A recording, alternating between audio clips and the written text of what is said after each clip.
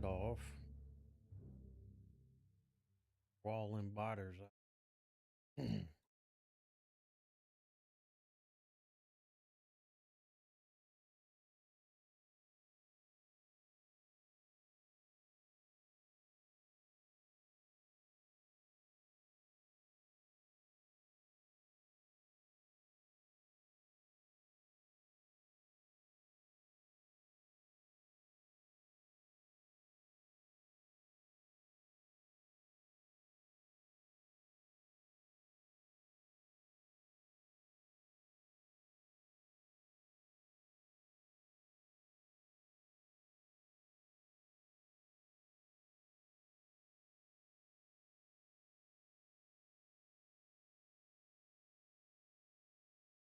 Here and get some of this map exposed. So we'll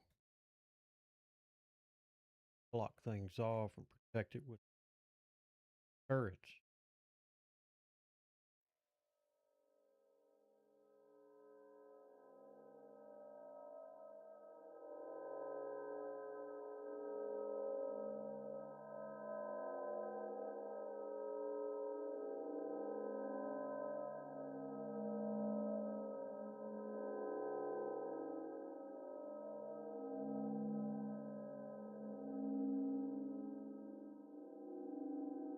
Get all that stuff exposed ahead of time before I start polluting the place.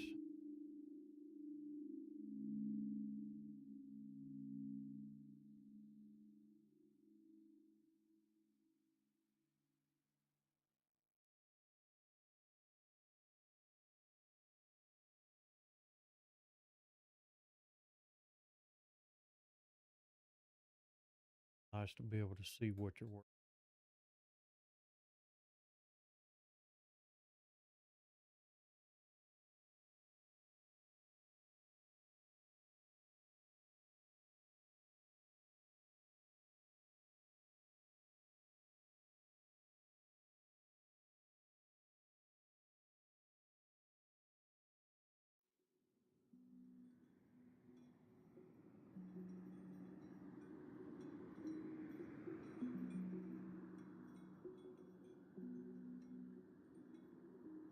Never hurts to look around.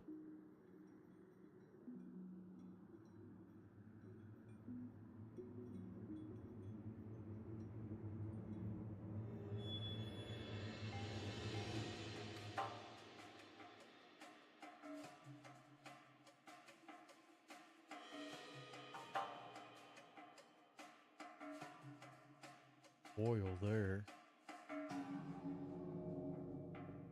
Get us started.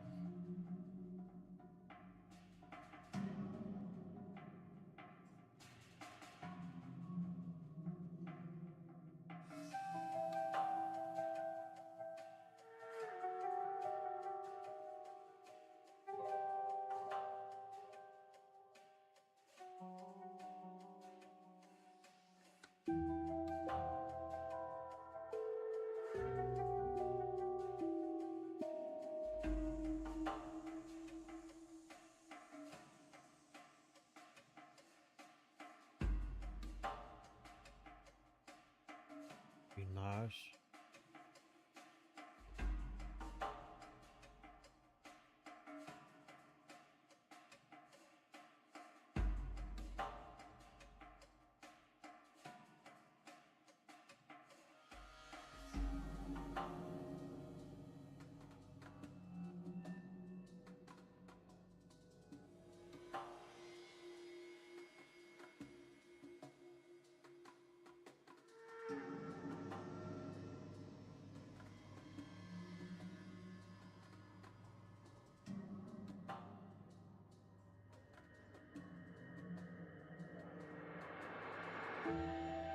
Wall that off.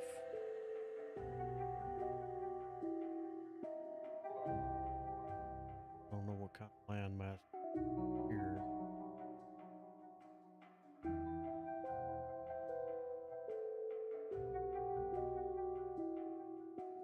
Probably won't hurt to go ahead and expose it now.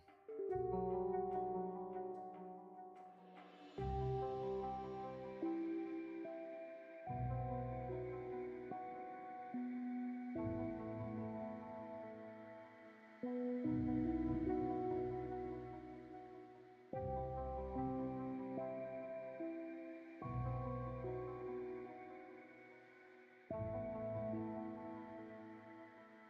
wool.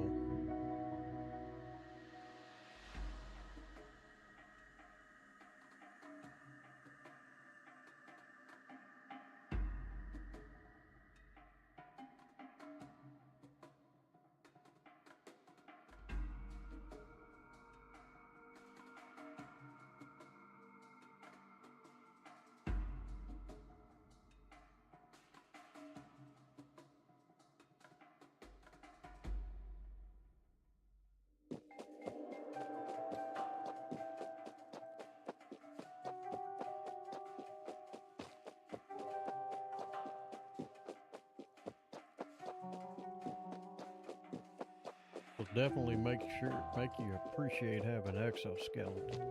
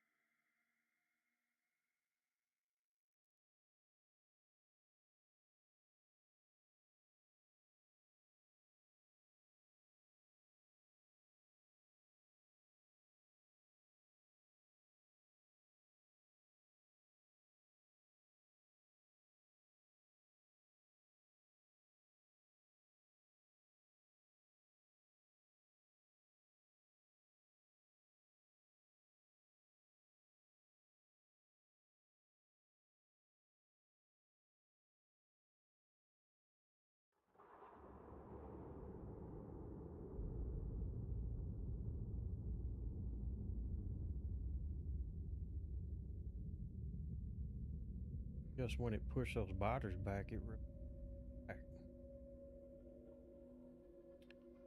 Okay.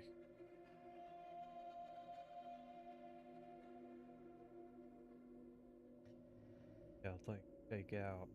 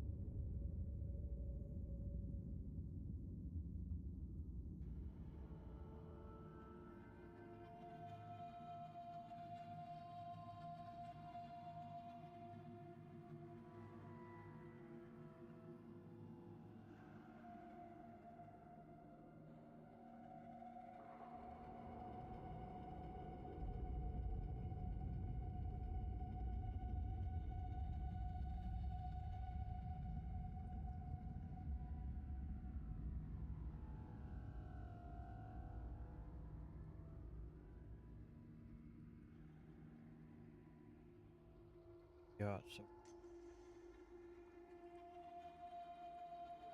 wall myself in here.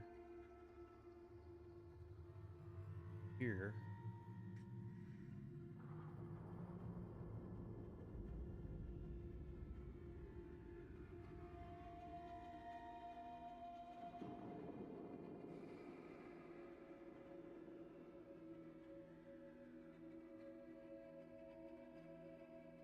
They're darn sure gonna approach.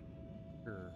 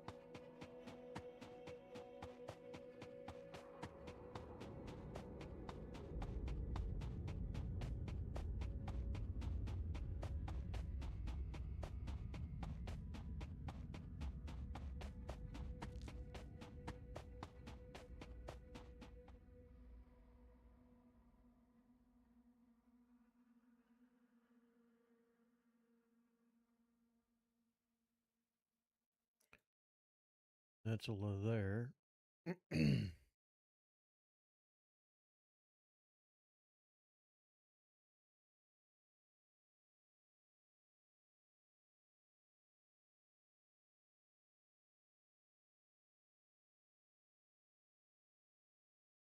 That looks like a good place to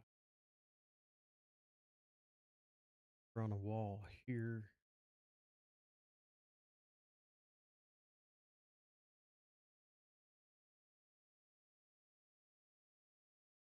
There.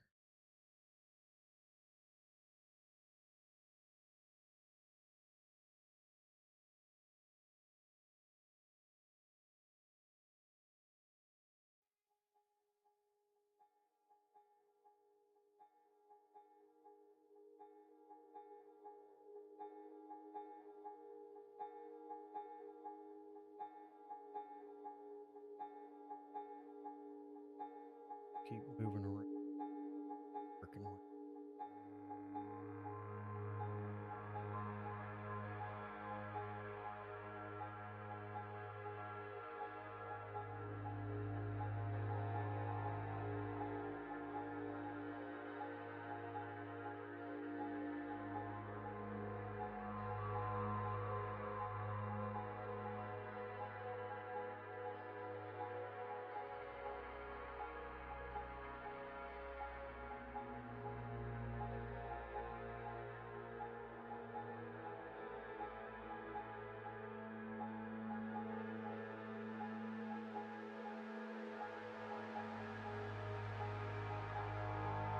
Got a good amount of resources too.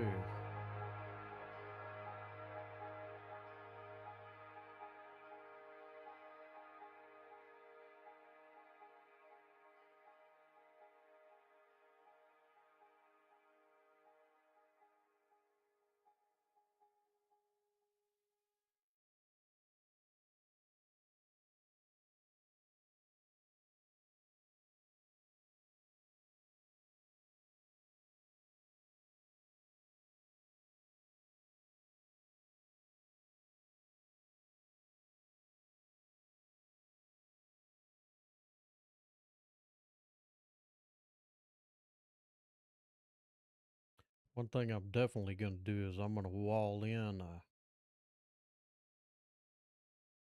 81 by 81 grid.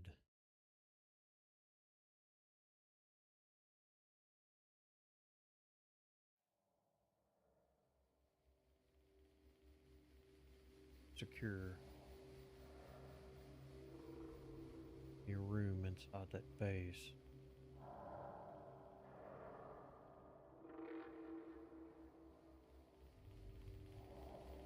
Be able to hold the biters off.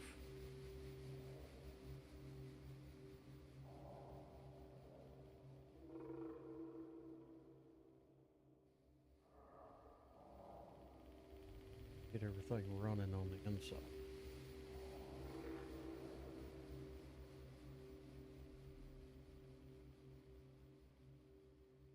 But I'll go ahead and secure as much land as I can. So take it from the fighters.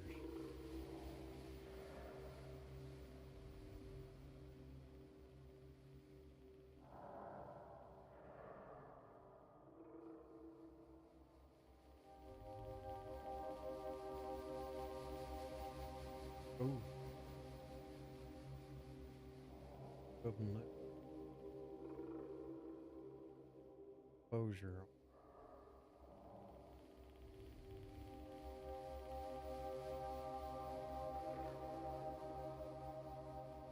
Wall that off.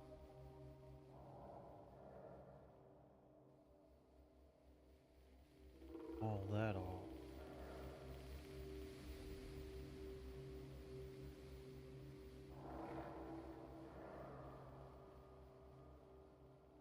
So far, that gives me access to plenty of resources to really get things going.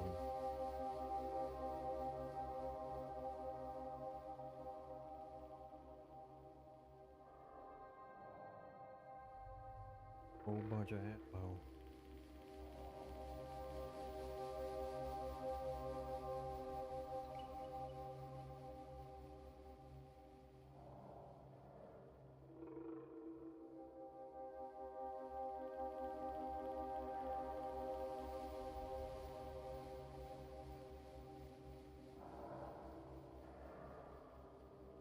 Yeah, we're not going to be hurting them. All that off there.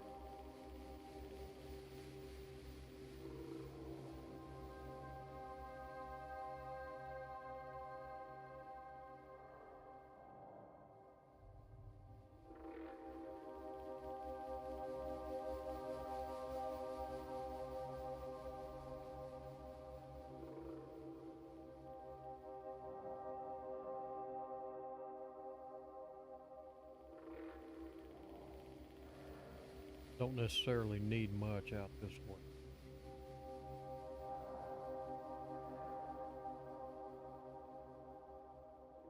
Like this.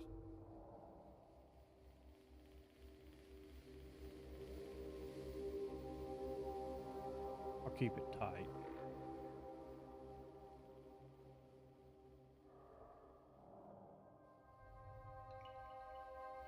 Alright, we'll go check this out up here and then we'll start in base.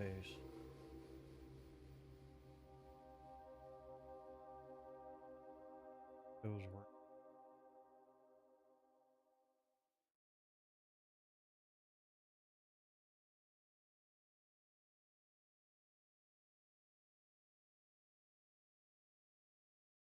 big body of water.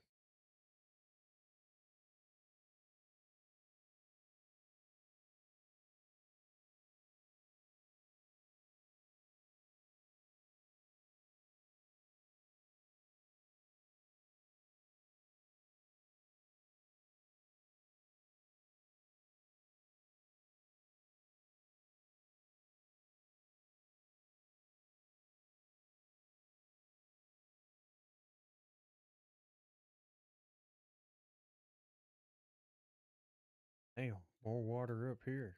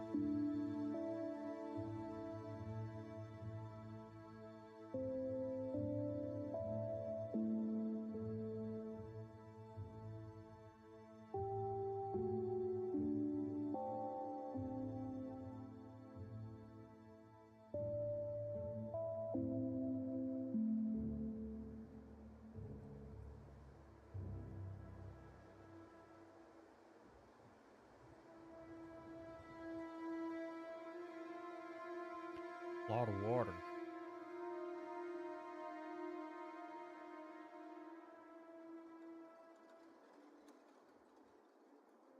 Tempting to keep going. At some point, you gotta call it quits.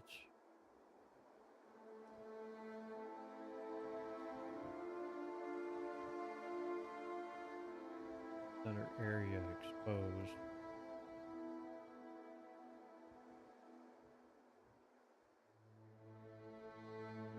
Figure out what we're gonna do as far as closing off any potential gaps.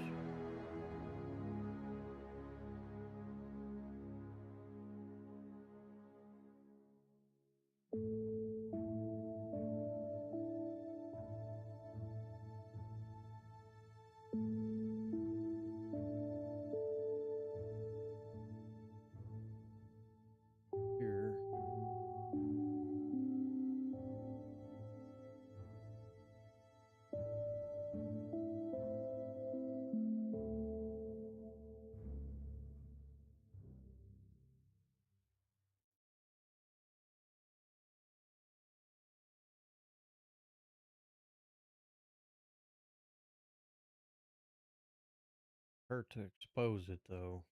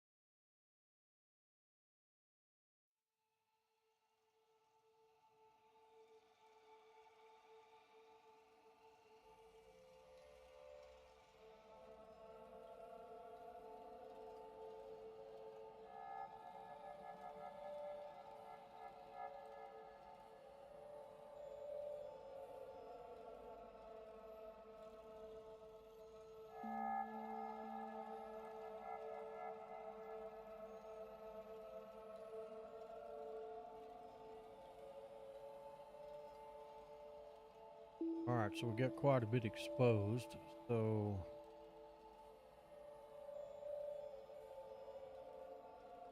protection.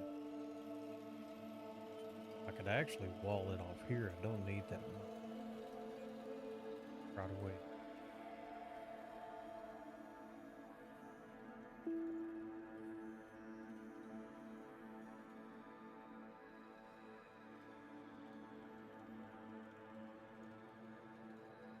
Wall it off, I can protect it.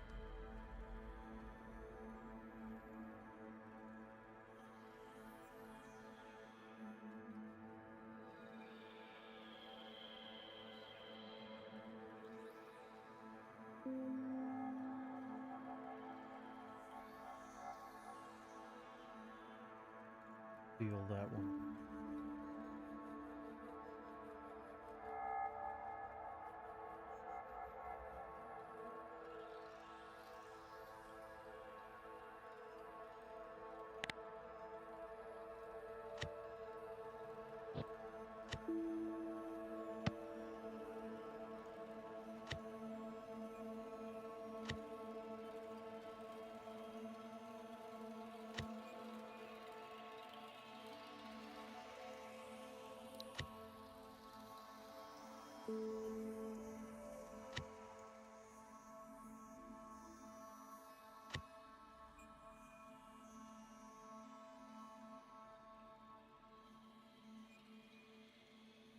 Production.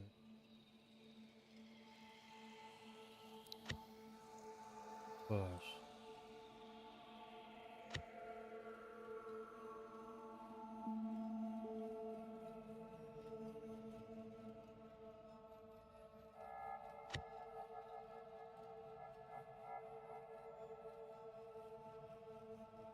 Early bus.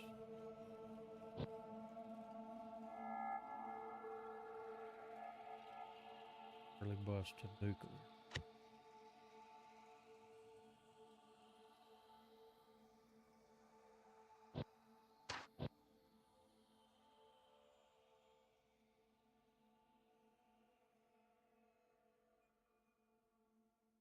Put that up here.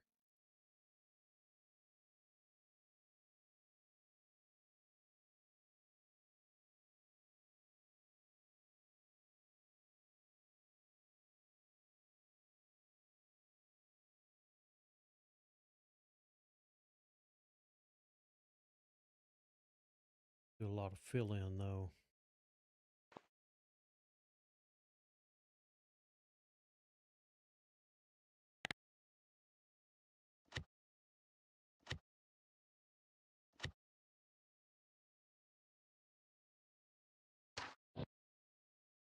That is pretty early production. That would work.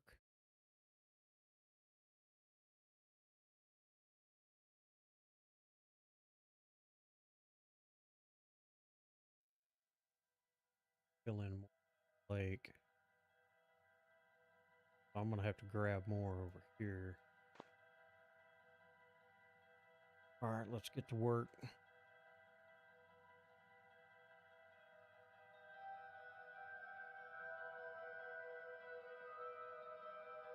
Bite it off a chunk at a time.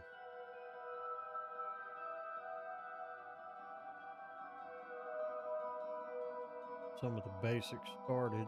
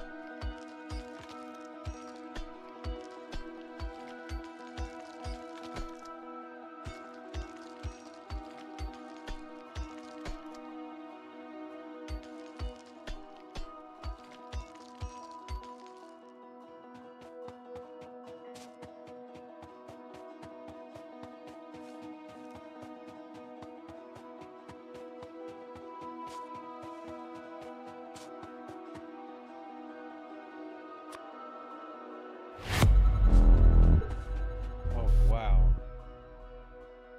Scared the heck out of me. Blexus. Or Blexus, man. How are you doing?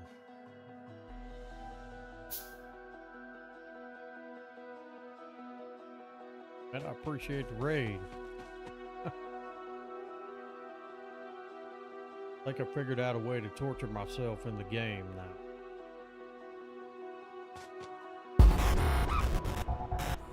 I appreciate the follow too. Yeah, I'm just getting started. Decided to check it out and see if I could find some Planet Mods to play. I hadn't played any of those yet. I found one that puts it all together for you, and it total of 19 planets. I figure that'll last a while.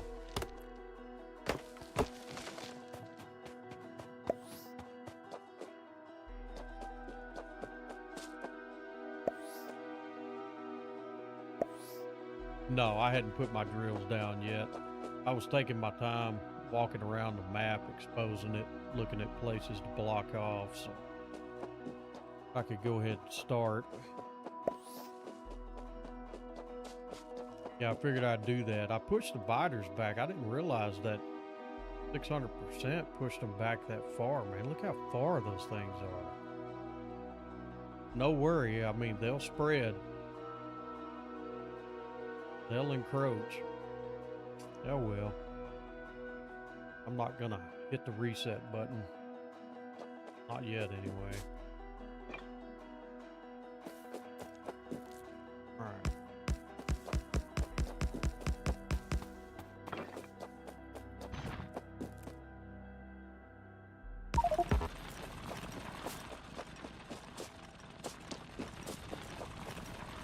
I've been playing Factorio, and you have to set the recipes on those things. I am using, hang on a second, let me pause that game for a second. I'll show you. So I've been doing some research on this Planet Mods and trying to find something where they all work together. So switch screens here. So when I did some research, the name of that thing. Enable Planet Mods Lite. So these are all of the planets that it has added to it. And then when you download that, you get all of these mods here that come with it. And man, dude, it's a lot of mods.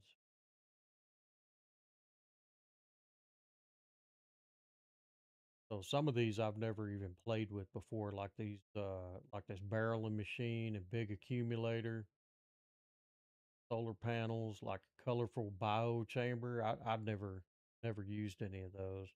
So I guess we'll see how they work. I'm kind of going into this very blind. Yeah, I'm kind of guessing that. Now, these are the mods that I play with on the regular right here. Dude, I've got what is it? 34, 35, 36 hours in the game. 3700 hours in.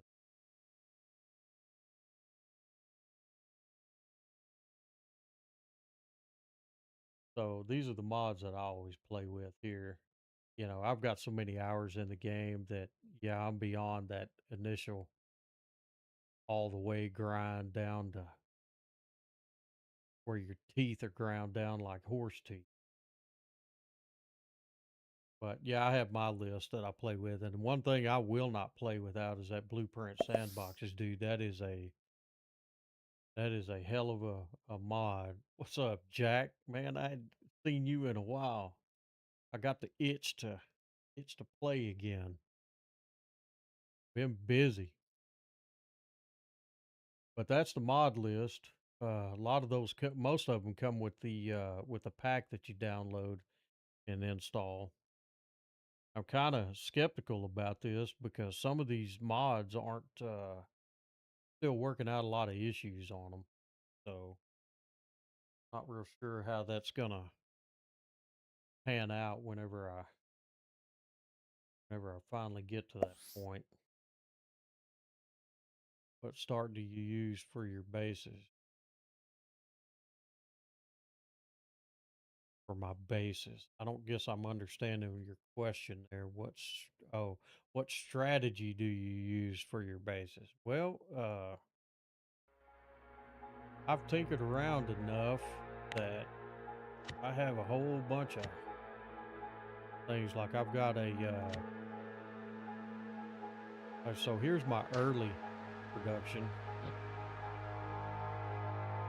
that I got everything set up on that I can put down and just don't even have to think about it anymore. I can run with it.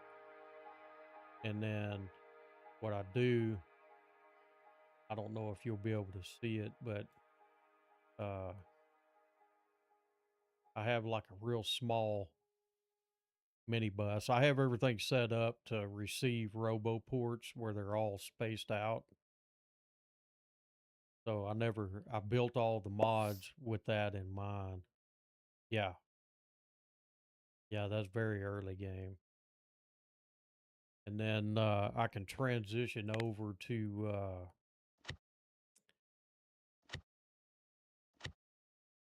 this will get me to nuclear.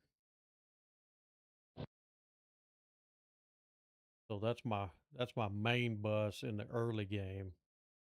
And then when I transition over, I actually have a fully networked train bus. Let's see here. This is my transition bus. So that one, when that one goes in, that's all train delivered on interrupts. And I'll have a whole section set up for production where it makes everything and then trains it all in. I've even got a full scale setup that I did for, let's see, where did it go? I had an oil refinery that I made. I hadn't played in so long.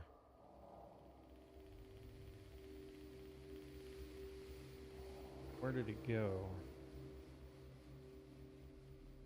It'll take me a little bit to kind of get my bearings back again.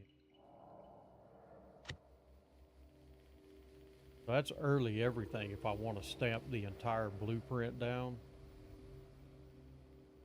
Which I probably will, because that one will give you a better idea how it's all going to fit. So if I stamp that down, I'll just build to that. In fact, I'll go ahead and do that now.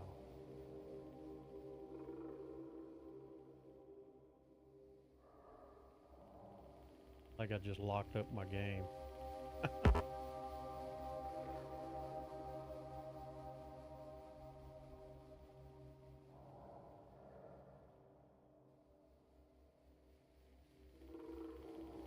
don't know, I'll put it down there somewhere. I'll fill it all in and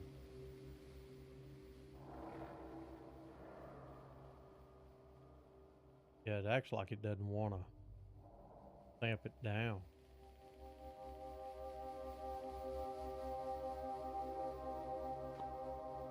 Guess it did anything. Nope.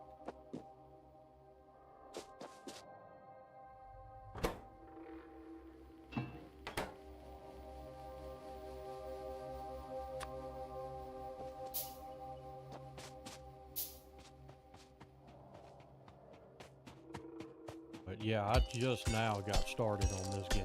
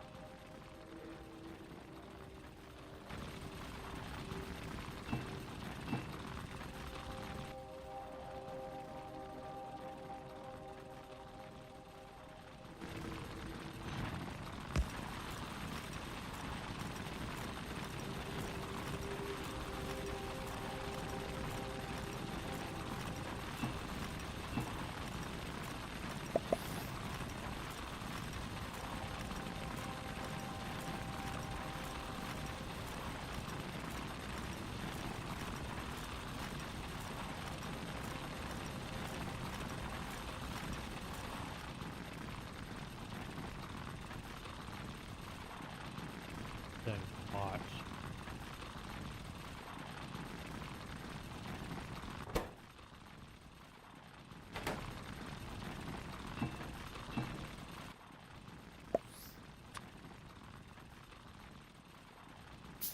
And I appreciate you doing that. I don't know that it does any good. It doesn't ever seem to stop them.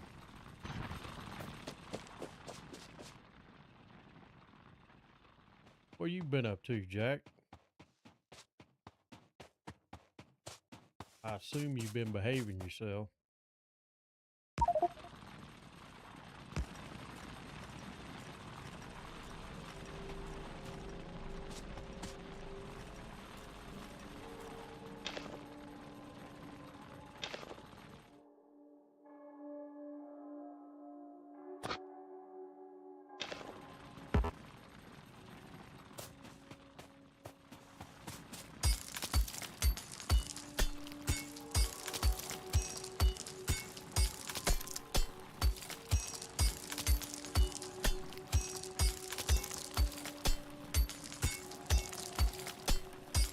Need to get a cold snake going. Anything consistent still down.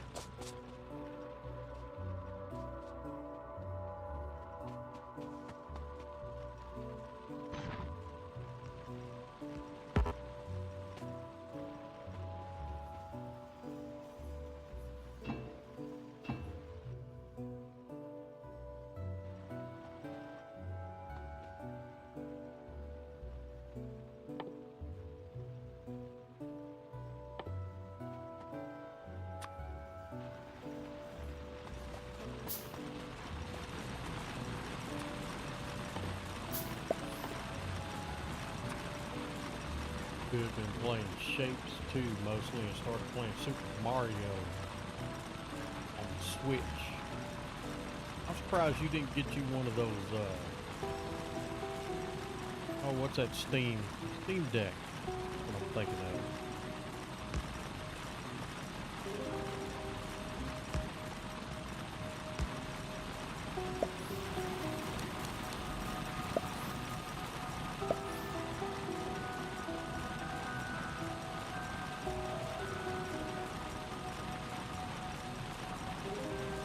What is the mod about? Retro. So the mod is it's a planet pack.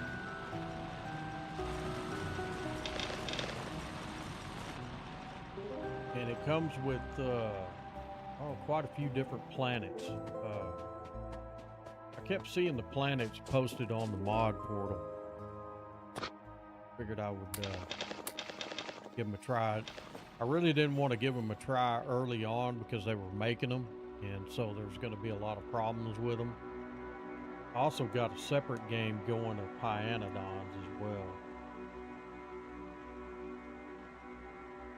But that one I'm not streaming. I'm playing that off stream. You want to talk about a game that moves slow now. My God, that Pyanodons is a crawl.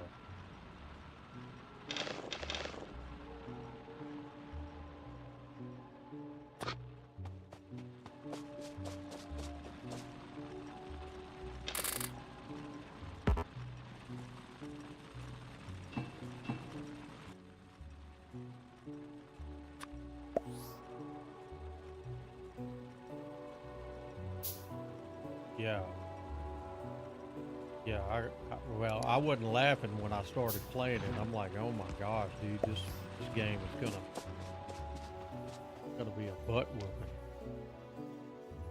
Ended up loading into Hello Kitty Island Adventure. I got grandkids. I got games that I let them play when they're over here, and they tend to like them.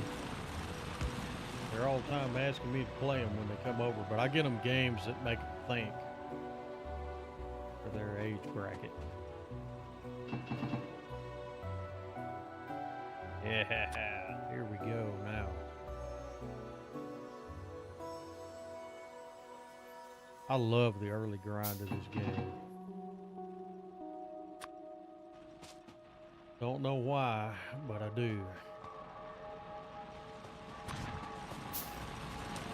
I guess because it's just one of those things that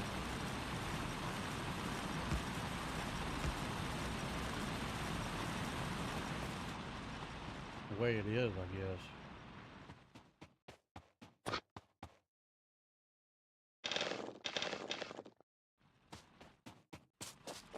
Make some more of that.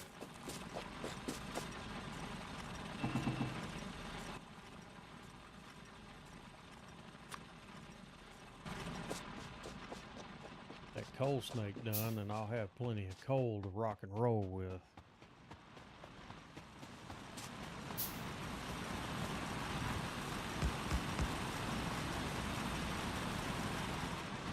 About there.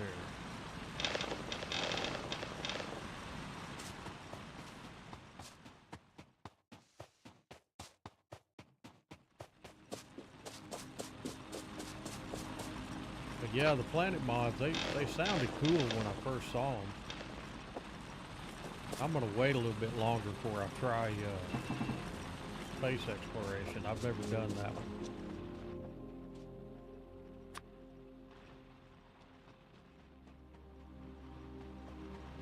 That one's going to be a little bit of an experience.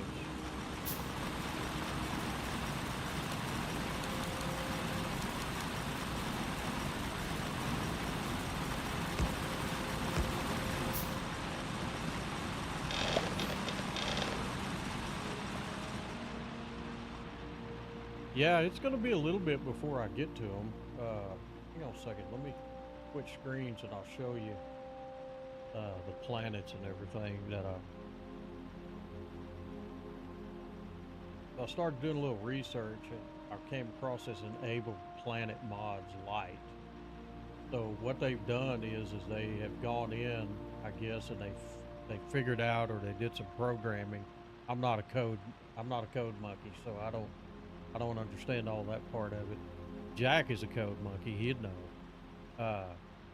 But anyway, these are the planets right here that came with the mod. All of those right there. And then when you download all of those, all of these mods right here come with it. Like a canal excavator, I've never messed with. I don't think I've messed with any of these. Diesel engine, diesel machines. So I guess this all plays into whatever dynamics go with each one of these planets. Now, one thing that I did see on there that I liked was his elevated pipes. The images of those, dude, I'm surprised the base game didn't have that. That looked pretty cool to me. But all of these things play into it up to this point right here. And then, of course, this is my list of mods that I play with. I got 3,700 hours in the game, so I'm beyond. I play it modded. So I like things like that, even distribution, stuff like that. But I'm like you, I want to see what these other planets have to offer. You know, my idea behind it was when I saw all the planets and I was thinking about them, I was like, I'd like to install every one of them and see what I could do with it.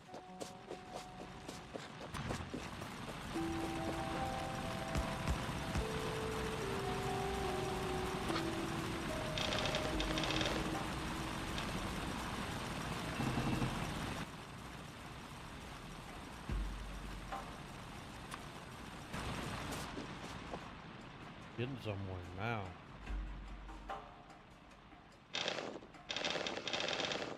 Like that far reach, it takes the sting out of running everywhere when he's this slow.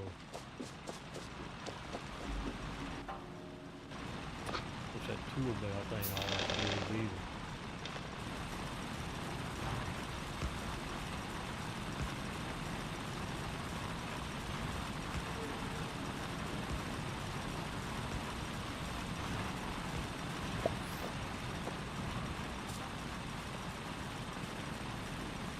Whoops, I forgot to switch the screens. Easy to do. But yeah, I'm like you. I'm looking forward to seeing what those planets are about.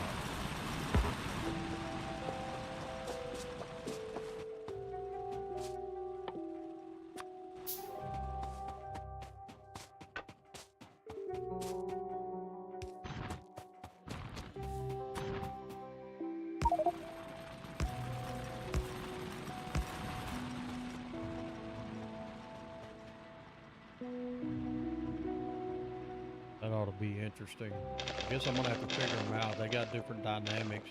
When you look at that mod pack, it goes in there and it describes what all the planets and everything do. So it kind of gives you a rundown of what to expect.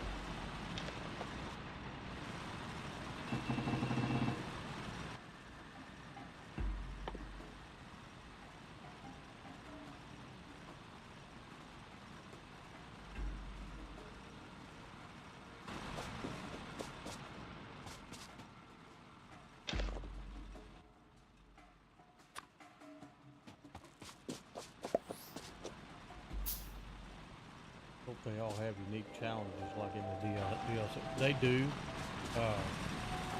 I read about most of it. I mean, they just had very short descriptions of them, but then I went on to the actual mod portal and read in detail what they were all about. There's even one in there that's got a Dyson sphere, where you set up a Dyson sphere. So that one ought to be interesting. So I guess if you harness the Dyson sphere, you don't have to worry about power anymore. And that's a game I played a lot of, is Dyson Sphere Program. So I wish they'd hurry up and get that game released in 1.0, but I think they're working on vehicles now.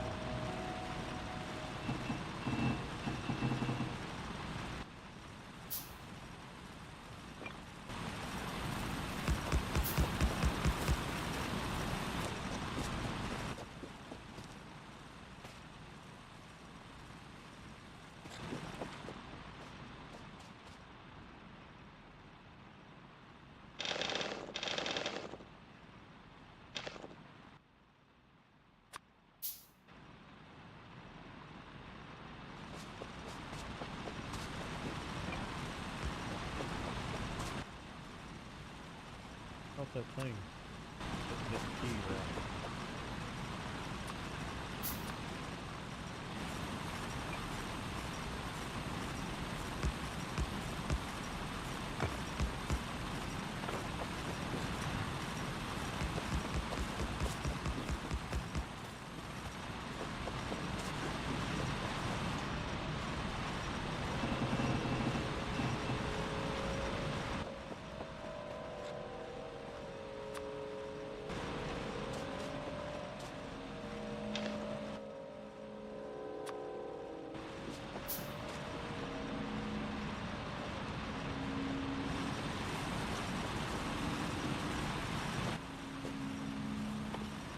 Guess I could be making a bunch of these.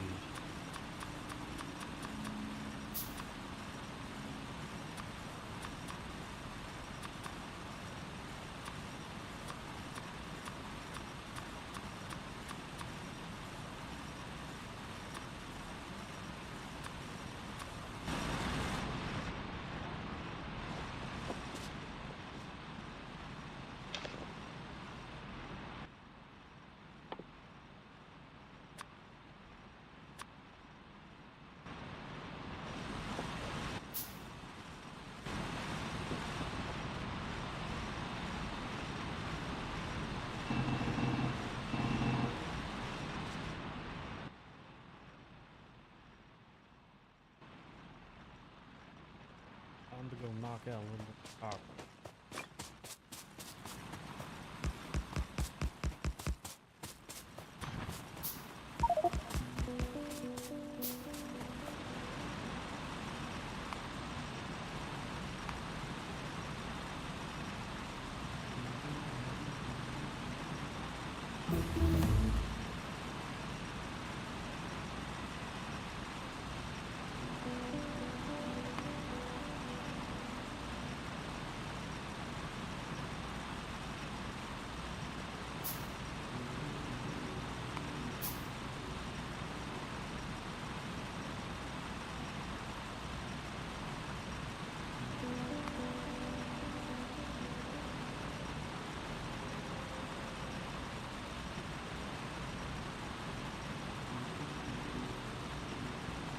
Alright, that's a handy little tool right there. You can see what all you have. And when you start adding more, then it gives you a total of all the coal you have online.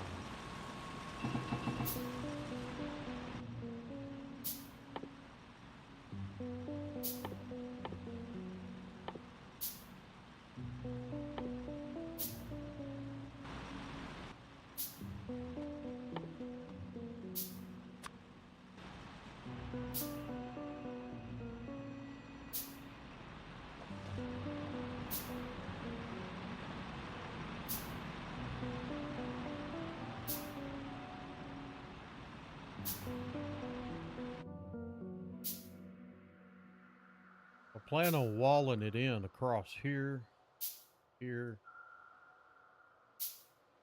be right there. Don't know quite yet what's up there. I'll wall it off here, here, across this section. probably right here. That way I can go ahead and protect the base and keep those biters off of me.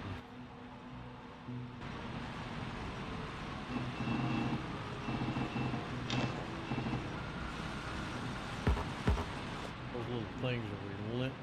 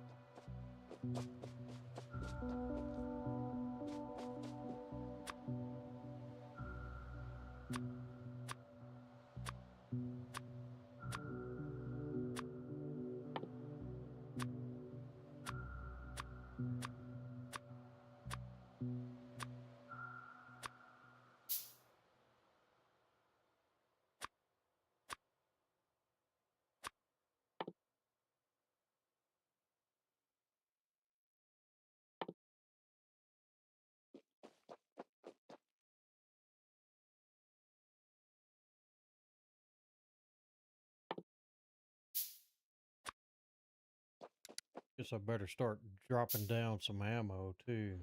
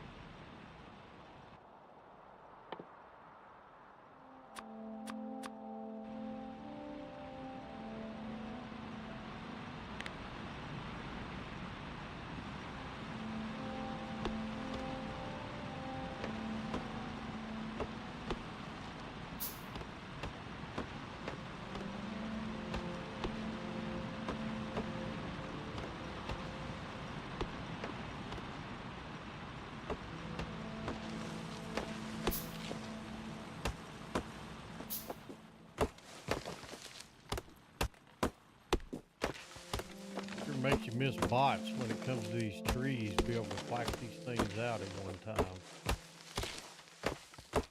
Always try to find me a map that doesn't have too many trees. When I first played Factorio, I had so damn many trees. I spent the first, seemed like 10 hours of the game clearing everything out just so I could build something. I thought to myself, never again.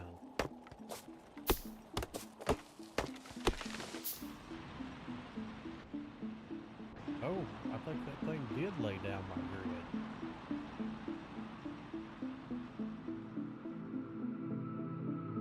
Oh, it did.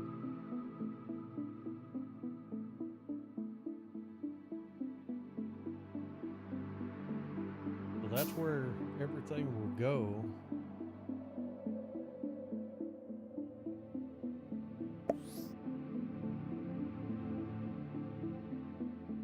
Yes, they do. But, you know, I guess that's the appeal of playing this game.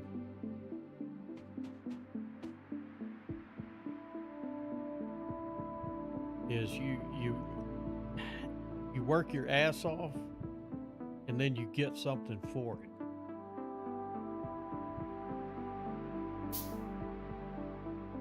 I mean, it doesn't get any better than that.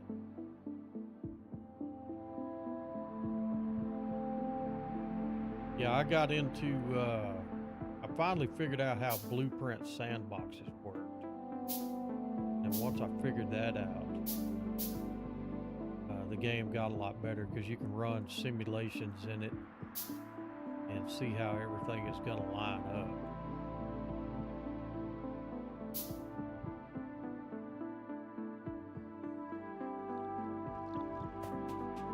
And I think something screwed up here. Yeah, it double laid everything, so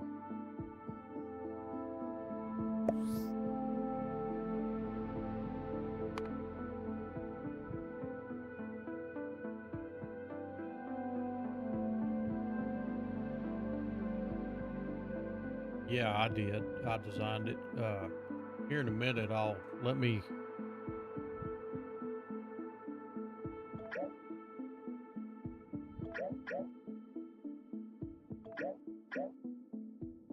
See, I'm gonna have to go back in till I can get these things undone.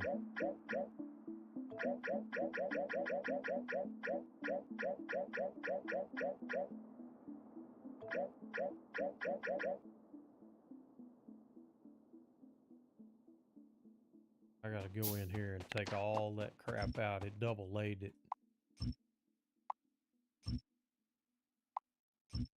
This happened to me once before. I'm glad I caught it this time, because it is a booger bear trying to get that thing undone when it double stamps. Of course, when the robots get active, I'm going to have 10,000 fish in my inventory.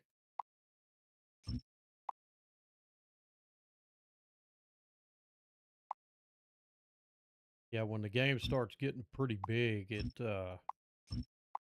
yeah, I designed everything to fit in a RoboPort grid. I mean, that's the first thing I did was figure out how to design all that where it would fit within a RoboPort grid, because you know how it is whenever you start, you don't know where that stuff's going to line up.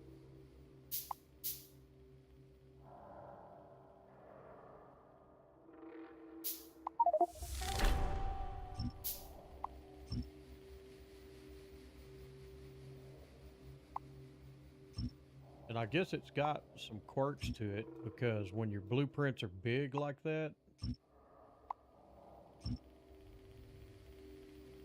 they don't show up on the map until you walk into that zone. I'll have to fix all of that. I'll have to take all that shit out.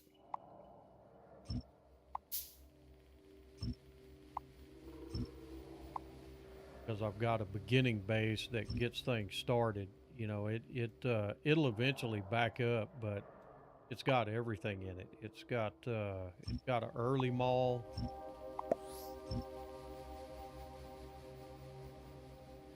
Like to also align that. Yes, yes, man. It does my brain good when I see that.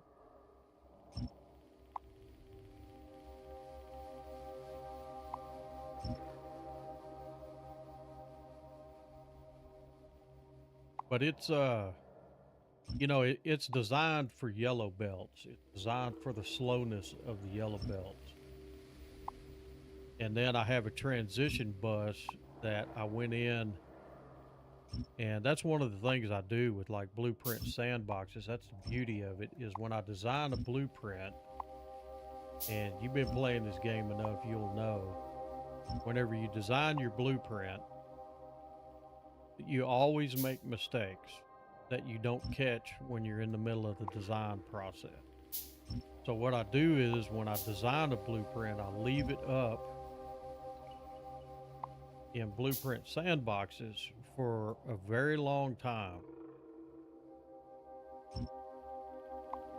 And the reason that I do that is when I find the errors, it's already in blueprint sandboxes, and I go in and fix the error. So that way I don't have to worry about the error anymore. And then I save a new blueprint of it, but I still leave it in there. I've probably rewritten blueprints hundreds of times just because of the errors that I find. But eventually when you do that, you wind up with the perfect blueprint that you don't have to go in and fix anymore. And you can just run in and just rubber stamp that thing down. Such a good feeling. Here in just a minute, let me get all these ghosts deleted out of here. Did you do the math to get the ratios? Hell no. I wasn't a A+ student in math, my man. I was good at English and other things, mechanics, stuff like that. Math was not my forte.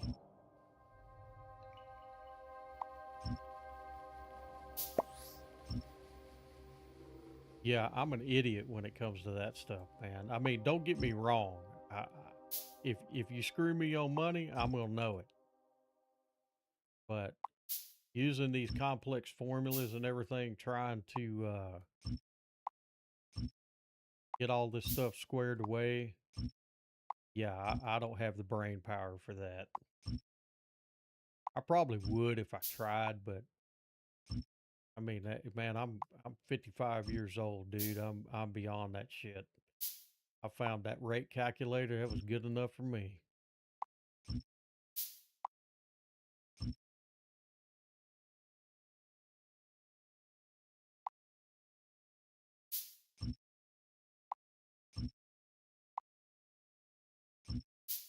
Yeah, I'll open up the blueprint sandboxes and I'll post those things in there. That's the beauty of that, man. You can just knock those things down in there. Sets up everything automatically. Already built. You can run the simulator on. I'll have to get all my production going again though. Yeah, I forgot about these stupid things. Double printing. I ran into that one time and I tried to fix it as I was building it, and that wasn't happening. I had that thing screwed up 9 ways to Sunday, and I went back and just loaded a save before that, started all over.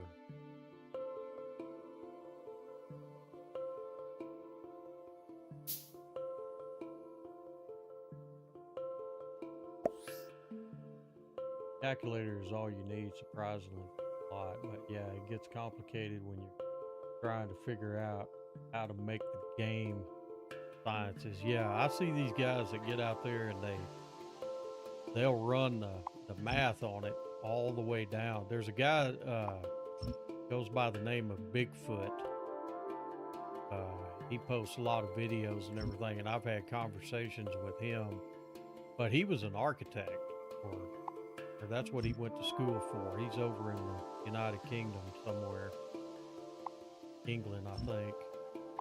And real interesting guy to talk to. We've had some good conversations about this.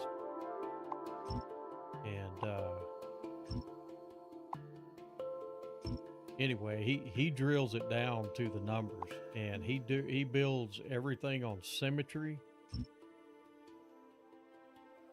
I mean, it's amazing at what that dude's come up with.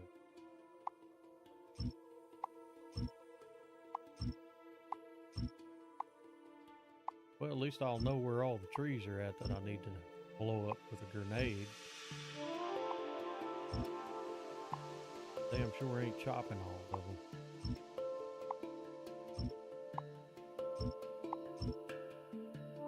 Yep. Screwed up and got a double stamp in there.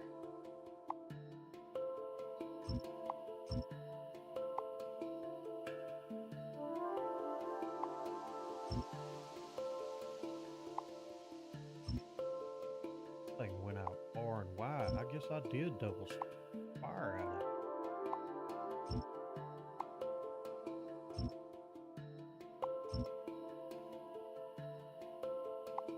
Try to get as many of them as I can, because as soon as those bots are built, those idiots will go out trying to build all of that. Oh, I think you can do it from the map.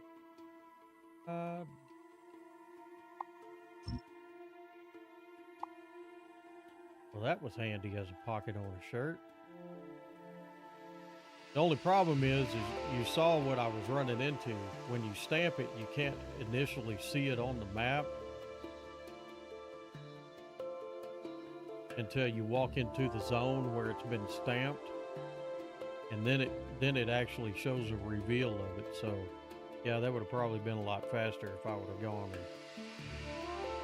and just exposed it all and did it in the map.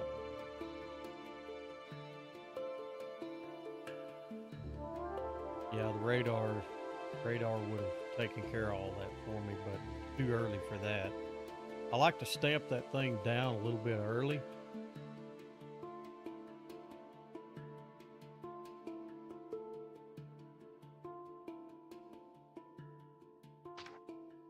All right, far out did I? Still got a ways to go to get. All right, let me get back and get my production going, and I'll drop in that blueprint sandboxes and show you that stuff. It's actually pretty cool how it works. That was my favorite part. Is I spent hours working on that stuff. I got a whole spreadsheet and everything that I use to try to keep track of all. And those interrupts, once you figure out how those things work, dude, you just set them and forget them. And the trains will run, deliver everything. I got it all fixed up where I got signs on there that have a big red X when it's requesting something or it's out of something, and a big old green check mark to let you know everything's been satisfied.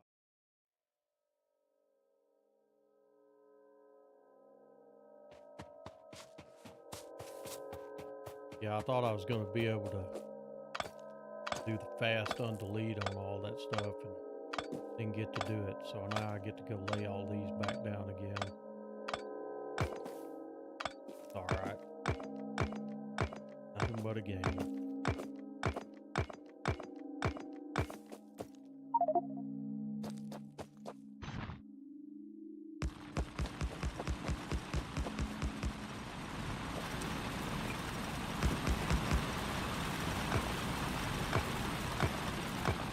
That's another bad thing.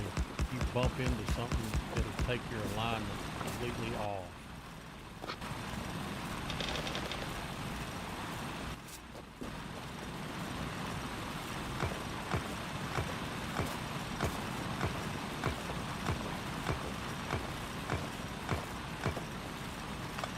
On that pollution down to a little bit.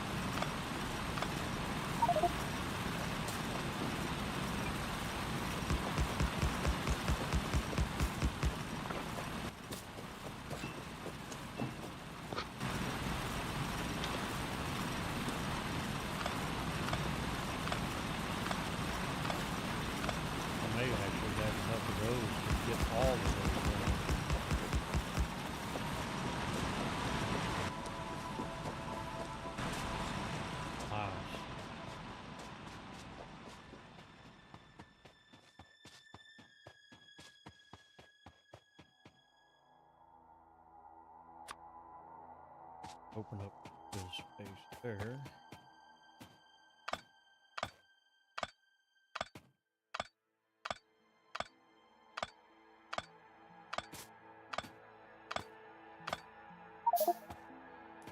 Figured it was going to do that.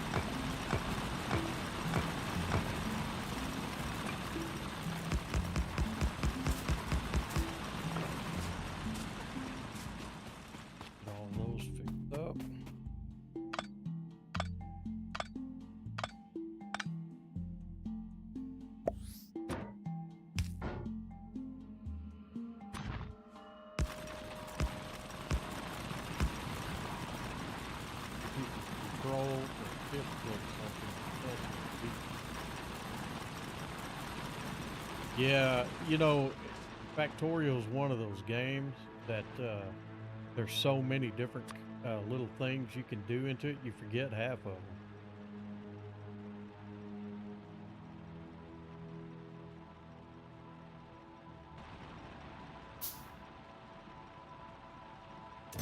Probably better limit that box.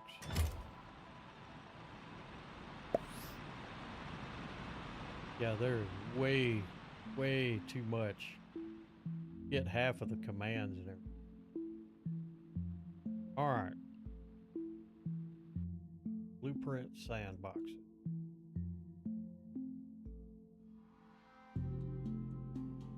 You just have to get me started on this, don't you? I love setting this stuff up.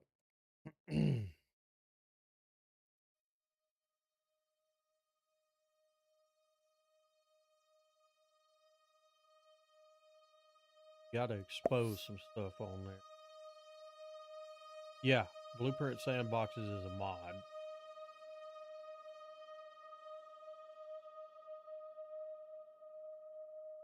You got to expose some stuff on it. But this is a place that you can build and then run all kinds of simulations. And it gives you a constant power source. So, yeah, I'm going to show you something that you're going to like. This is how I tinker with all my blueprints.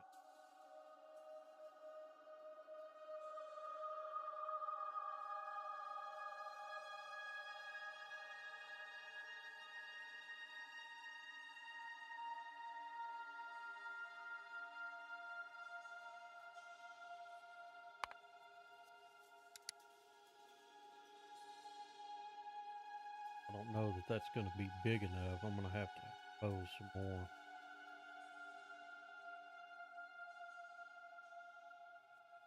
I got a rig that's starting to get older now. Back when I bought it, I'm running an i9 with 8 cores. I got it maxed out at 64 gig of RAM. And when I bought it with the 2070 NVIDIA in it. I've been looking about upgrading to the 3060. My rig will take the 3060 without any modifications on it. But like an idiot, I didn't foresee all the issues with the RAM modules and all of that kind of stuff. And a buddy of mine sent me down a rabbit hole making a server. He had an old gaming rig that he gave me. So I started looking into that. And yeah, the market's stupid, but they had the 3060s for what was it? $300. And I didn't get one. Should have. I almost bid on it once. Okay, so I'm gonna put everything that I built, and it's all it all snaps to the grid too. And I'm gonna show you a trick about this. When you do a grid snap, when you build the whole deal out like that, whenever you save it, just snap it to the grid here. That's the only one you need to do. You don't have to copy the whole thing. Just snap one grid and everything will lay in. Otherwise, you'll drive yourself crazy because this is what it'll look like whenever you try to do the grids. See, it's the 32 by 32.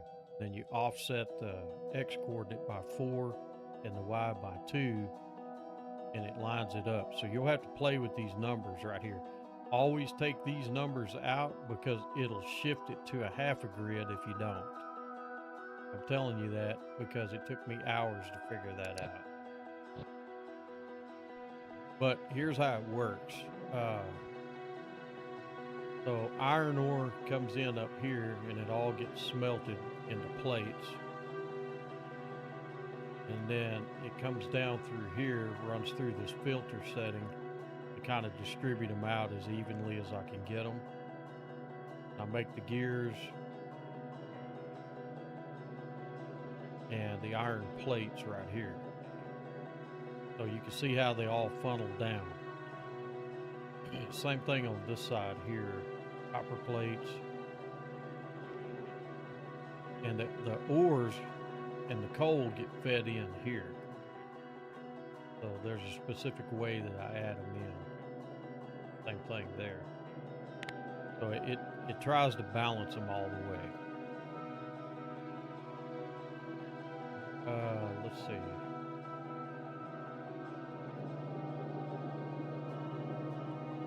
Yeah, gears, iron plates. It's been a while. And then I make the circuits here, copper cable there. So you see there's a break in it right here. So when I stamp everything down, I don't want everything running down this pipeline over here. So I cut it off here to stop. And these are the essentials that I make. Repair packs, the inserters, grenades, walls. What I have, power poles, splitters, undergrounds, pipes, miners, assembly machine 1, your boilers, and it also makes science here as well.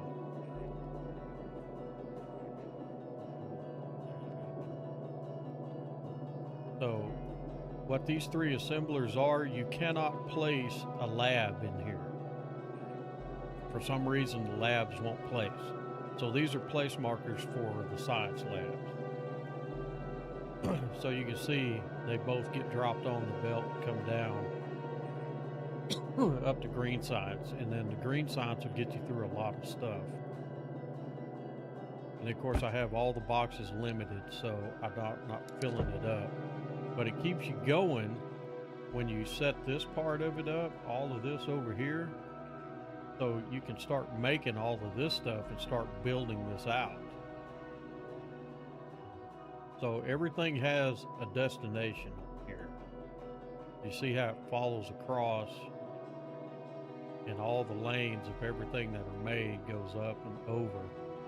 It gets fed into the system.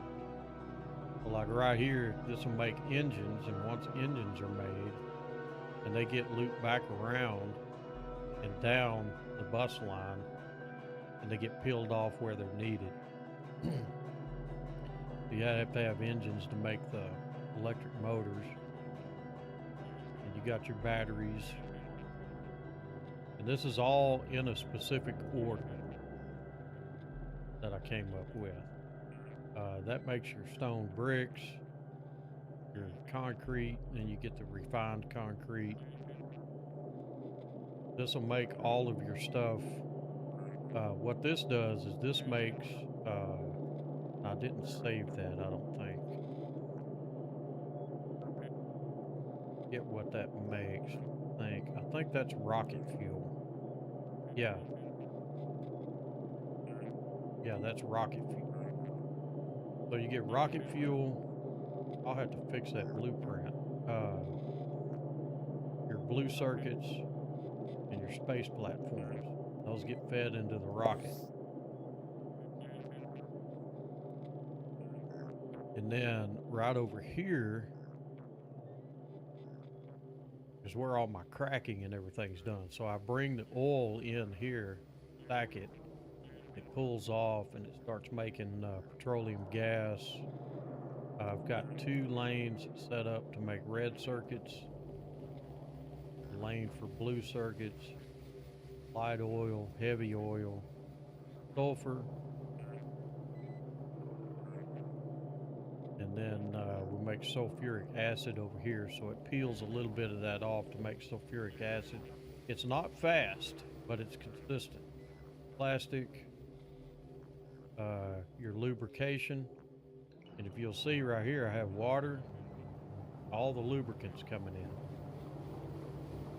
See, that's something that needs to come off of there. So anyway, all of that comes in over there. You can see how I got the piping comes around and little storage tanks behind it with pumps on it to feed everything into the system. And I got 4 rockets. I can just set it and build a space platform and let it run. Let's see here. These are my science labs.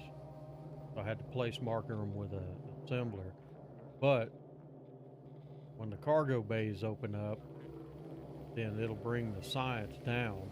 I'll put it here, so it'll bring space science in there. But all your sciences are made up here, and they go through this to be on each side of the belt. Same thing there. So all the sciences go in and they all get fed in. Because the science is what I'll rock through pretty quick. Now, one thing that I noticed whenever I was building these, I sketched all of this out on graph paper, figuring out how to set up the production of this. And you can see right here, when I get to blue belts, I bring them all the way down here. I just let them work, because when I transition over to the that transition setup, that's when it makes everything. I have it all running on blue belts, and I stack them in here by the thousands, so that when I get the robots, once I drop these and change these out with logistics chests, it'll have enough belts already built up to go and build that whole thing. But if you'll notice on your production deals, pretty much everything in here uses the same iron plate, a gear, iron plate, gear, circuit. See how it's doing. So they all use, that's why you only need 2 belts coming down to feed everything that you need. And then once it's made, you have to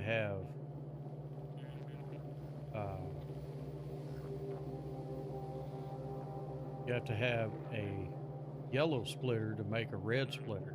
So when it's made, it branches off over here and it'll feed and make the red splitter. See where I have one feeding into the machine itself plus this. So the red splitter makes the blue splitter. Same thing here. Yellow underground makes the red underground, then makes blue underground. So it's all a little straight line or a vertical process. Same thing with all of your different inserters, all the electrical, radar and turrets, your ammo, making red ammo. Once you buff that ammo and research that ammo, that red ammo will hold everything off for quite a while. Anything to do with pipes and the pump, you know, I sat down and I broke everything down. What does it take to make all of this? And I looked for all the similar items that I could send down the belt to make them in an order that would make sense. Same thing with your solar arrays, accumulators. You got to have these to make the laser turrets. And you get down to assembly.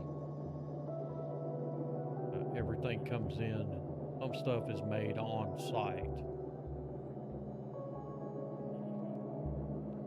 But your labs, smelters, and all your logistics and storage. Yeah, it took some time to figure all that out. Here's all of your train, wagons, tank, car, flamethrower, and then there's all the stuff you need for making your trains. And if you'll notice, I didn't send iron sticks down the line because there's very few of them made. So it's better just to send the iron plate down, make them on site, feed them into what you need.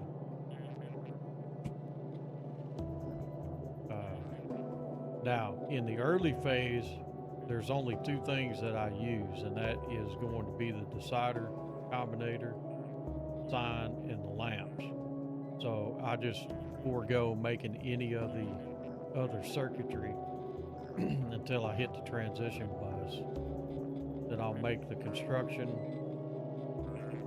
and the logistics box and the actual robo ports. And then I have these all set up with a limiter. In the early games, since power's an issue, I set it where I have no more than 300 into the system at any one time. So if a biter kills off one because they're stupid and they fly over them and it bumps them out, it'll add one to the system and make it 300.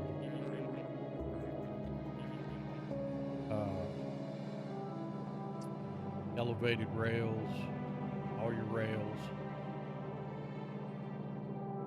and let's see, all the way up to the red rockets, your centrifuges, turbines, heat exchanger, and this would be your nuclear reactor. And I stopped it here. I don't do anything more there. And then show you the transition bus. Open up that. Took me a while to get this one a little more organized because there's a lot to it.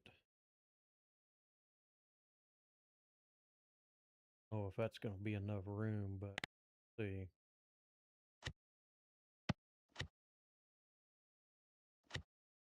Buttons. So that's that's going to be the transition bus.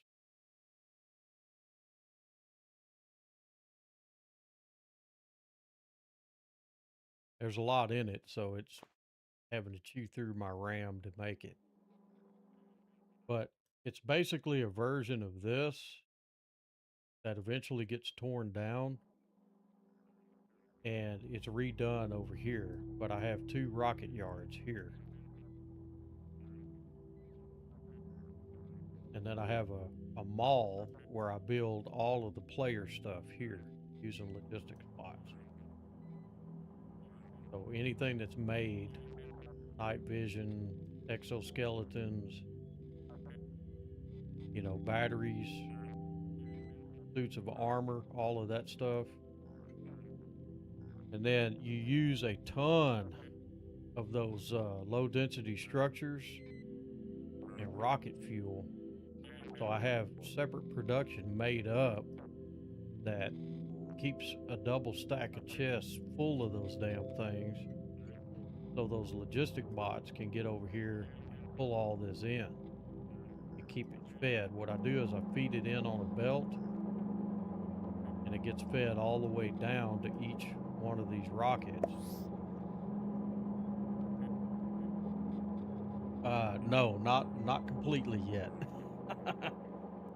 I don't have anything to solve every planet, but let's just say this. Once I get get my base protected because I build a huge wall around it and protect it. And I got room to set up all my production zones, and I have the elevated rails that go through the center of the base. So I build 41 tile or 41 chunks on one side and 41 on the other, which is a total of 81. So that way I can put a cross in here and have 40 by 40 squares on each side. And then where the wall is at, I've got uh, elevated rails built where I can go outside the base and go grab more resources in by rail. But just like on the other, it all comes down through here and gets produced. And if it's needed on the line, it loops it back around. And then what I've done, I got a circuit set up where when I tear down the other base, when I start tearing this down, it brings all of that stuff into, if it's full over here, like here, there's room for me to store 9,600 of these green sciences. So I will set the box to limit it to like one row of these, so the other rows stay blank. So it reads in here and it says don't put any more than what they stack in 100. So don't put more than 1,000 in here, but it leaves the rest of these open. So whenever I tear down this one over here, if there's any of those green science packs, it'll bring them over here and store them in there because it's requested 9,600. But there's only 1,000 in there. So that means 8,600 can fit in these. It'll go ahead and fill the box up because it's requesting them. And what that does is it recycles it through the system. So I have pretty much everything over here set up to that degree. The one thing you don't want to do that way is repair packs. And you got to be careful how you set that up because you'll create a loop. All of the storage, see how that's a wooden chest filter, or the metal chest, the logistics filter.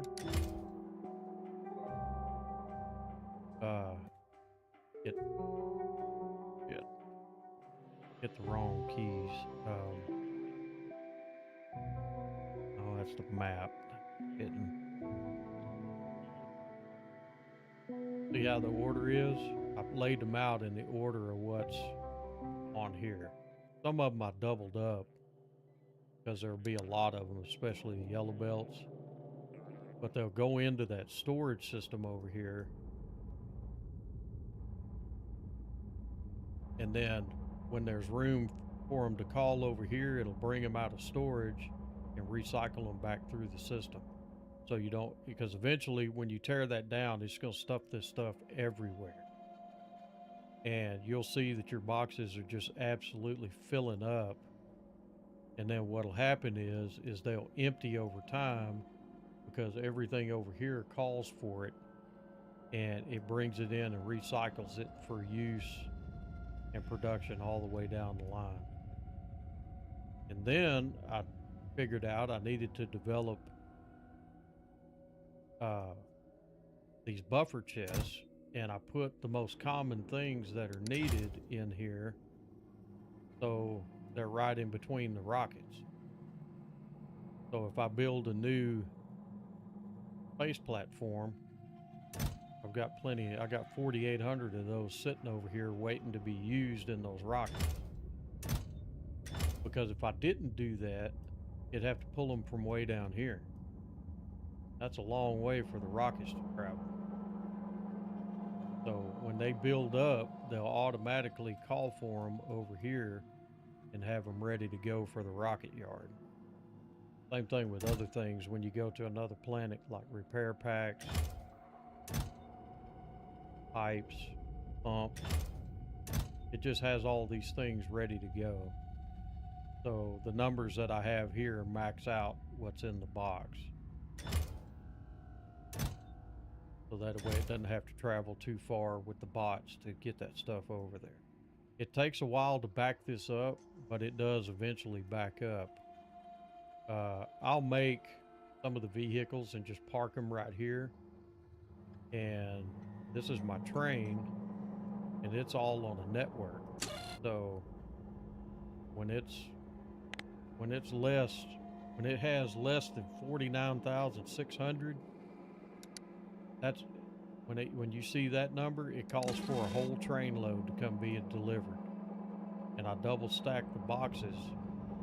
So when I have a train load that can fit in this box, it'll run the train over here. They're double-headed trains. So they'll pull in and then they'll drive out above the rail and onto the center track, go back where it needs to go. I have that set up for all of them, even all the liquid. And you can see where it says product ordered. So if it's less than that, it'll throw a red X up on the sign telling you that it's ordered, and a green check means it's satisfied. So when you have your map up and you're looking around, you can get a visual of what you should be getting and what you're not getting. And then all of the liquids come in over here and they get distributed, and they only go to a certain point, and you can see where I end a certain line. See, I don't run them all the way down. I just stop them where the last call for that is. There's no point in running them all down. You can see how they get thinner and thinner as you go down the line. No reason to build all of that out. And I also light it up where you can see everything at night. So it takes some work to set that up, but once you build those blueprints, you know, you can stamp them down, and just like with this one here.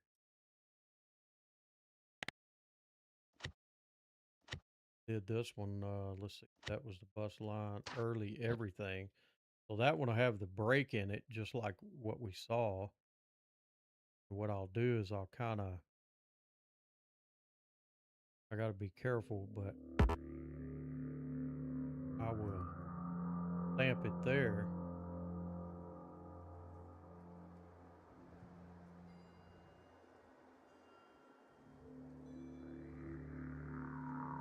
All right, now it's done.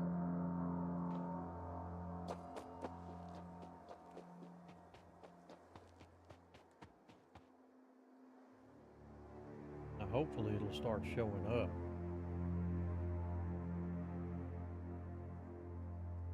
Yeah, see, there it goes. So now it's showing up like it should, because I didn't have radar. But see, there's no thinking on this. You go in and you just start stamping everything down. Even if it's got a red slash through it, still place the assembler there, and once that technology opens up, it'll start grabbing it and making it. And there's some little quirks in it. You'll find where there's rocks in there, you'll have to break the rocks and complete all of it. But there's no thinking about it. You just stamp it and run. Stamp and run.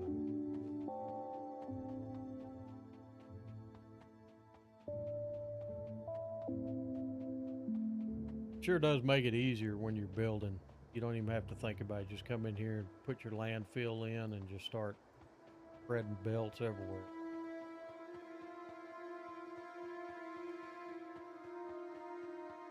But you'll see this progress. It'll take its time. Yes, the blueprints save a lot of time. And see, here's another thing that's cool about blueprint sandboxing is on your simulations, you know, everything here is going to take coal. So you could go in here on that and Since we're using yellow belts, you can put the loader on here.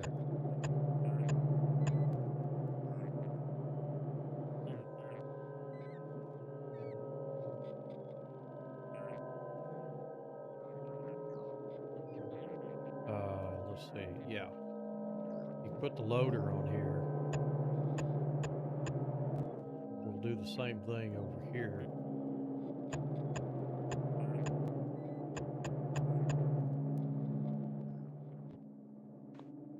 And then put in your infinity chest.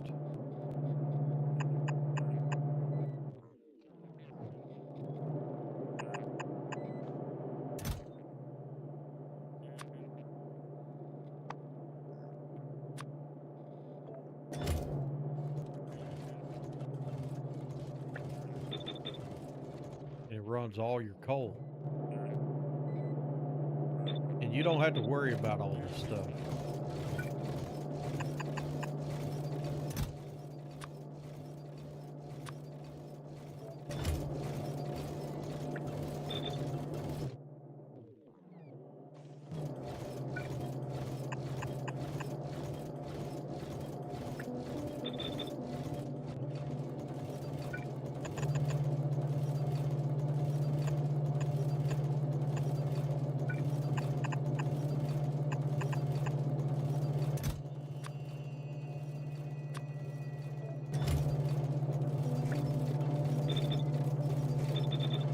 See how everything works.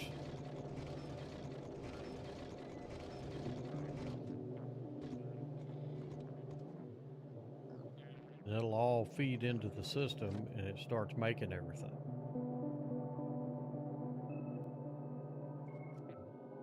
Now the one problem I'm gonna have is I don't have it, well, that one's connected to power. But you connect the whole base to the power, and then you can actually watch live what's actually going to happen. That's how I perfected a lot of it and tinkered with a lot of it to get it to where it's at now. But yeah, you just let that run and you can just see exactly how that thing is going to work. And it backs up.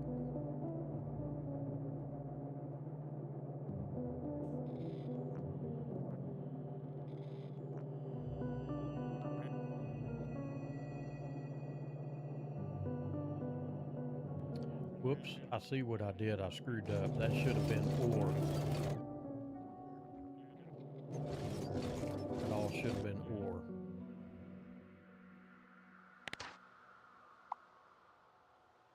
Got ahead of myself there. But see, this is the beauty of Blueprint Sandbox. You screw it up.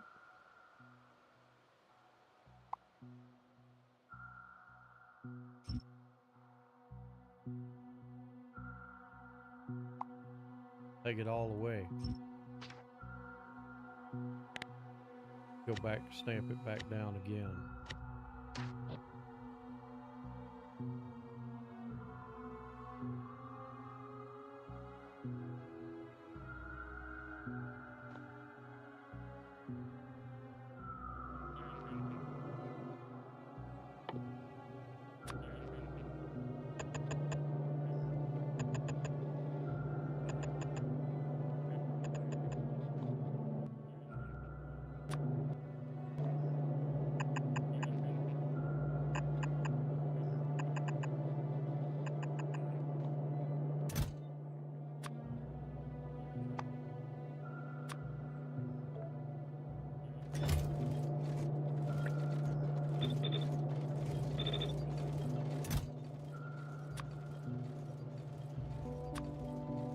Now it'd work.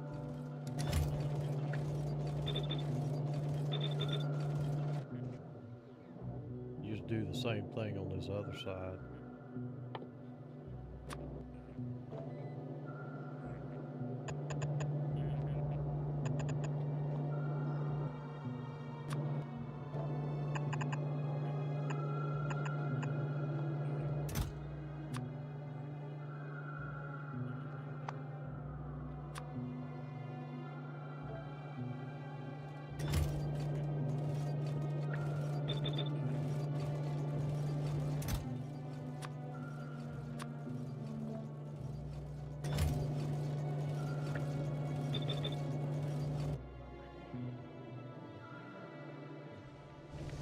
all of it comes in, it starts working. Let's see how everything fits inside the RoboPort grid. And you can hit the F5 in here and bring up the grid so you can get everything lined up where it goes around all of that. So much easier to do it that way.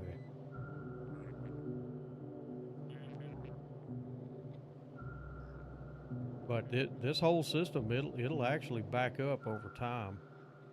Now, one thing I don't have is circuitry on any of this stuff here, as far as the chemicals and everything. I didn't feel there was a need to actually do that since I was going to be tearing it down. And I need to go back in on my oil refinery.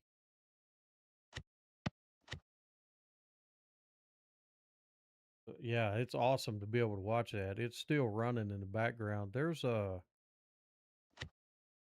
dude, I have a be in here.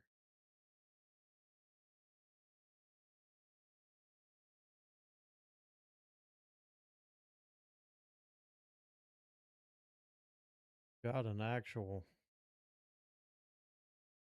I got things broken down. The RoboPort networks, character mall, be block production.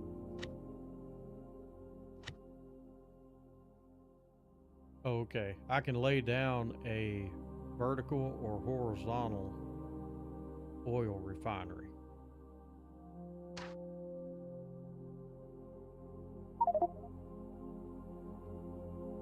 I got a whole oil refinery that I built.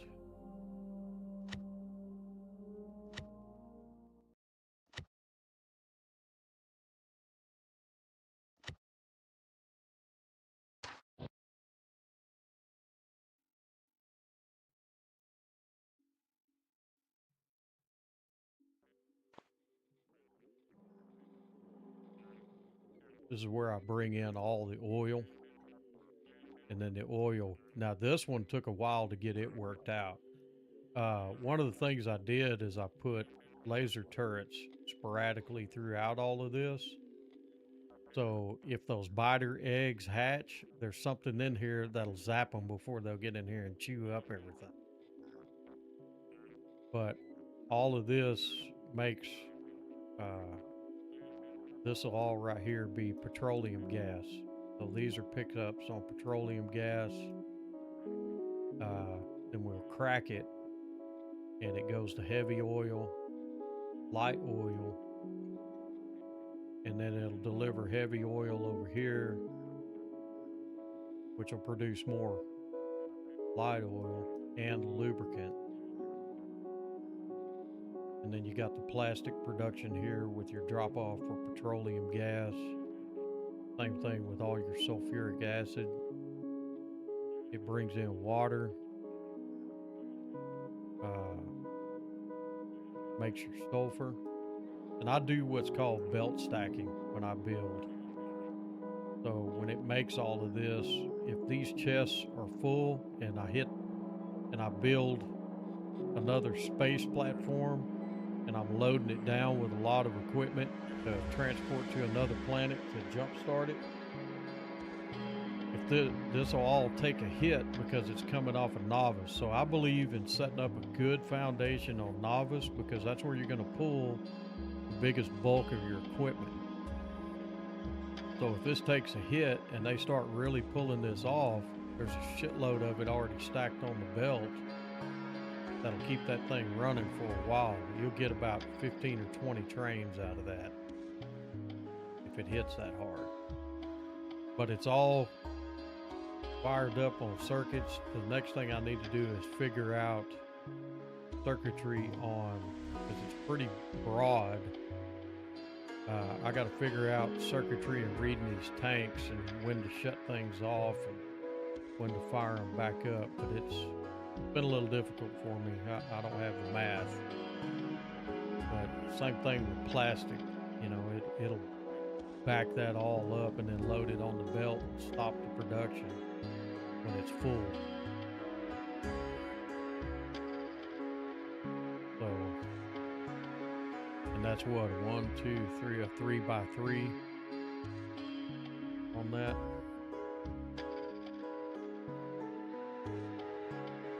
But yeah, it's pretty handy. I tinker with blueprints a lot in there. I guess I should get over here and get back on the game again. I hadn't showed you my spreadsheet yet either. I'll save that one for another day.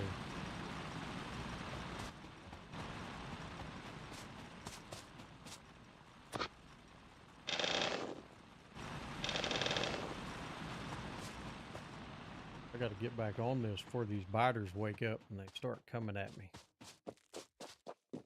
Got to get the fences set up.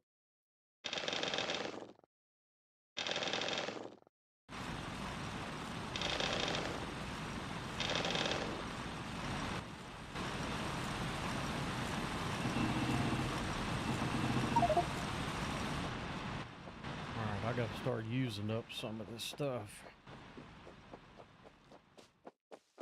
Yeah, I've got a whole network of stuff here like power. Got it all figured out on the buffer. This is the starting until I can get tanks where I can buffer steam. Like that one right there, that's a buffered steam engine. There's 25 of them, and that'll crank out 45 megawatt. When you buffer the steam, that gives you about 9 minutes, 10 seconds worth of time to run if you run out of coal.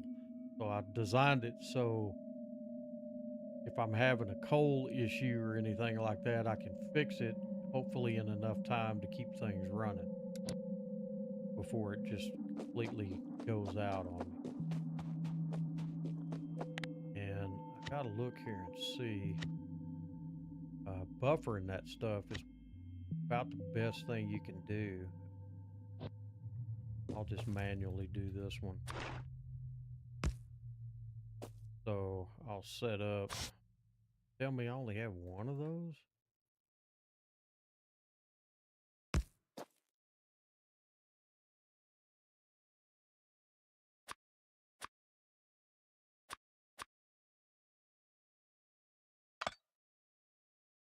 Need to be setting it close.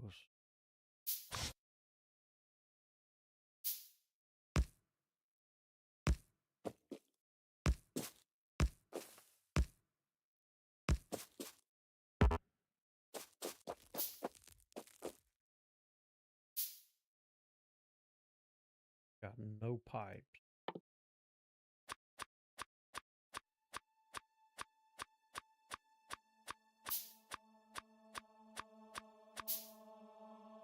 It ate up all of my pipes.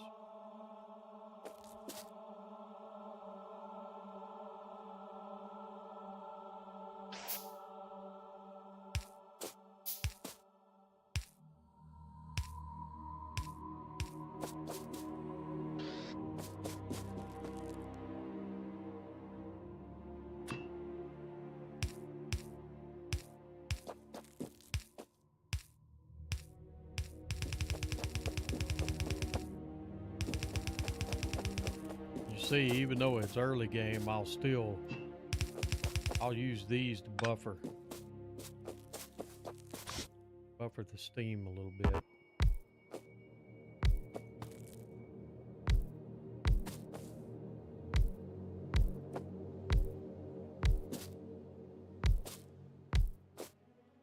That'll all be coming down here before too long.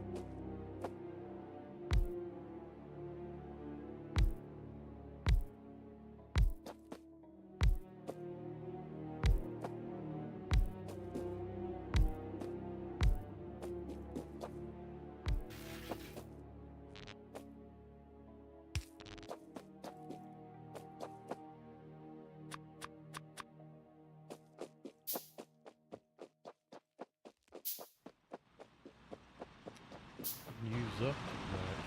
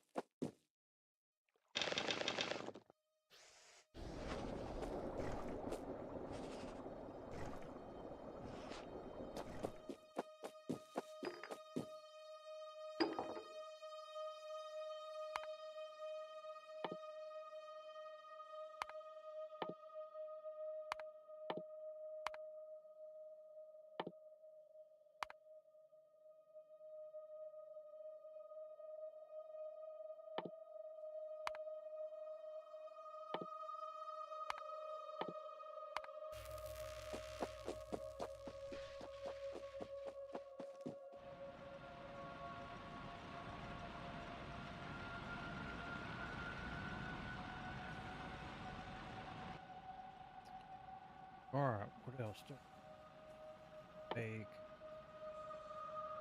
Shit ton of ammo. Yeah, I use a mod called what is it? I do that on purpose.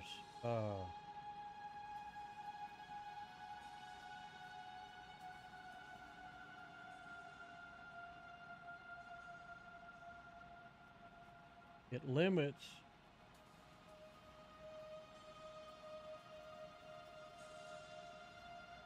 limits what you can see in the research tree.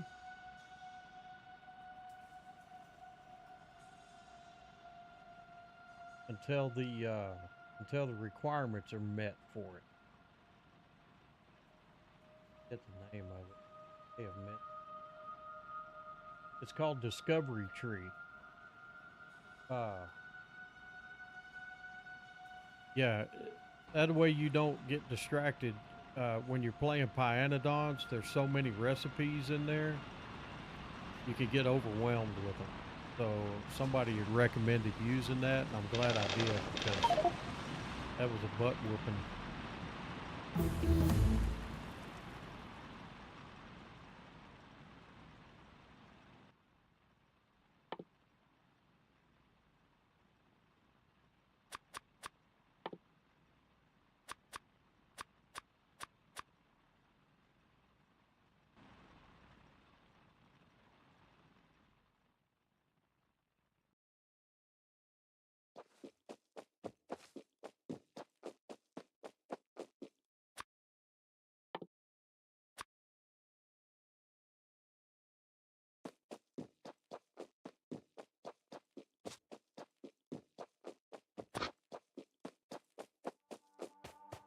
Using a little bit of electricity.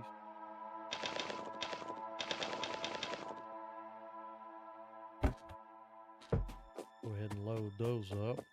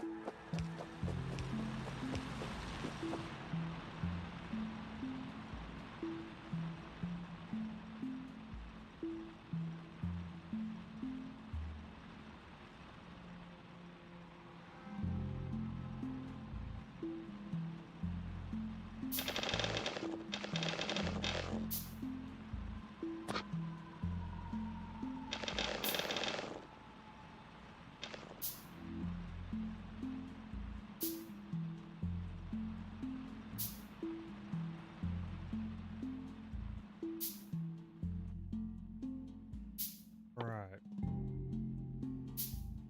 Blade and a gear.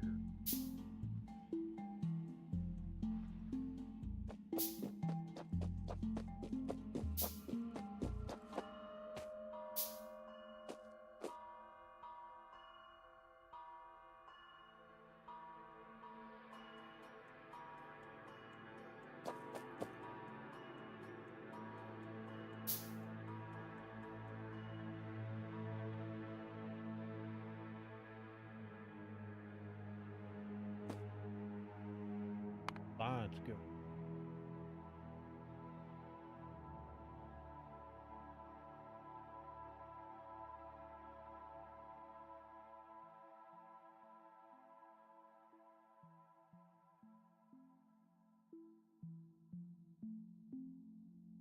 Yeah, that discovery tree is pretty nice because once you open it up, see how it's starting to kind of open once the prerequisite made.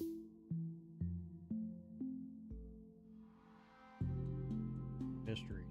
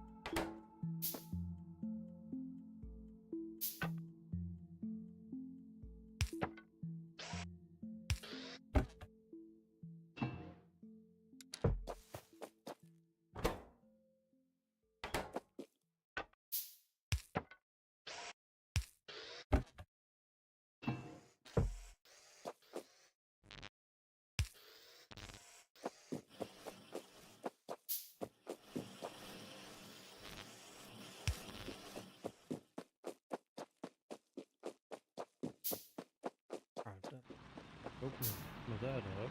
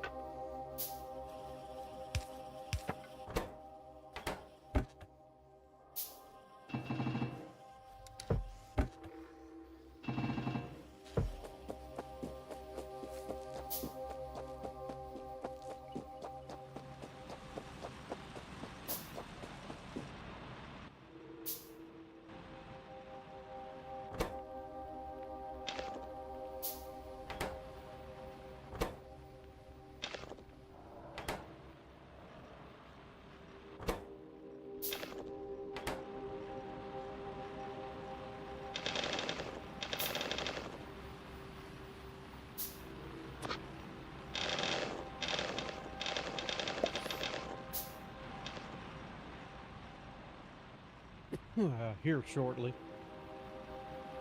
I will here shortly.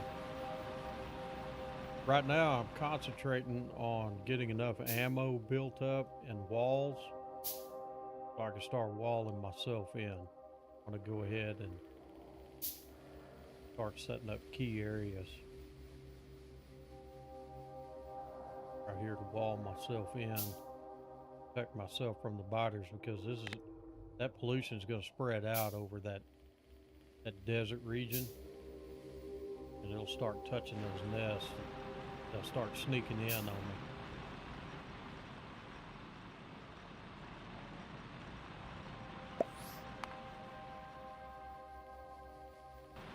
How much did the nest spread?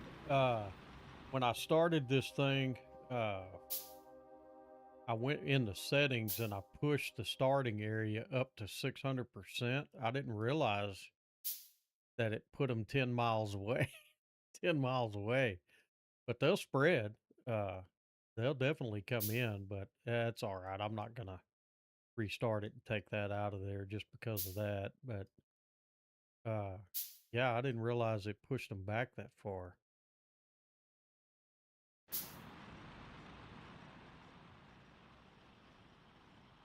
But they'll spread. I mean, there's no doubt. In my past games that I've played, you know, by the time you get to where you're setting up a pretty decent base and get to those laser turrets and those flamethrowers, those biters are on you. And little bastards are relentless too.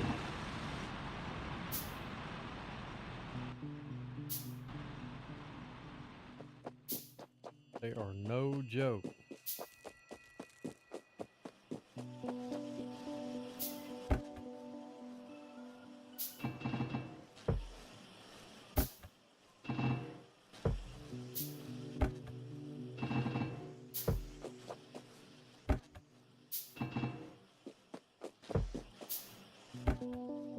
Yeah, those things don't chew up too quick.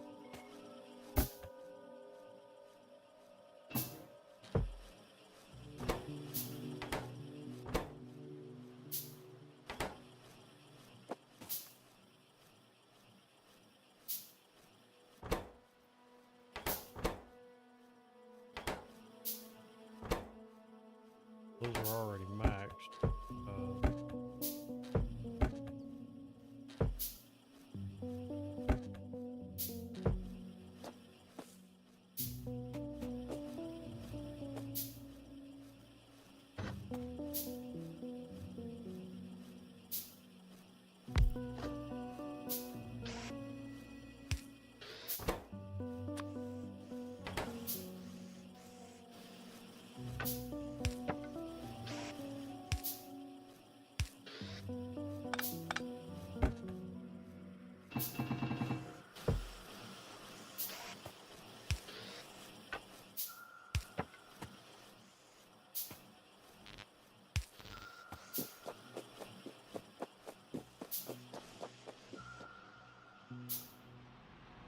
Damn sure use some belts. Let's see, what else?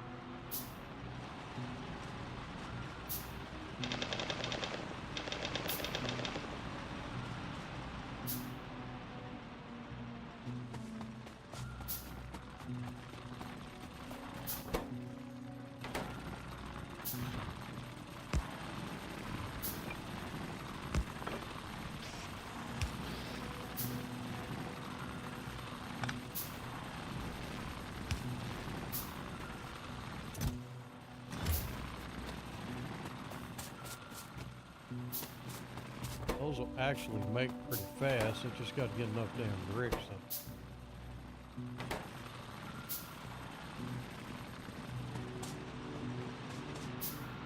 have 100 of them before you know it.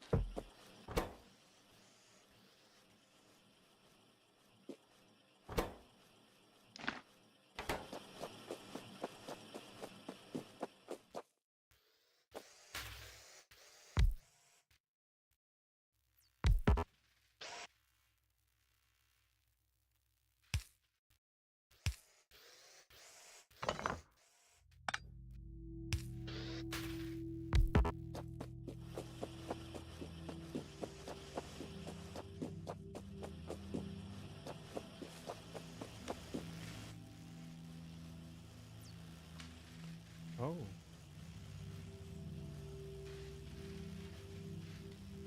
That's part of one of the planet mods. You can build a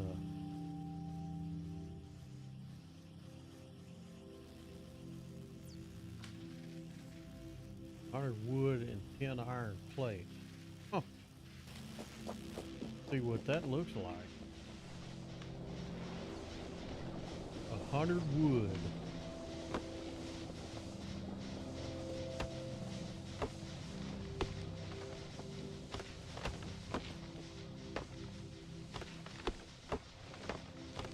I build a couple of those to just get across those expanses of water. Might be helpful.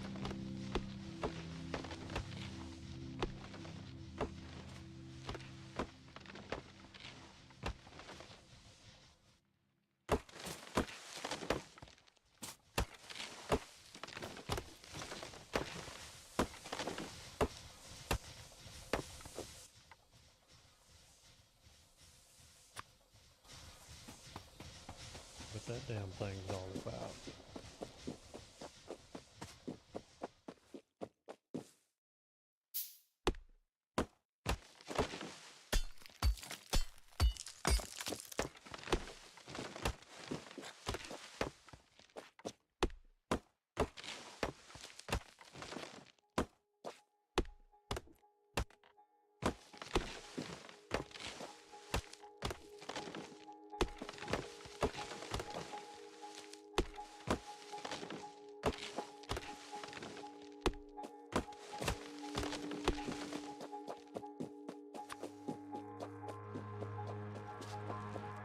Got one. Yeah.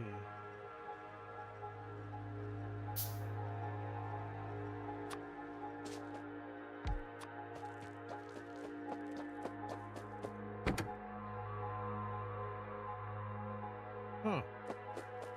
Got ammo in it.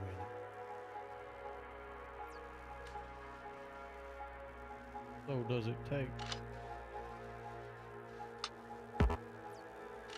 Oh, it's got a cannon round it can take. Kind of cool. How do you get in the damn thing? Is it too far away?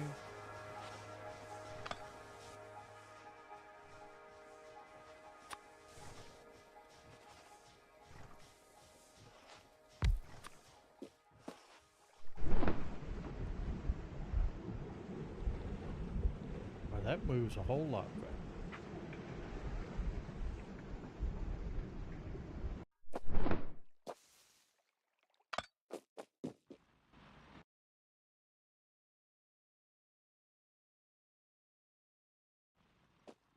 I'll take that with me up there and drop it. That body of water right there. Drop one over there. Huh. Interesting.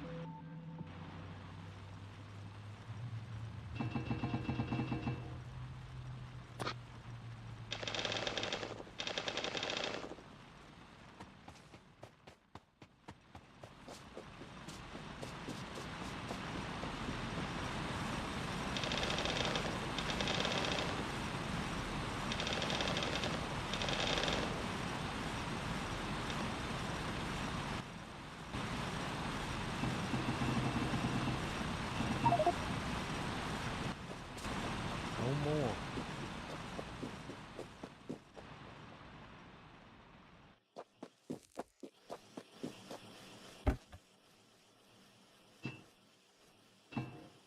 Dang, that thing's chewing through those.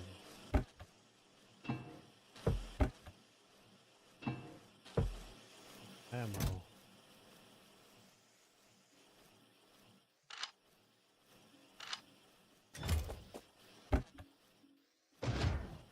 Nice.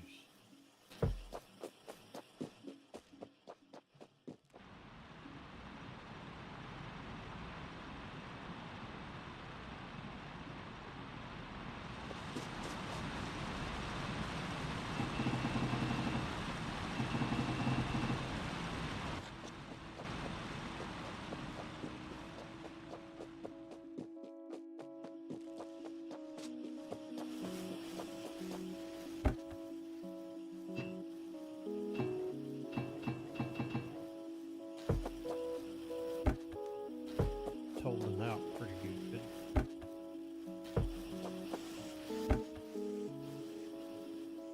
That probably won't.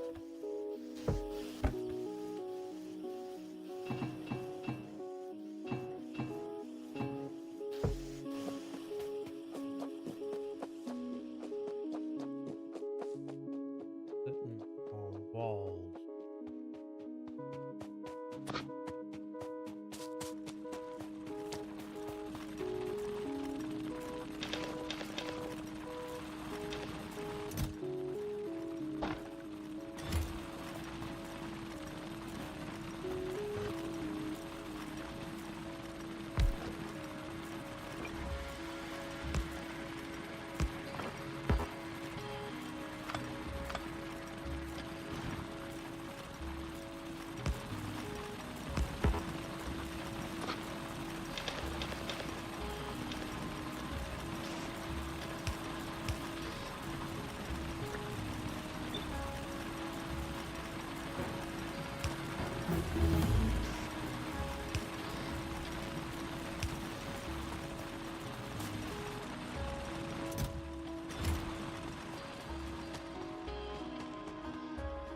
I need more than 30.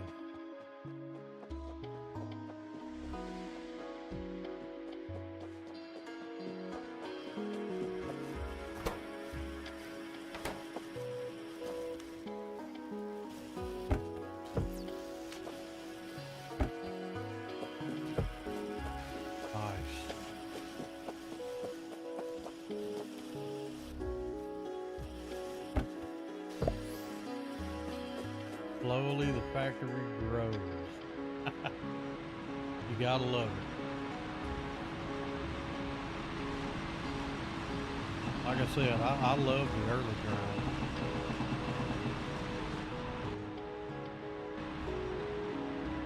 Very relaxing.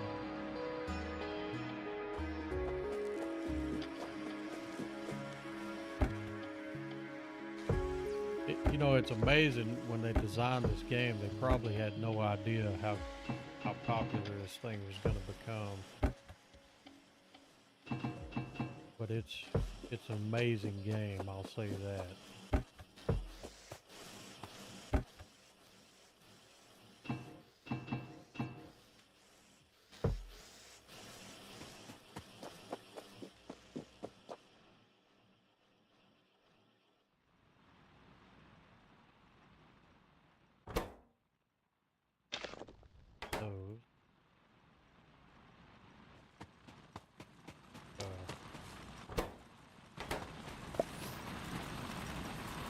Yeah, it became a cult classic with a very large audience, like an RPG deck. Well, you know, there was kind of some speculation as to what they were going to do.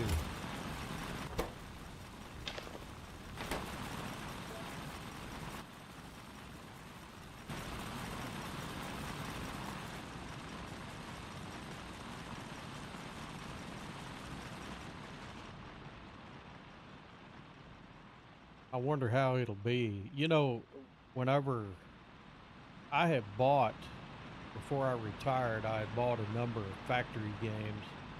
One of them was Satisfactory, and I got hooked on that, played that. But when I came into Satisfactory, it was an update 3. And I played hours and hours of that game. And a buddy of mine kept telling me about Factorio. I'd seen it. You know, the graphics, if you've never played this game, the graphics are kind of a turnoff compared to the other games that are out there. And I remember my buddy was like, man, you got to try that game, dude. And I never did. And one day I came in and he had bought it for me and as a gift on Steam, and I installed it, but I didn't touch it for 4 months. And then one day I was just looking for something to do that was different, and I started playing it, and I was real frustrated because the biters were tearing me up. I had no idea where them things had come from. I'm like, wait a minute, whoa, I can't even get started here, man. What's the deal with this? And I almost gave it up, and I started watching people play it online. And then once I did that, I was like, oh, okay, you can go in and turn the biters off until you can kind of get the hang of it. And so that's what I did, is I turned the biters off to get the mechanics of it down. And once I got the mechanics of it down, I still didn't realize how good of a game it was. But the more I played it, the more I'd be, no matter what I was doing, I was thinking about this game all the time. And then it just went deeper and deeper and deeper, and now it's one of the main games I play. Dude, I've got 8 games I have. Where do things say?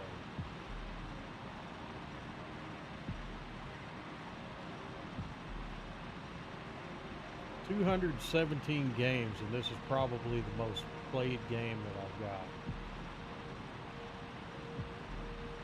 I mean, it's insane, dude. Have a game like that.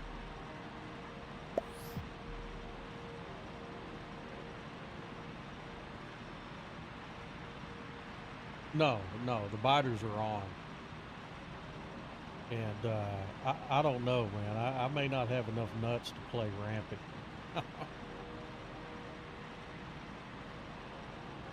Yeah, I got one hell of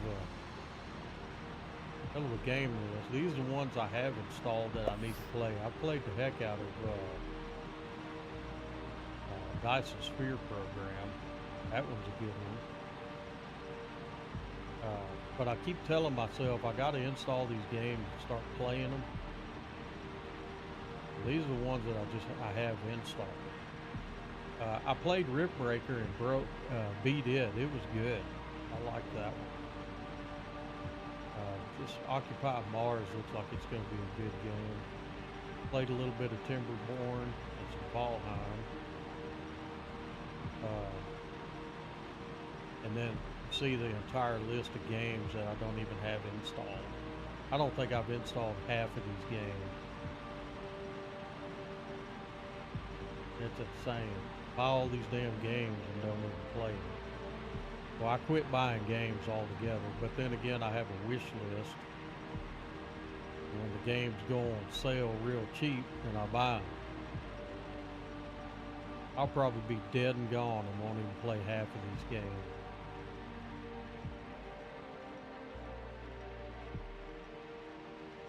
But, I mean, dang. A whole lot of games to play.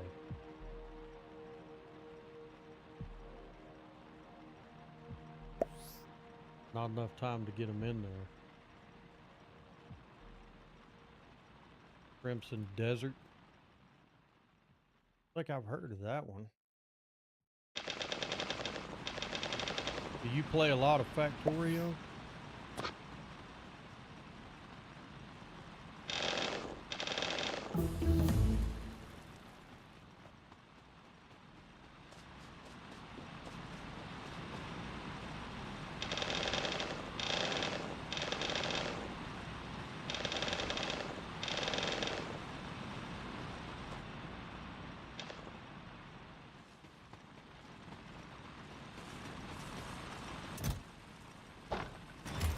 Now we're starting to get something.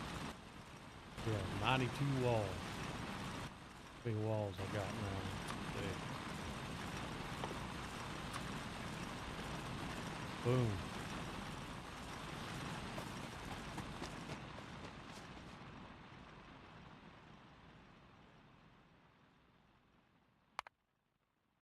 Okay. Those out of the way. 1,300 hours in Factorio, but never reached a kilo. Yeah, me either. I haven't even reached Gleba yet. I figured if I do this planet mod, then I'll get out there. Just got busy and tied up. I do a lot of outdoor stuff. Do a lot of hiking and camping and stuff like that. Fishing.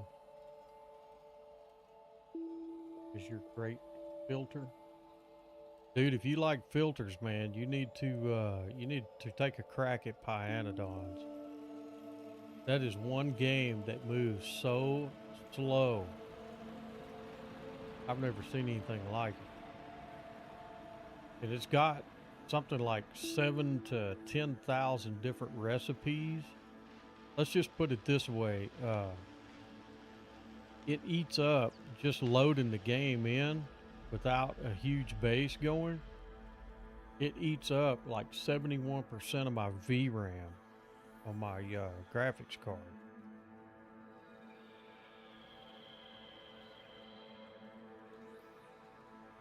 All right, we got a lot of stuff here now.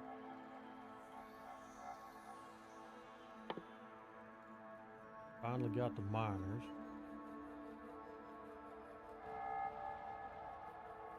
So the miners will take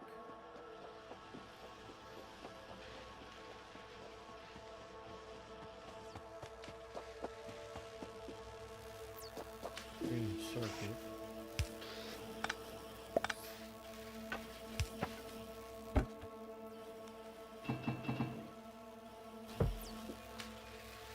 Crazy mods I'll never install them.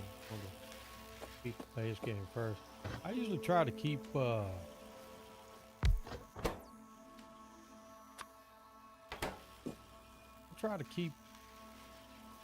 several of these games going. Okay, we're gonna spit out miners. I guess I could go ahead and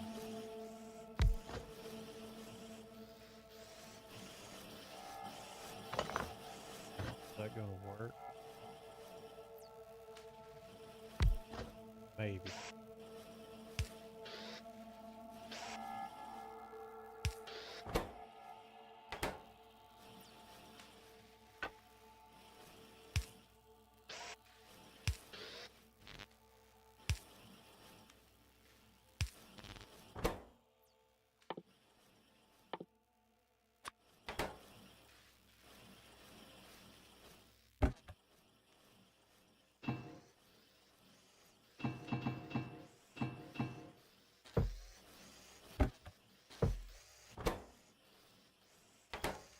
These miners.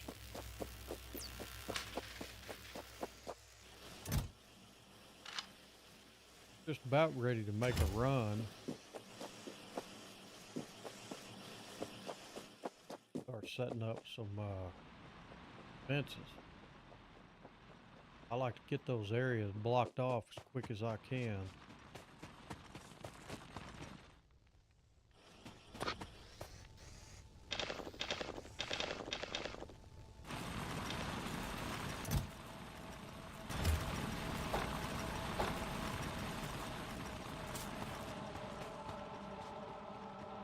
Alright, before I go, I'm going to load these things down.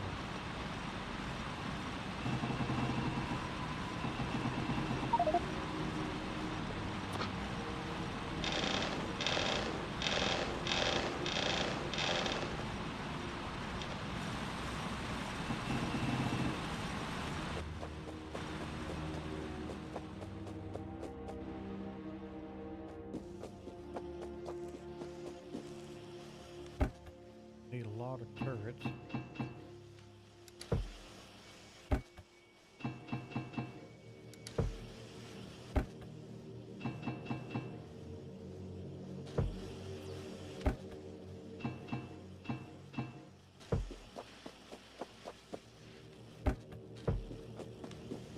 Good thing those things don't cheat. Cool.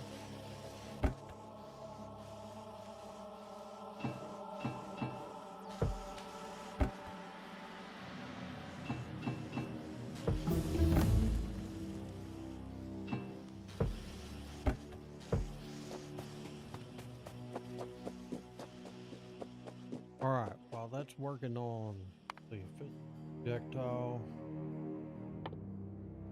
What is that? That's a loader. Unlock fast loading to and from builds.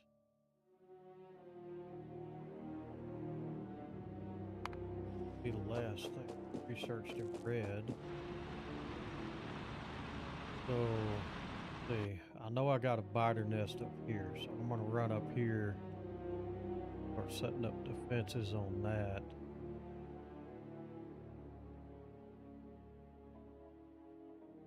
They come after me, they're probably gonna come that way.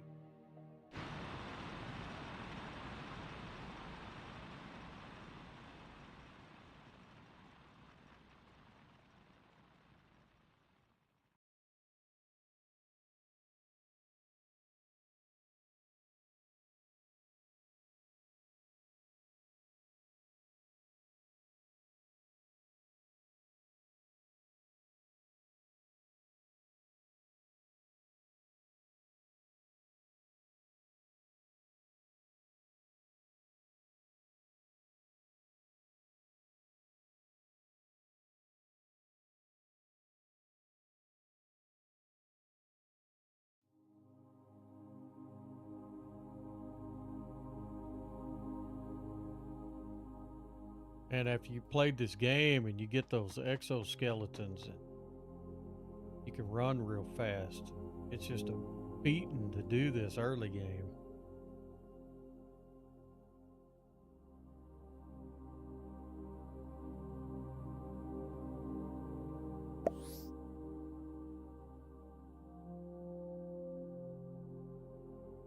Excited to see this blueprint running.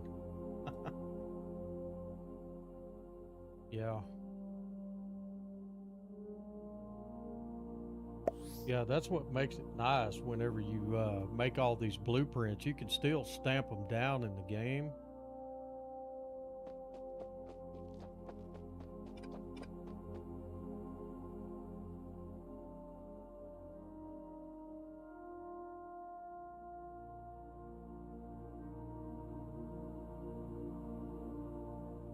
And then you can just, you don't even have to think. You just do. I need to build a early game blueprint, like all that stuff that I just built. I haven't tinkered with doing an early game blueprint to just stamp down and just start making stuff out of. Take time to do that. I think I may need to do that.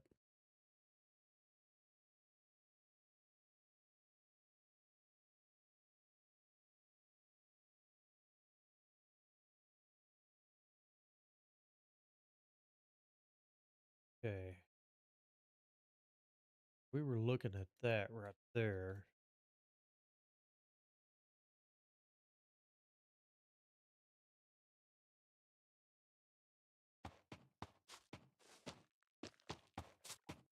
I'm gonna have to make electrical lines anyway.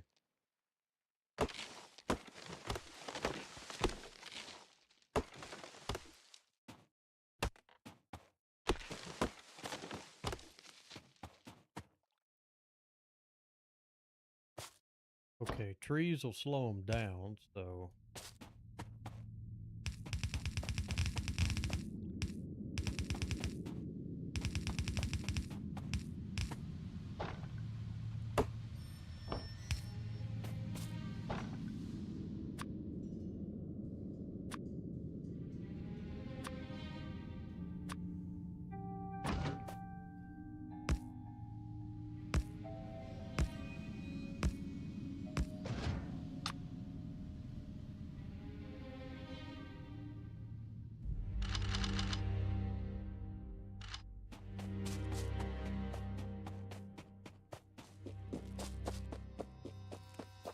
Makes me feel a little better. And biters give me anxiety.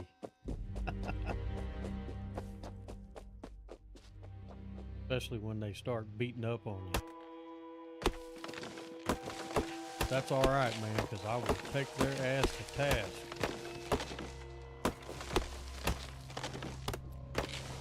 If I get some defenses built up, yes, walls and turrets nearly never hurt. No, it doesn't. I'll tell you another thing that gives me some severe anxiety in this game and them damn trains when you're walking around.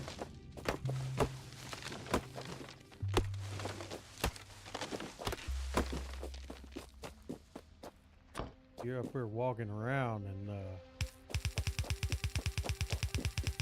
next thing you know you get hit by a train and things come whizzing by.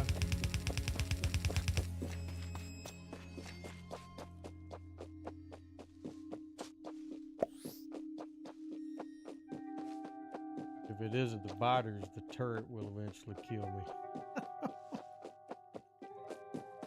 Yeah, man, those trains, man, they just come flying by. What I did is I built, I got an answer for that. Let's see, where did it go? Where's the train track?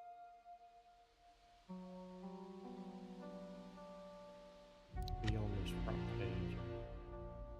New rail design. Protected rail. No, that's flamethrowers.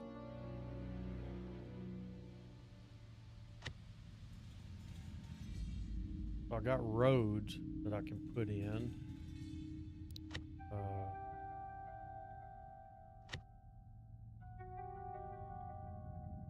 There we go. I built crossings. So right there where those hash marks are at, if I drive a car or walk in that area, those gates will drop down. It'll send a signal and it'll turn that signal on and stop that damn train. But if the train is already coming through, it won't. It'll cause a bunch of damage.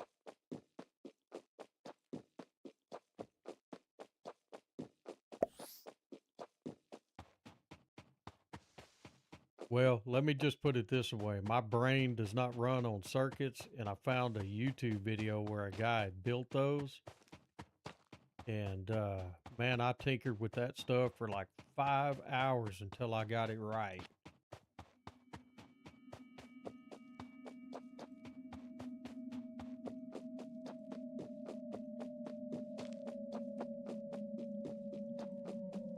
Finally got them fixed where when you walk into them or you drive into them, they'll stop.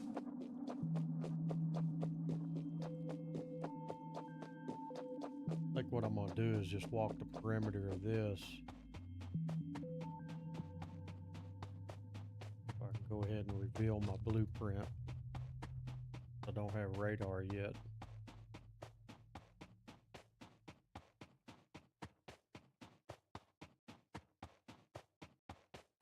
Once I get that landfill, be good to go. Landfill and grenades to blow up all those trees. I ain't cutting them down.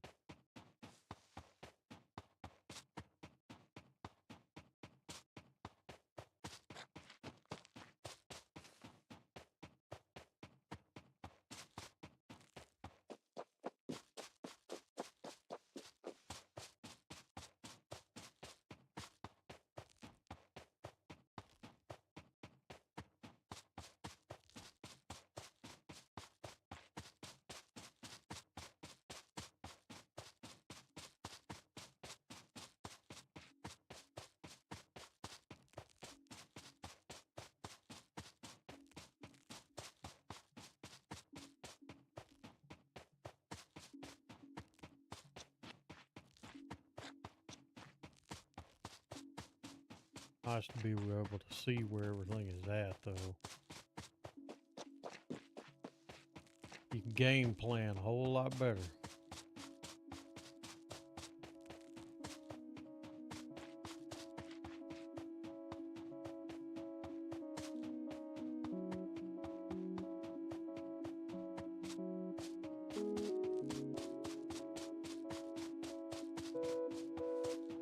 Look at all those trees that have to come down.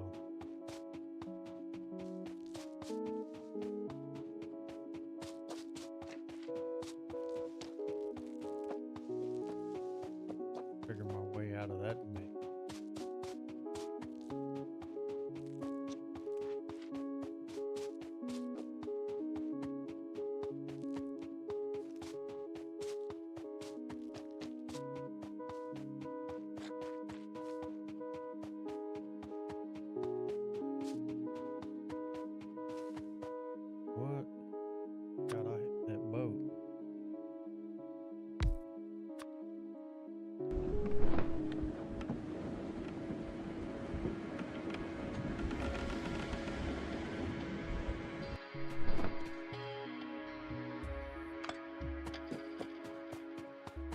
Quick work of that.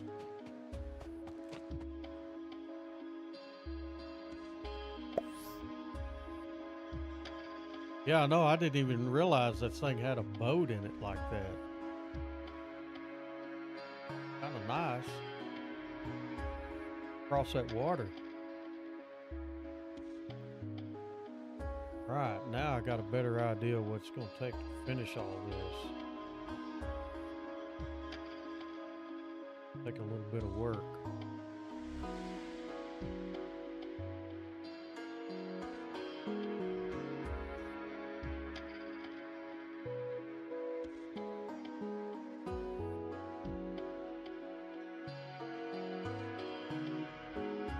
All right, now we know the layout.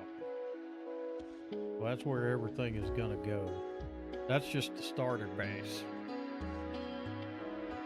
Because this thing's going to grow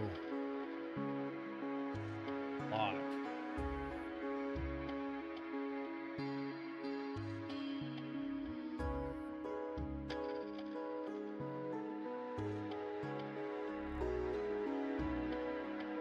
All right. Back. Concentrate on defenses. Some of that research done.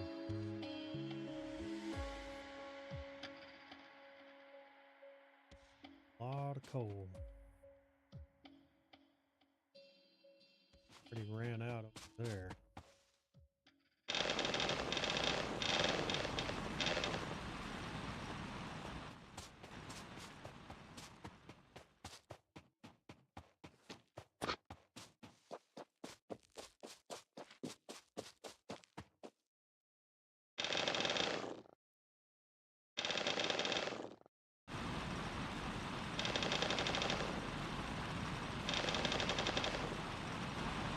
You gotta love that even distribution.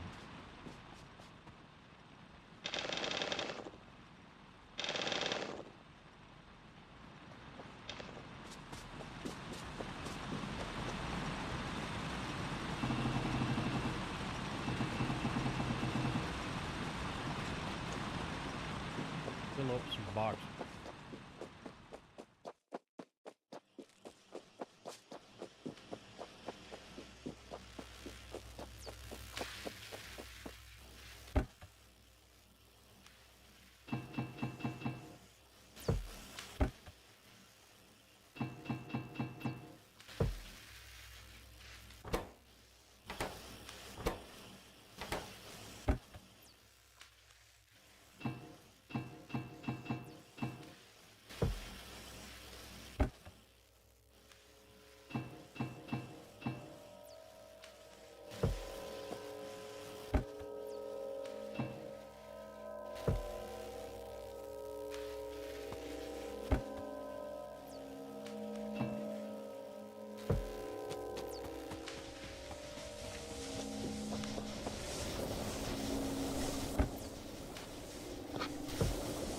Running pretty low.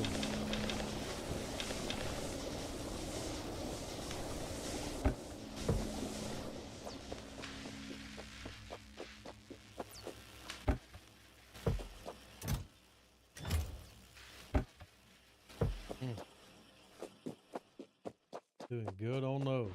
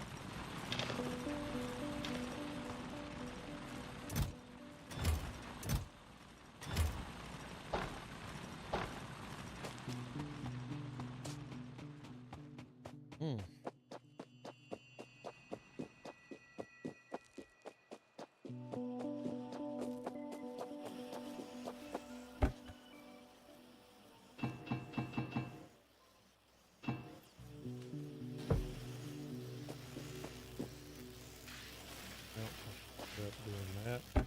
That's all right. Pull out the same box.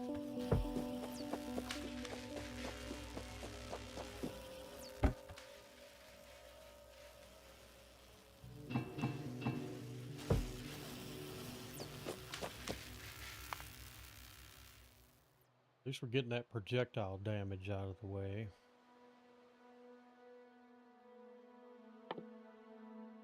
Military 2 will give us gates and military 5.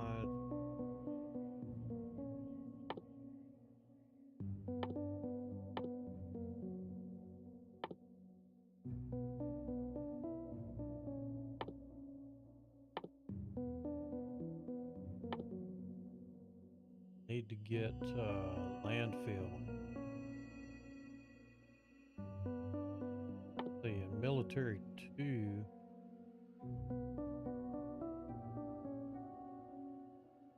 Remember,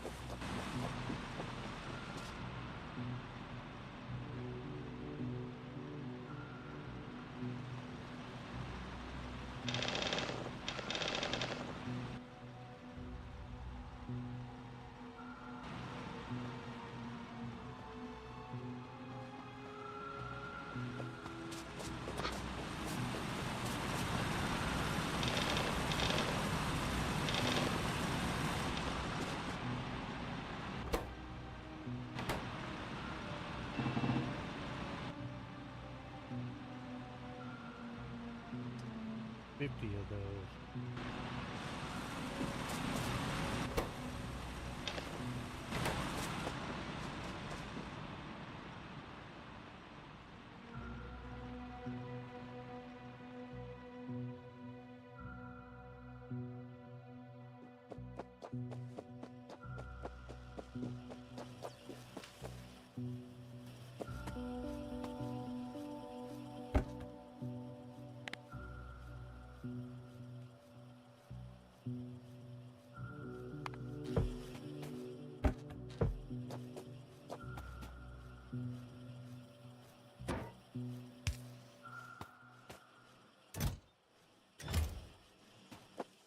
Probably won't hurt to have some more belts.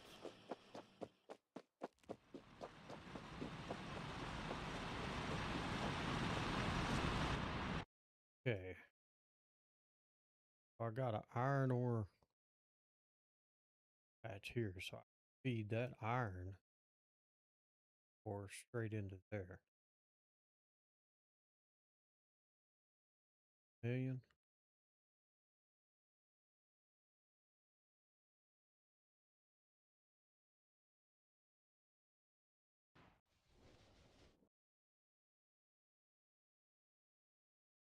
Stuff there. I think what I'll do is I'll pull off. Let's we're building what we can in the meantime.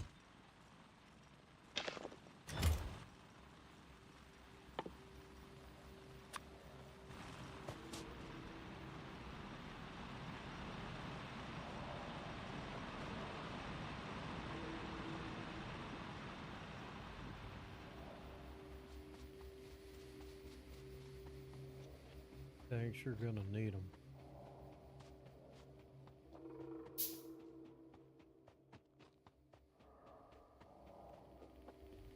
Remember, I used the blue inserter.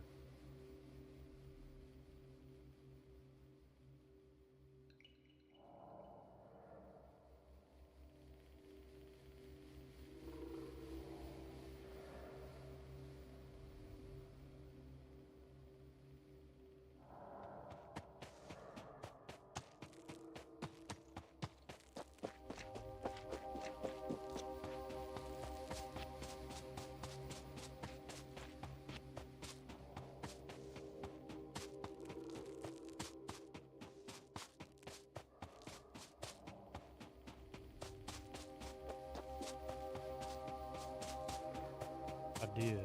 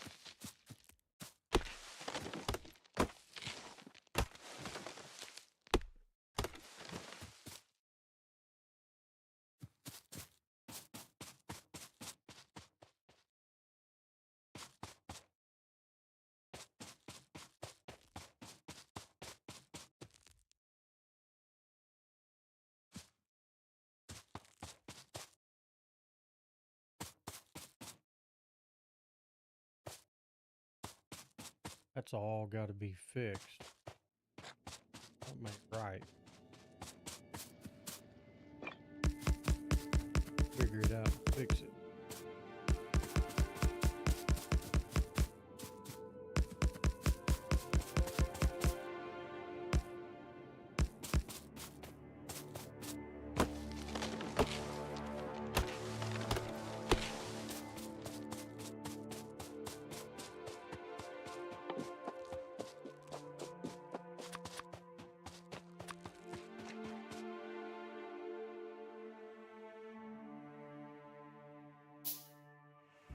Don't be too hard.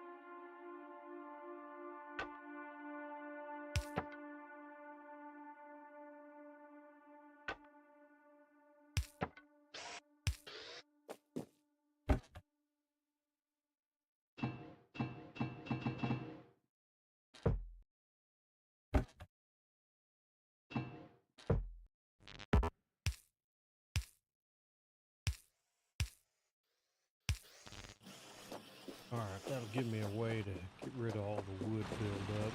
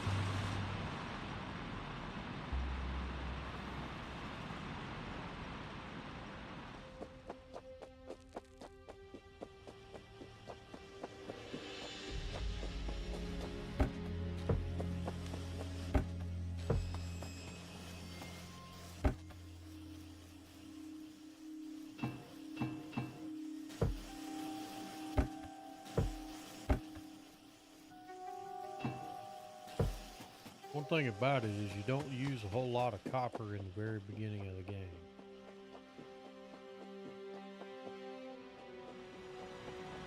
Not a lot. But boy, by the time you get to those low density structures, you're going to be chewing through that copper.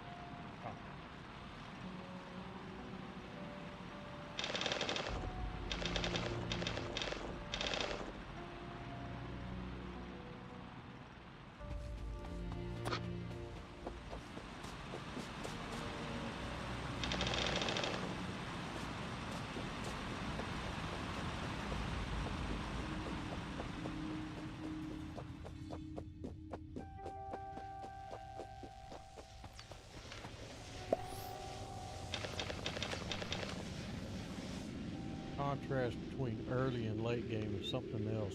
Something else to train loads and resources. Oh yeah. Yeah, I only use the 1-2-1 trains though. I've seen guys online where they'll make like 100-car wagons and stuff like that. That's pretty cool, but for my setup, that's just way too long.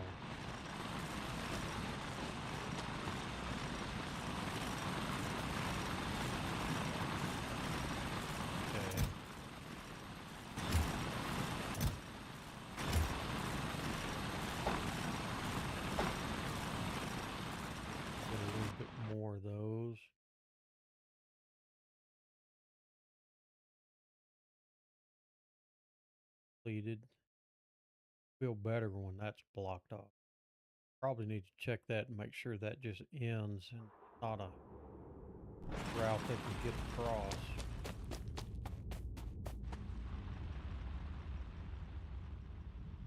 Alright, shooting and weapon speeds are done. Boy, it takes a lot to get those done. Not very fast, but got to get them out of the way so you can survive. Well, once you get that red ammo, you're pretty good. And man, once you get those flamethrowers, it's over for biters, man. They're not going to get you when you get those things set up. Unless you play on something like Rampant, but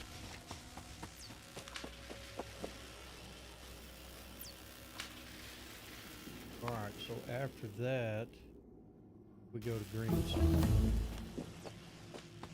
Gonna be chewing up a lot of the green.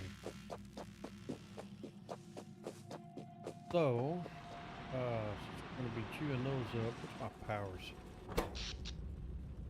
10. Oh, I got enough room to do all that.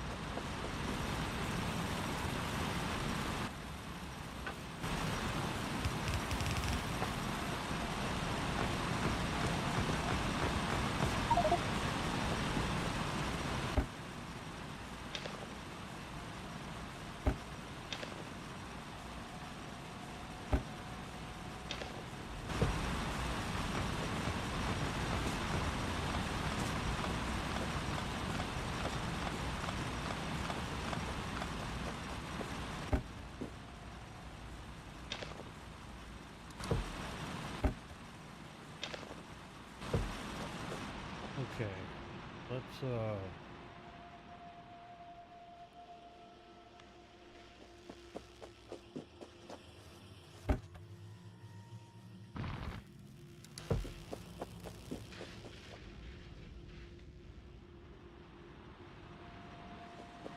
make use of those.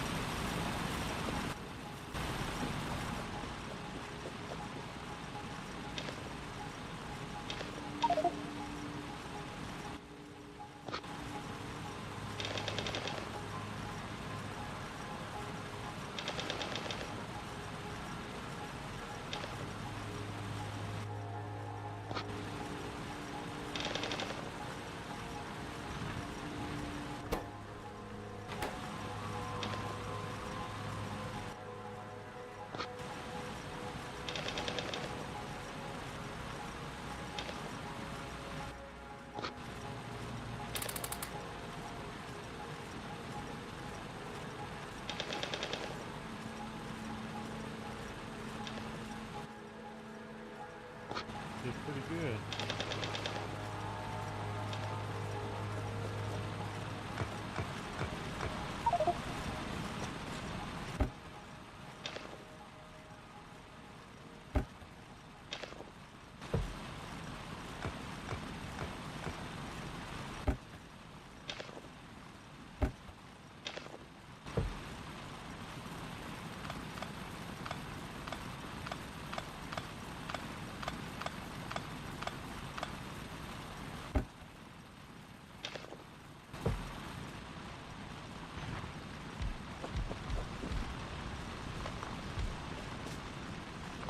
Did it again.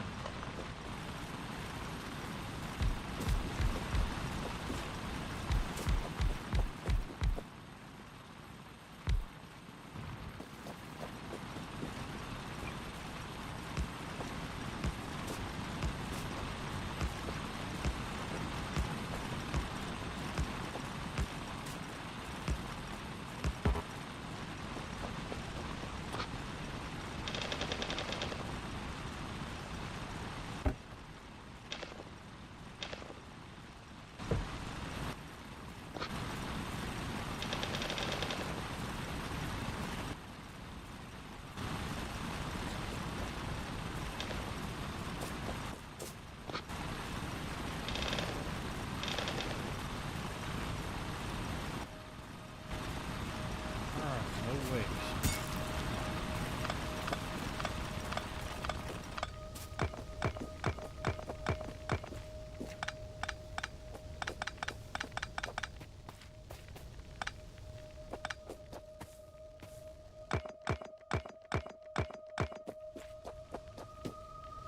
Okay, how many of those I got? 12.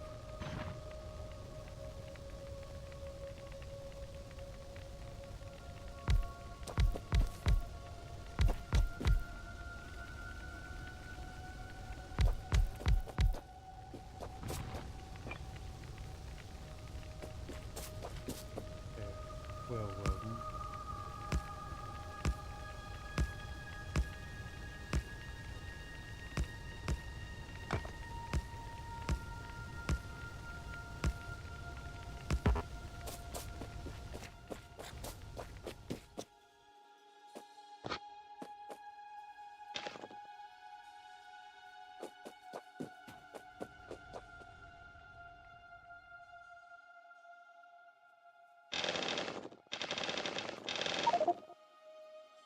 okay, now all I've got to do is worry about funding all of that.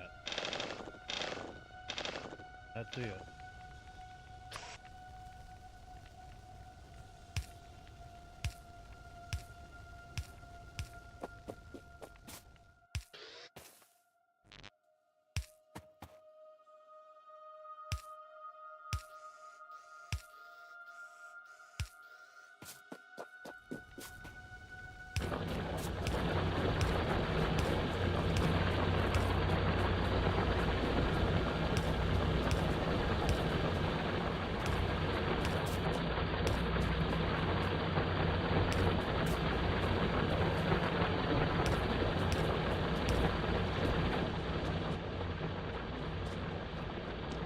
Now I won't be chewing up so much coal.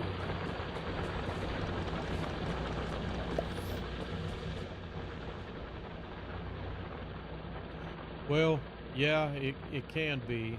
There's actually a method to my madness. Would you rather clean up that or all of that?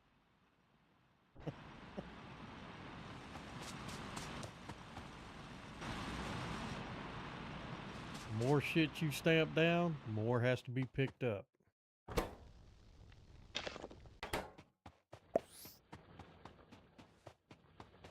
So I don't mind doing a little bit of handcrafting. Right, I don't have to make those anymore.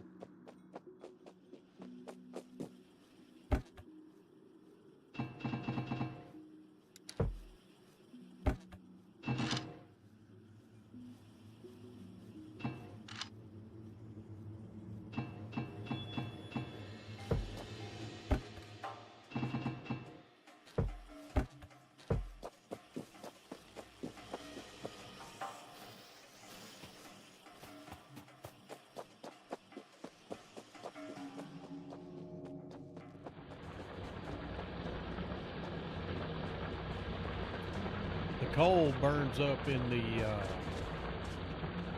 smelters a lot slower. Seems like.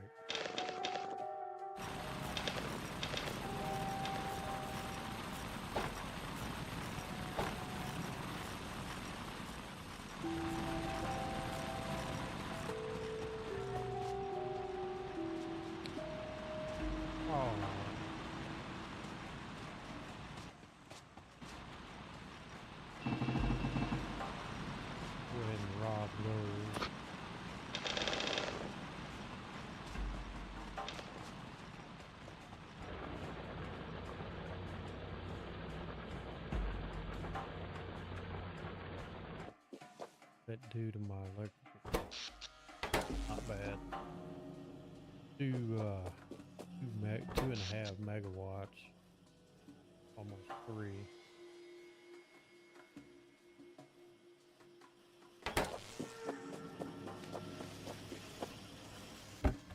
Okay. Get a full chest. Pop you all.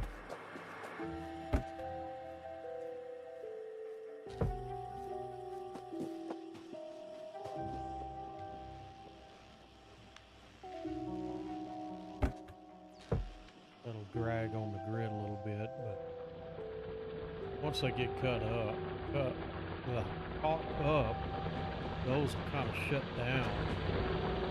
They spit in there what they need.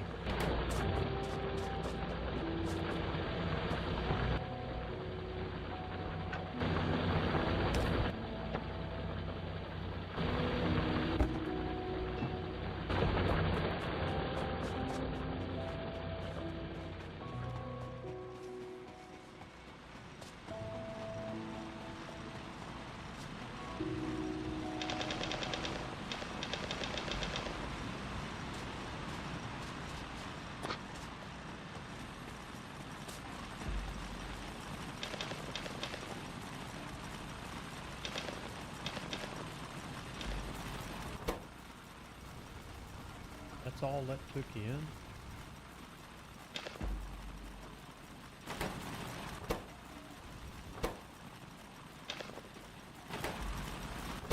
No wonder they're running.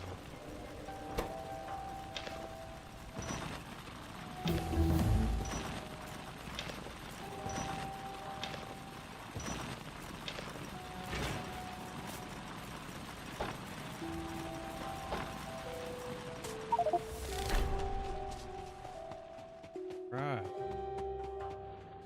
Got green.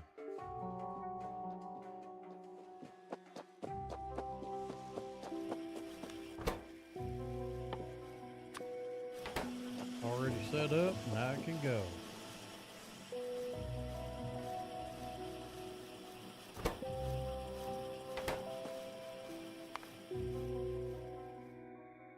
Okay, get those done.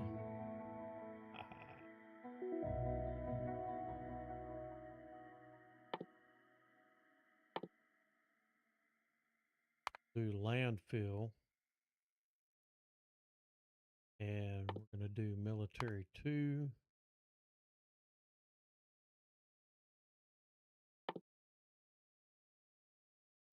Those increase the tool belt.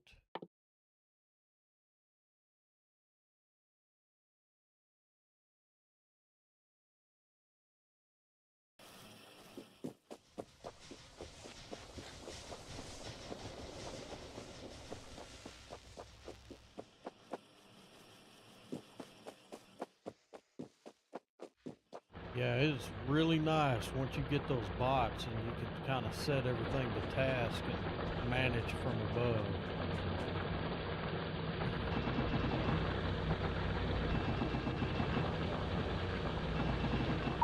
Golly, those things filled up quick.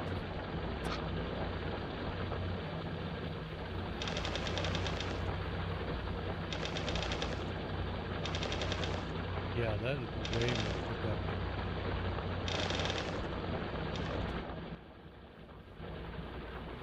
Alright, with that, making them that daggone quick. These chests pretty well full. You have all that. Have all that.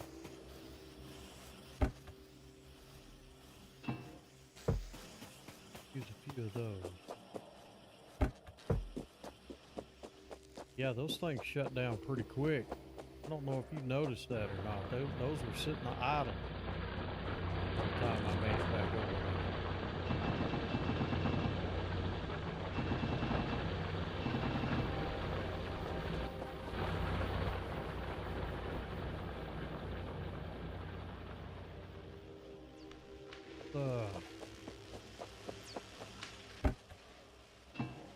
Have all those.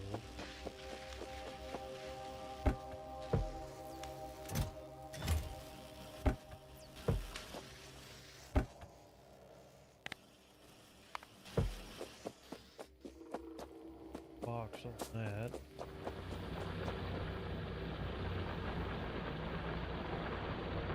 Grab some more coal.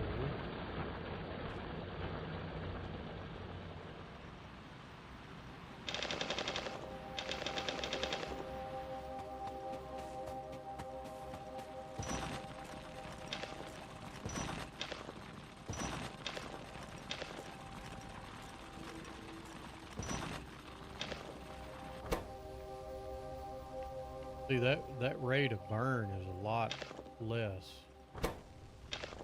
in those, so we won't be plowing through that coal on those miners.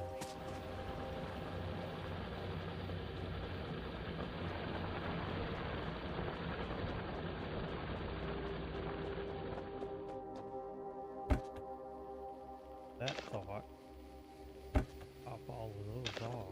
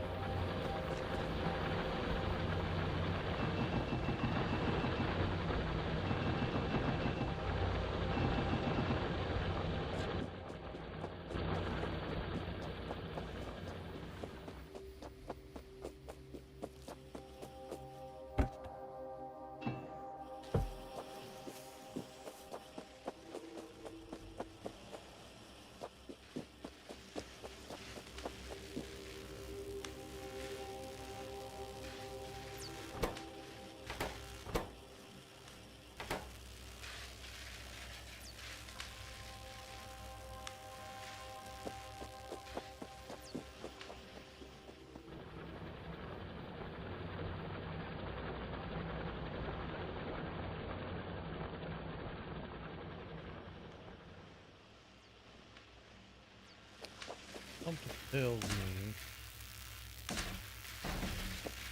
you know,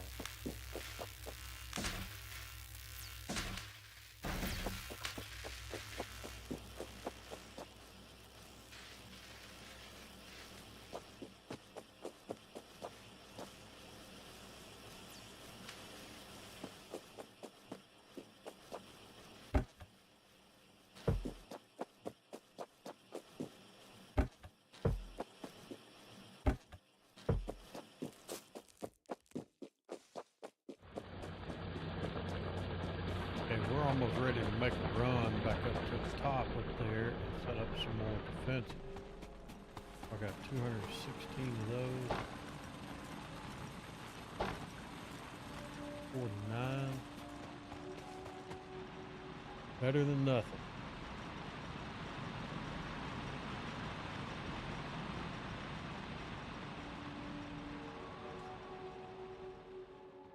For as slow as he walks, he sure does kick up a lot of dust.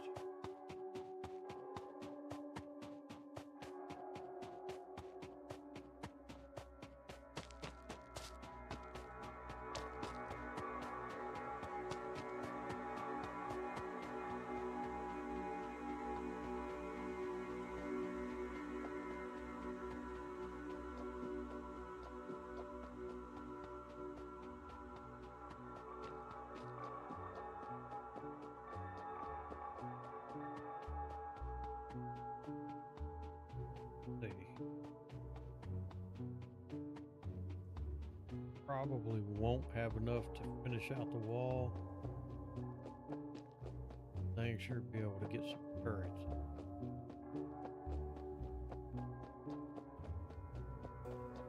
Next trip come up. Got plenty of ammo in them.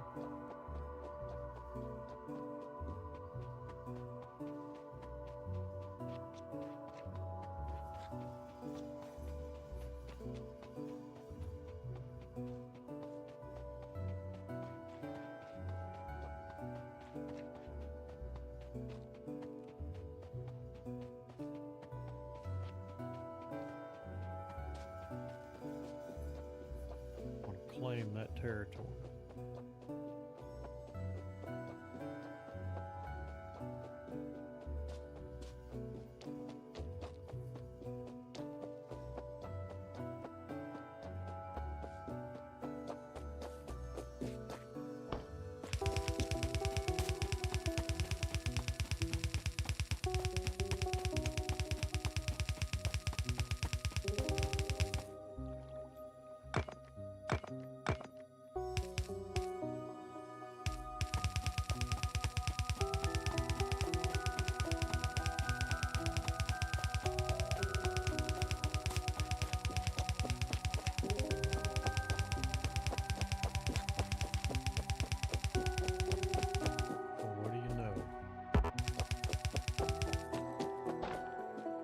Okay.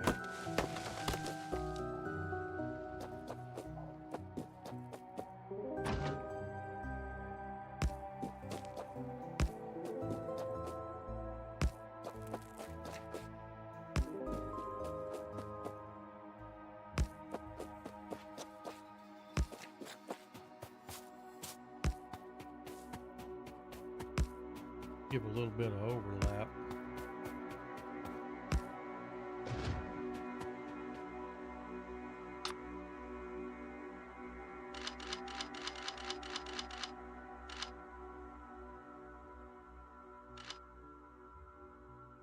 Like it got all of them. Yeah.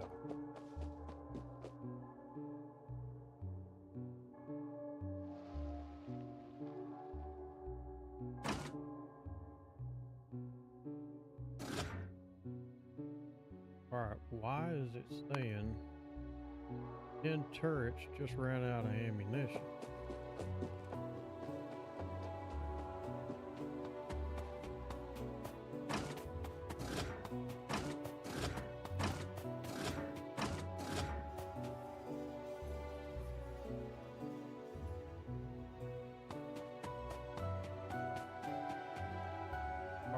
Claim little territory there, so let's jump over. I want to go see what that does. Need to know more about it.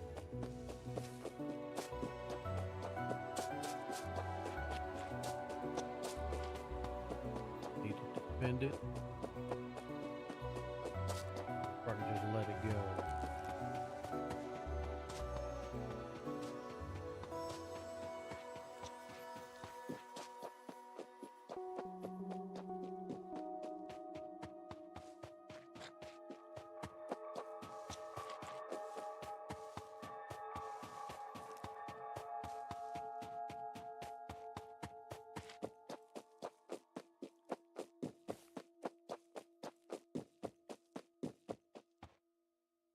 Okay, they can't cross any.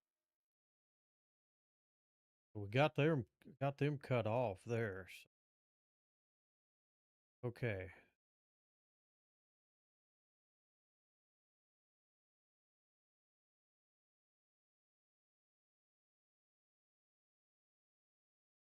They may be there. Cut that off there.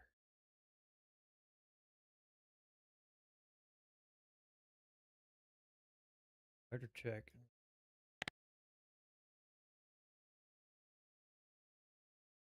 Got a little.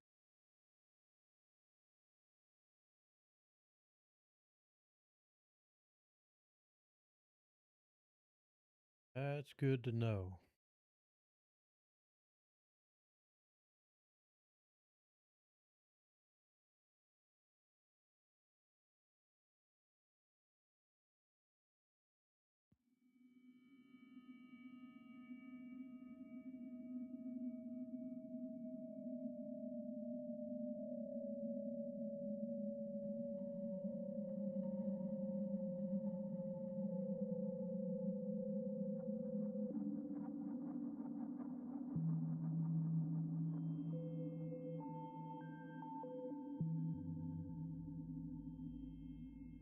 Lost here.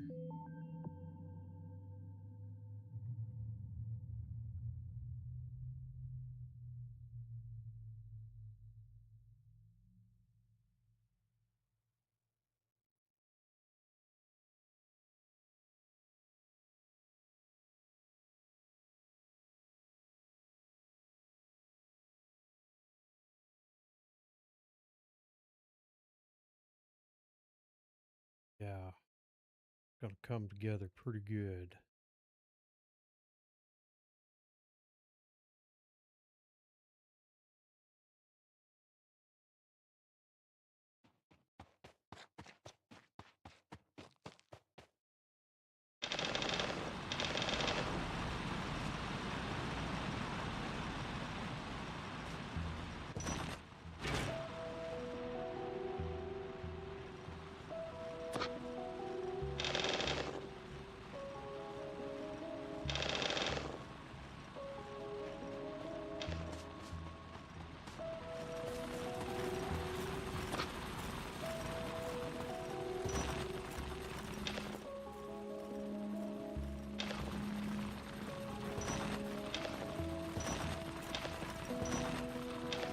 That worked out better. Making sure those dang things stayed topped off. Locked.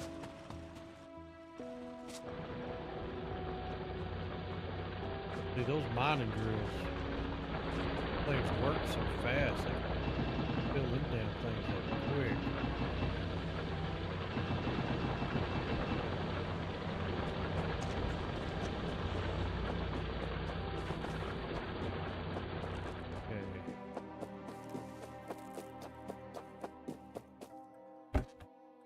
More ammo.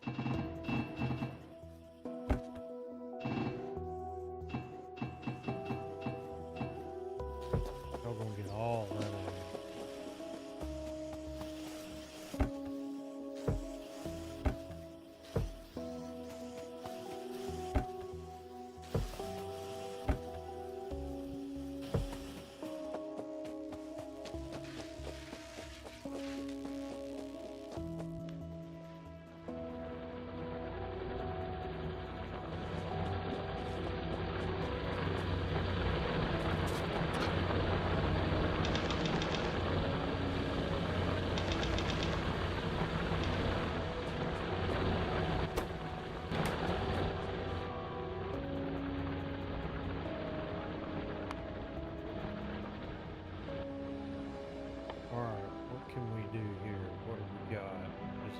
Wooden platform.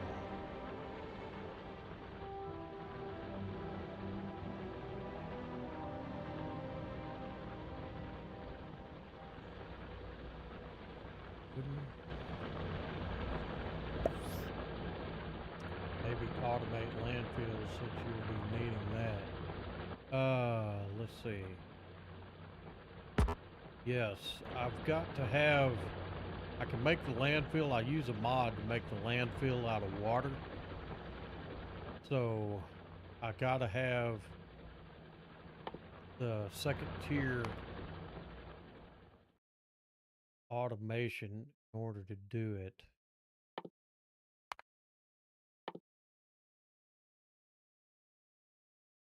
So I'll pull that up next. Yeah, it takes 400 water to make landfill. I've played them before where you just make it out of the stone and it just takes too damn long.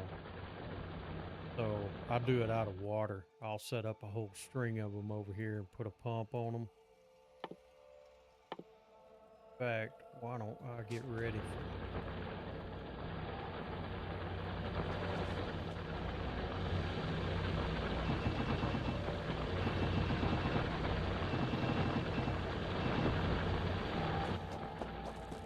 I'll need a pump.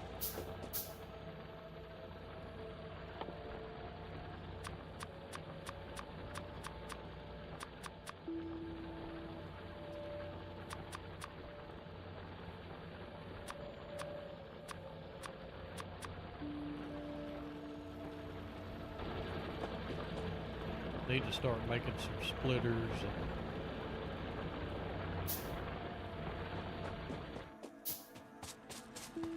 Oh, we ran out of stone.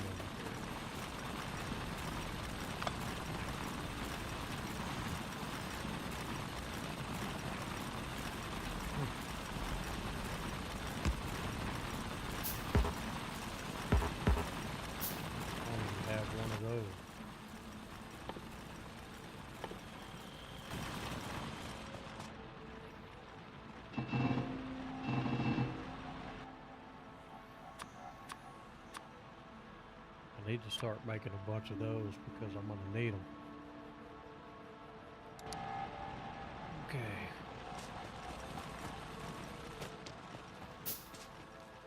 That little stone patch didn't have much.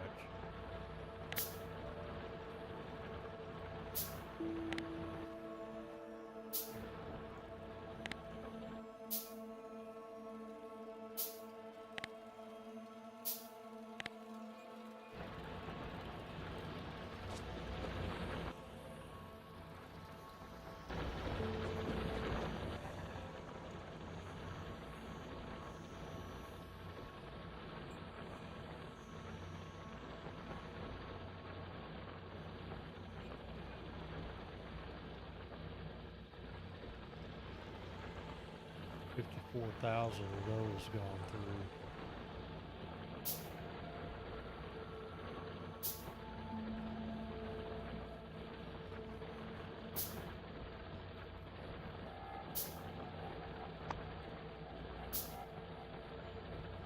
Probably 270,000 steam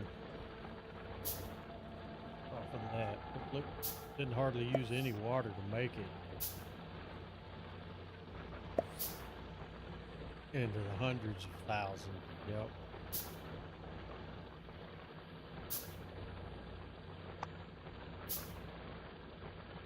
Getting there, slowly but surely.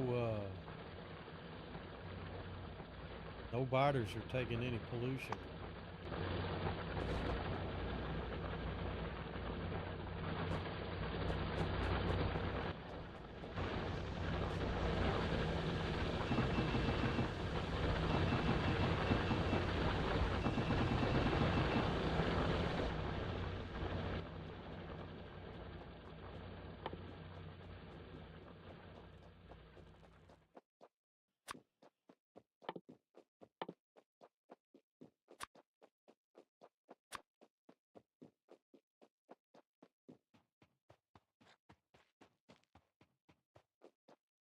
Hell am I looking at that hill instead of paying attention?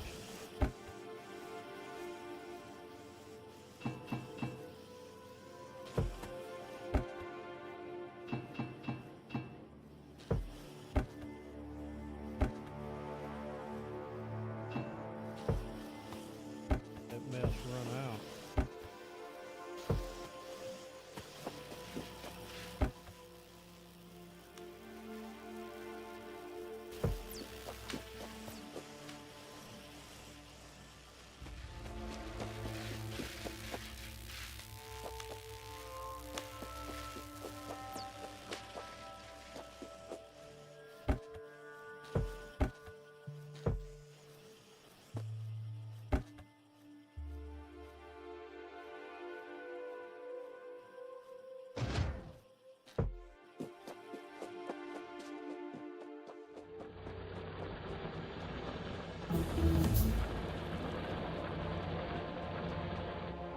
Right, got a bigger tool belt now.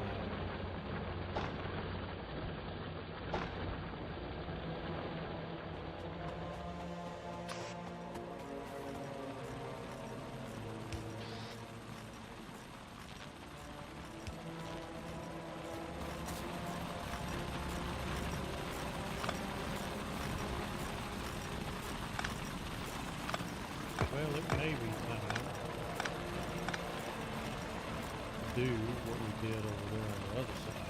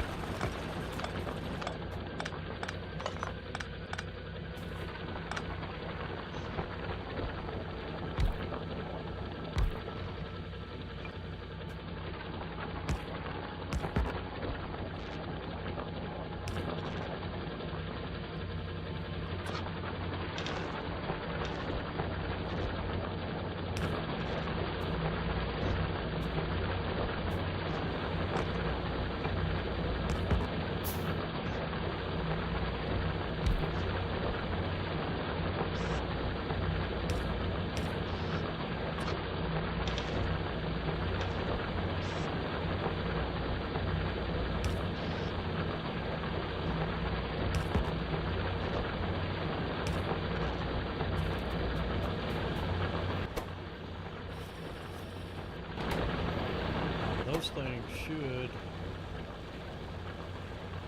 those things act like we'll get a better production out of that.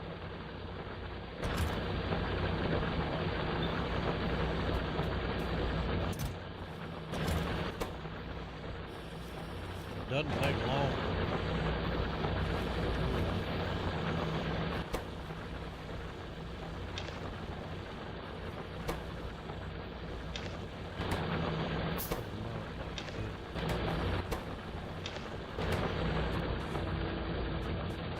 Alright, things will move a little faster.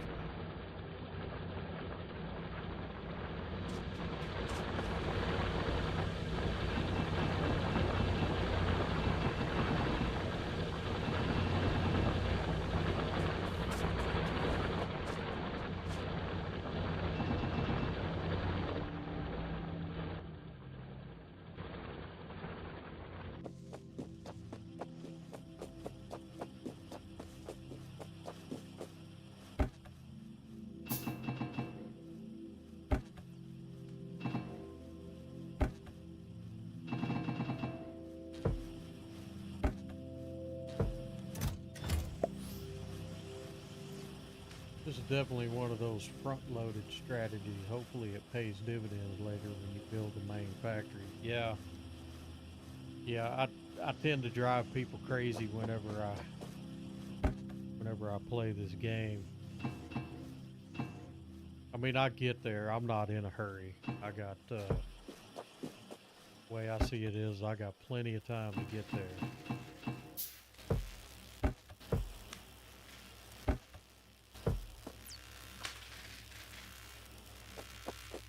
But yeah, I've done it in the past where I've laid down a whole lot of stuff and then had to go back and clean it all up.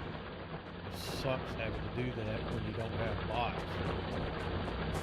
Set up some big elaborate setup. That's why I want to go in and do some.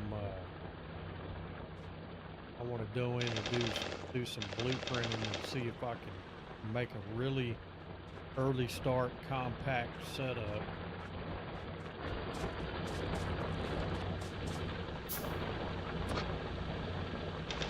That does real well.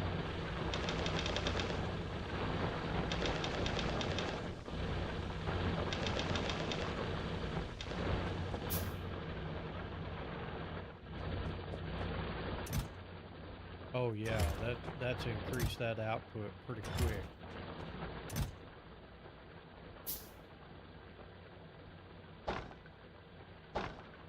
That's a whole lot better than.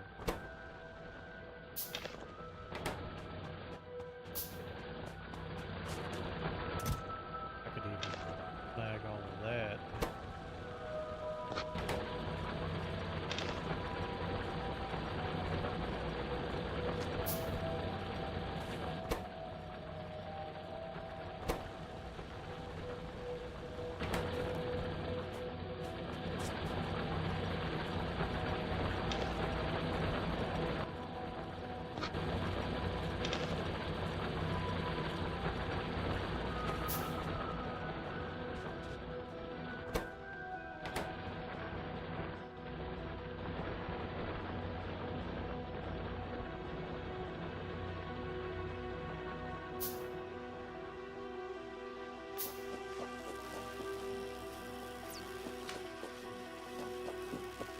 Okay, automation 2 is coming. Now I'll be able to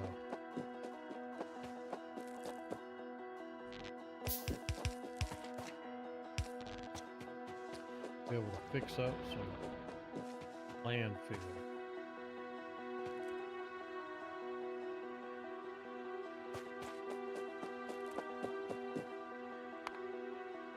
About there.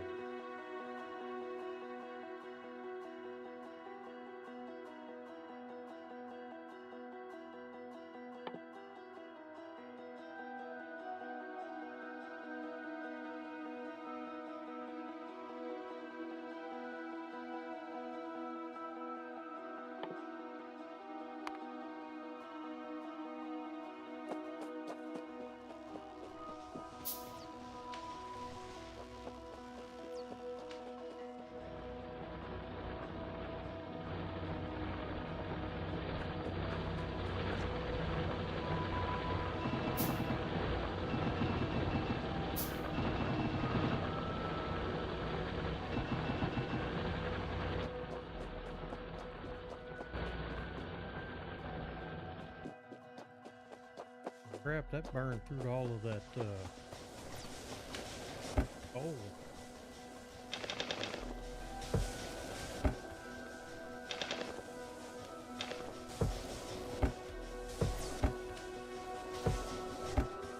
Oh, I didn't get to, I know what it was. I didn't get to finish stacking it.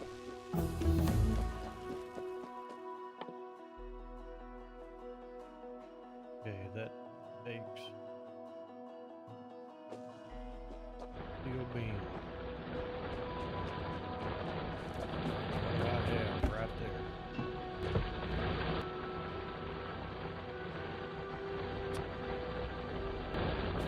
Go ahead and use them all.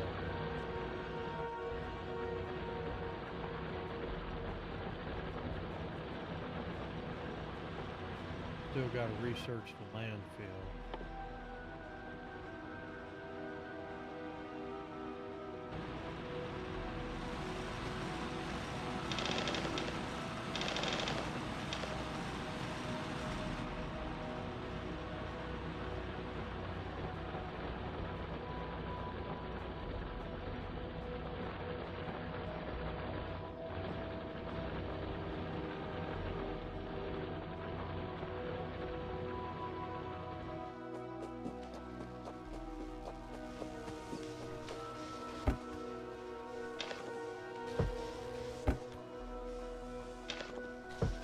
Whew, man, I gotta take a break for a second. I gotta go hit the bathroom right quick. Too much water.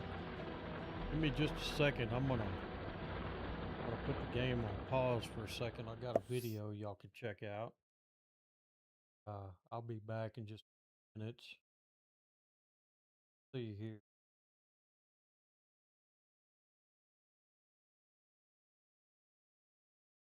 Here's one of us, like this one. This is what happens when you have a road flare. There's something wrong with you. There really is. There really is, man. I think your eyes were a millimeter too close together. We can climb up. Are you okay? Well, I got it this time. I got it on GoPro. I definitely got it this time. It's gonna be on YouTube.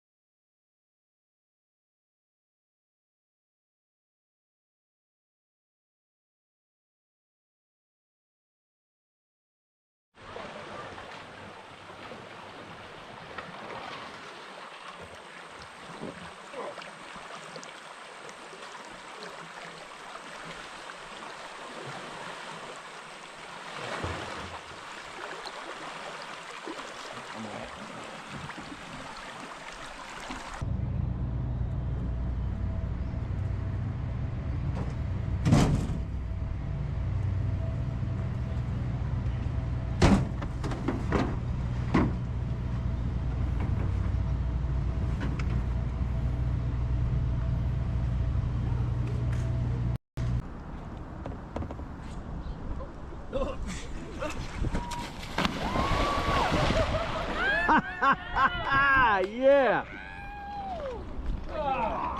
You gotta land on me.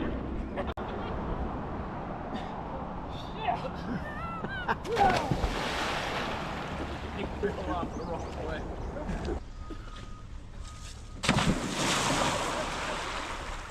Too close. I need to grab higher up. Oh shit! Oh.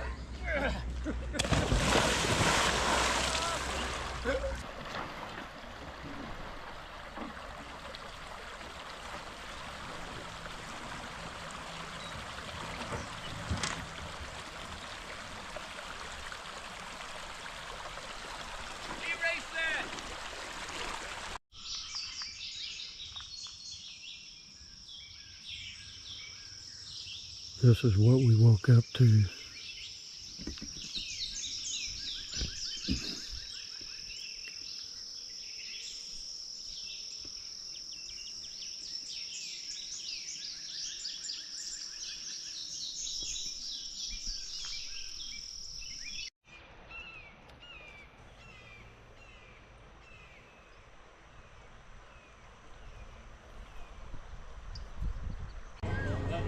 Look at all the mud rounders right there.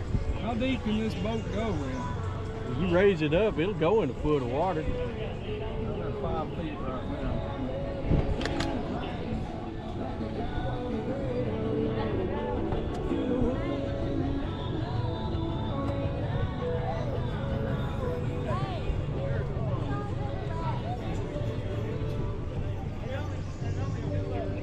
Looking at us like I'm lost. I know, this is cool. This looks like a good time down here. Not too bad. Yeah, it's not. I like it.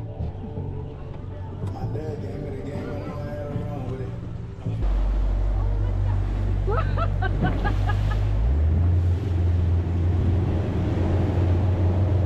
Hold on, this is your one.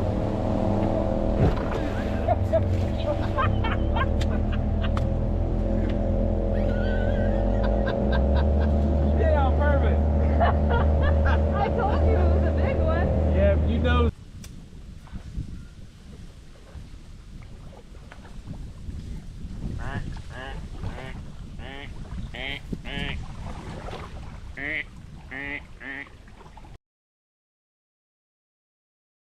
All right, I'm back.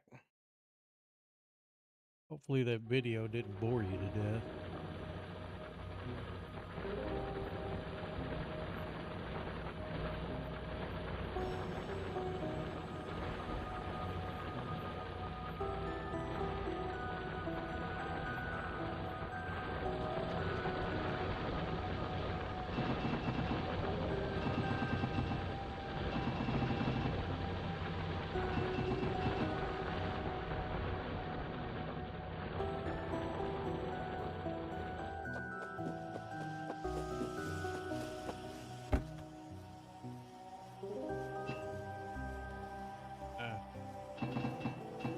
Wrong button.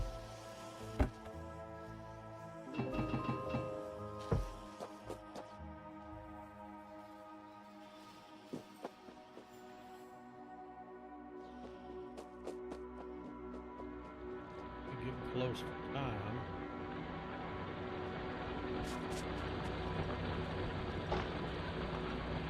Oh wow, what a big difference that made.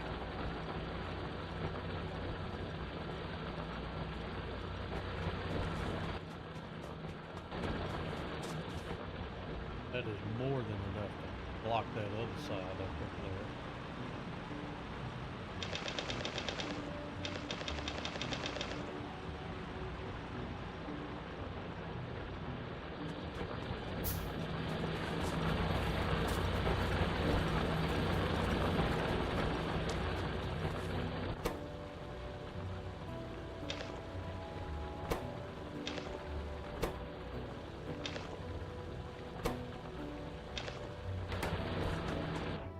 Okay, let's see. Locked. Really worried about those. I think I'm gonna go ahead and block that off. Be a good place to block it off.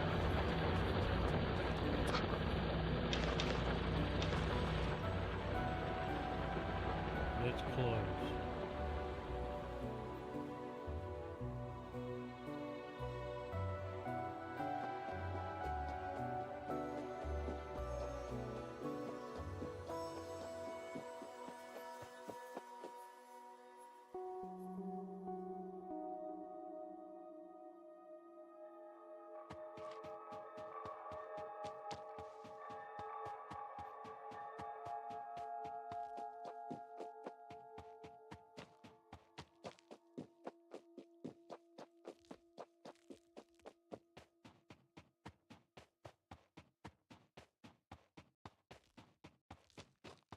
Got plenty of uranium down here to our thing.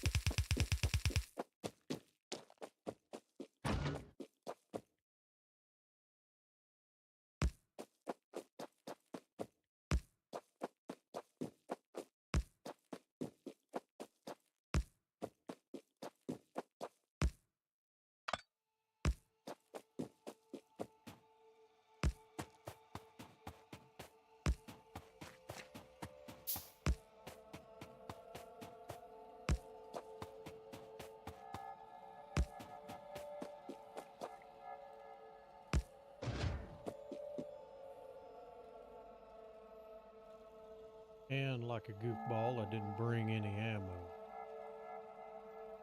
That's alright. We'll have a big old stack of it to bring back.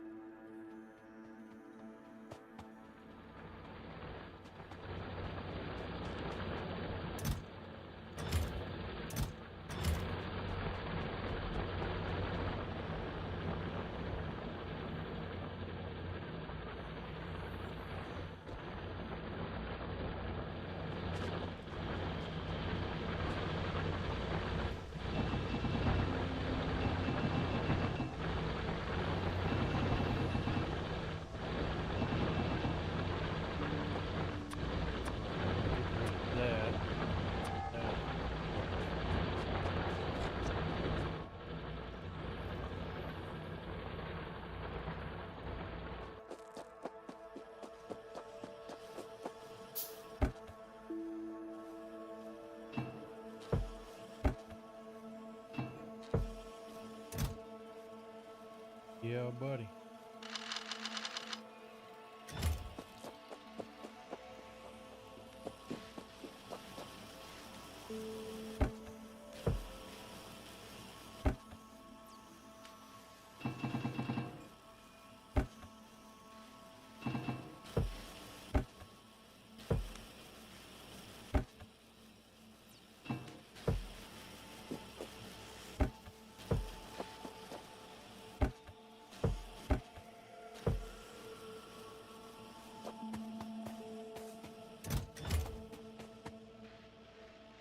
Right.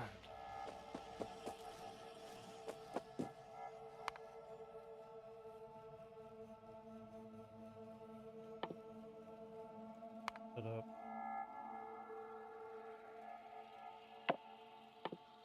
Engine.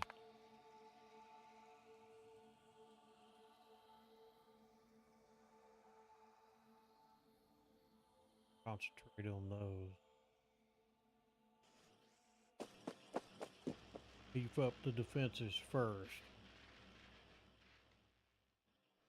Medium biters hit, we can hold them off. Okay, so the next one will be pretty much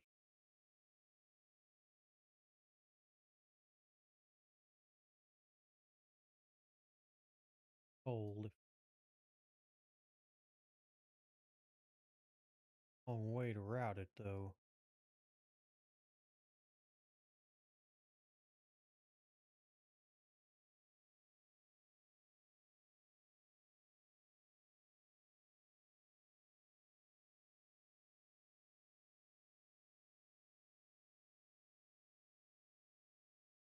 Probably need to get over here and get that one closed off since.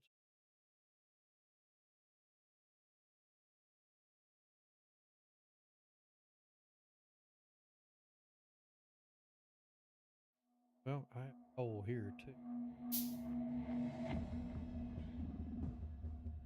Good. I can lay a lot of belts down.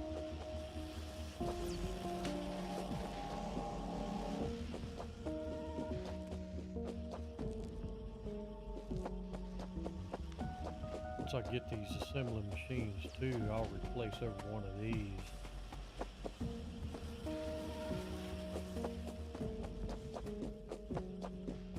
And I'll make some more. Because those assembly machine 2s are going to be the things we're going to use in this first base. Then we transition over to assembly.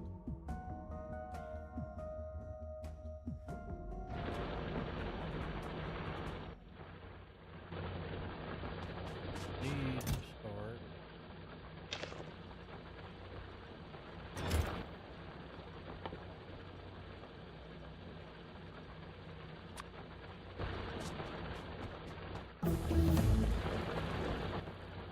Okay, and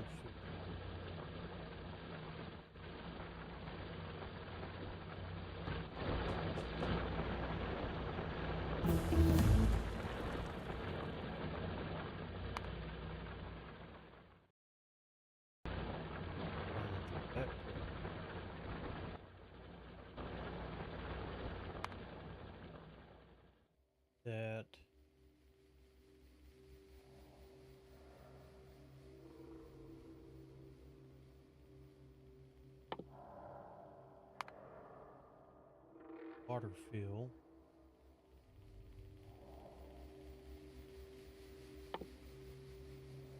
Pick up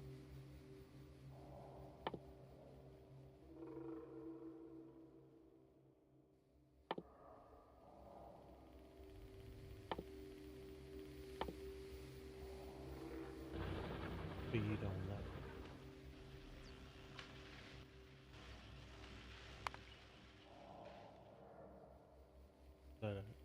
Rubia, windy planet, garbage, low gravity and high winds. Pick up wreckage, fling it around at high speed, including a low orbit. Helpful microbes live on this planet, allow transforming junk into more useful material. Tips and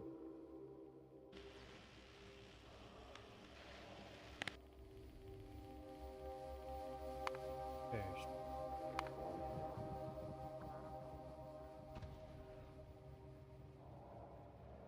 Ride a train.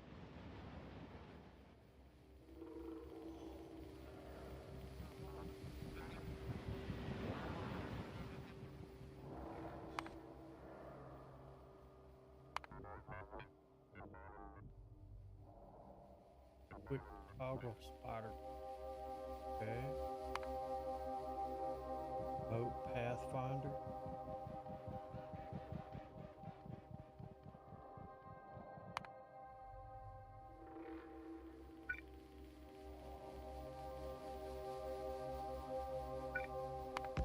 Rolls.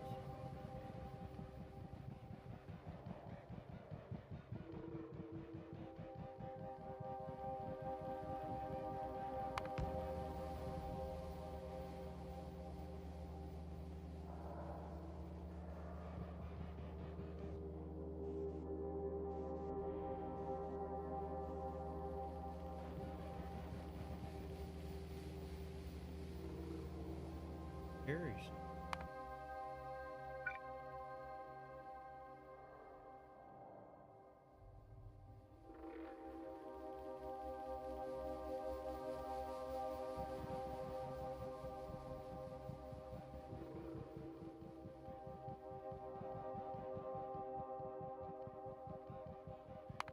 Wait condition. Huh. So you can schedule these things.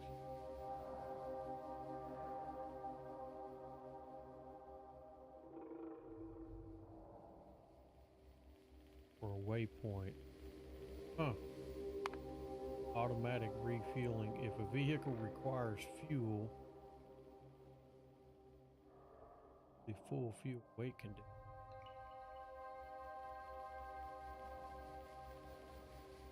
Methods.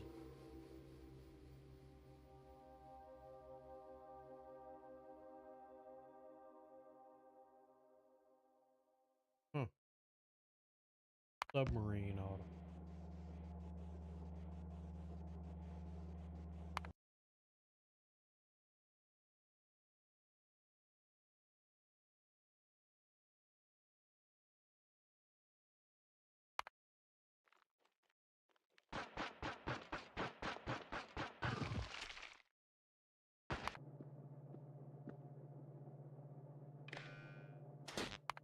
Changes to the drop.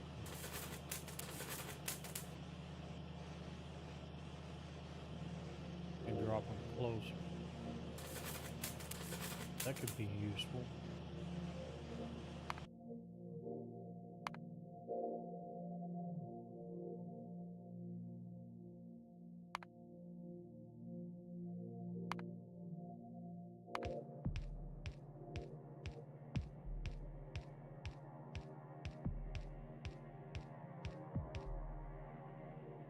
Editor mod capabilities as well. Yep.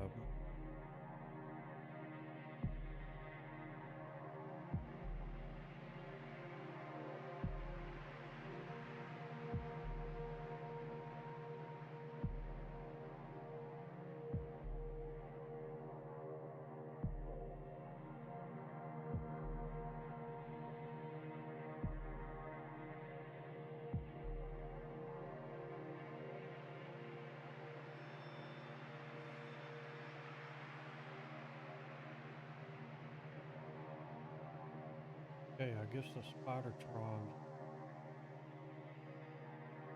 Dueling.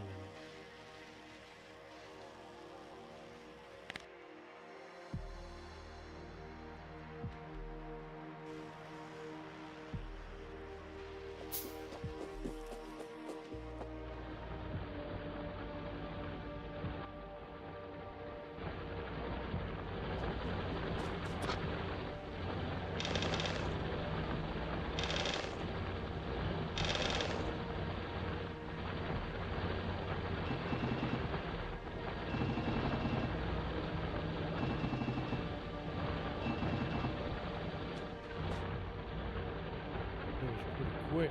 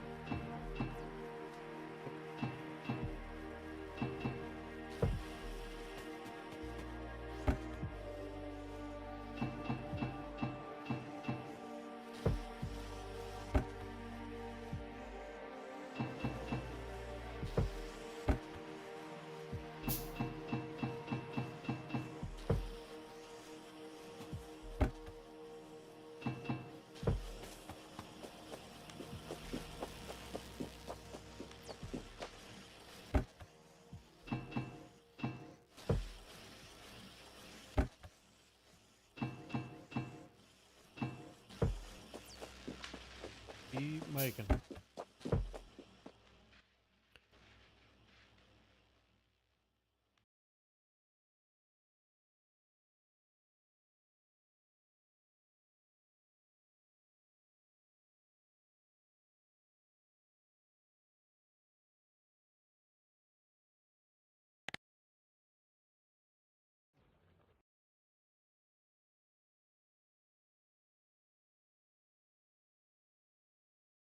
Broken.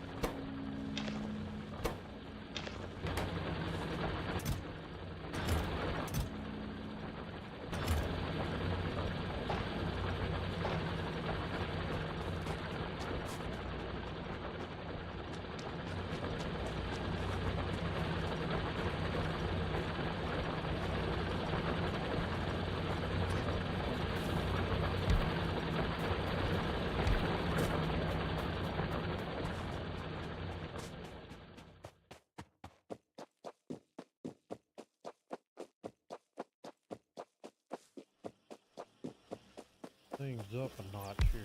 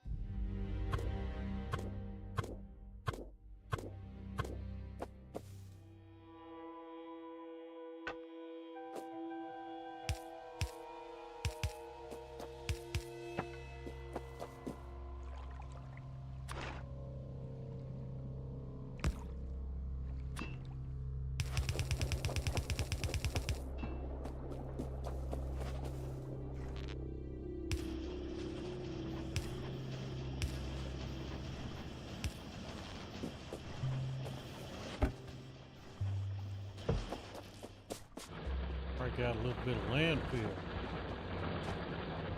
Well, I can go up here and start ready. Fill in all of that.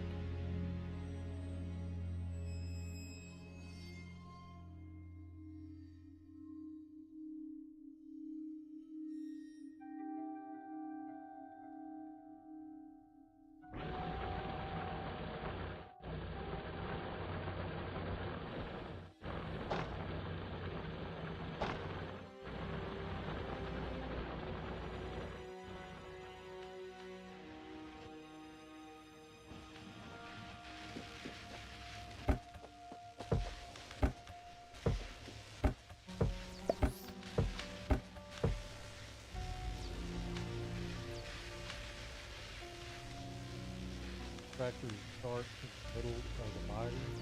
No.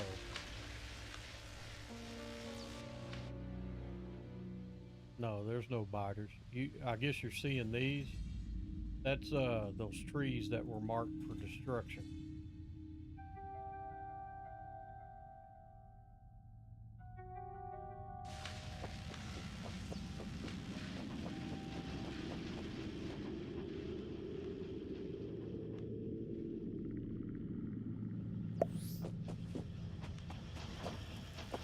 Yeah, when that blueprint made that double stamp, I had to go back in and delete all of that.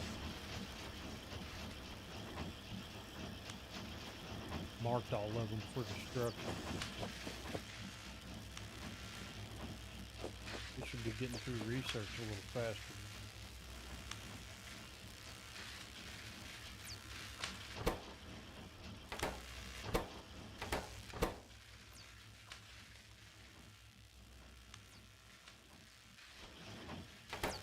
Things are moving a lot quicker.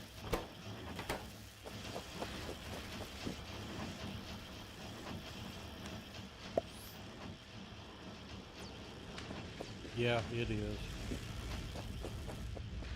But I'm good with it. It's giving me time to keep the pollution low. So that way I can get out here and set up defenses before these biters become an issue. Yeah, I'll get a block here. Probably one there. I'm gonna go ahead and complete this bottom section here. That'll get that out of the way. Actually, I'm gonna go head off that one where I can see them.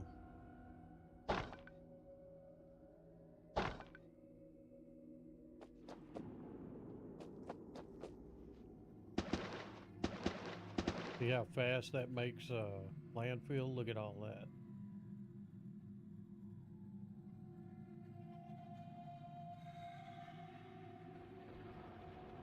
Tell me that water, the landfill ain't worth it.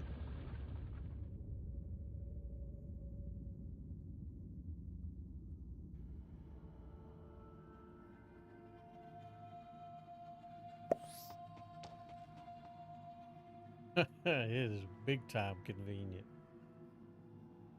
All right. Although I'm not sure how to make land out of water. Well, let's not worry about it. It's all in the programming.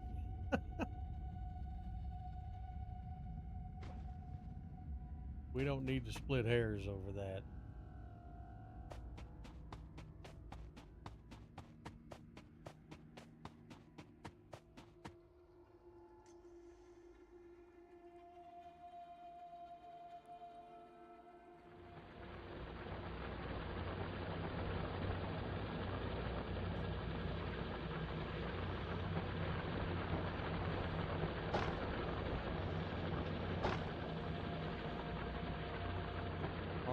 Let's go and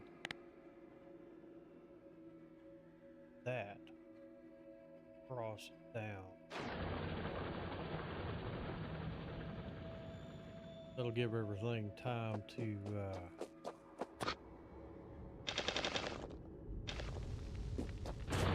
continue churning.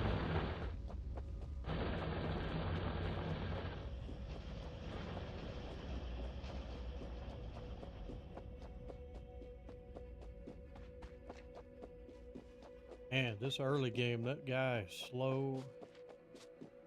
Theme coming off monkish. Slow.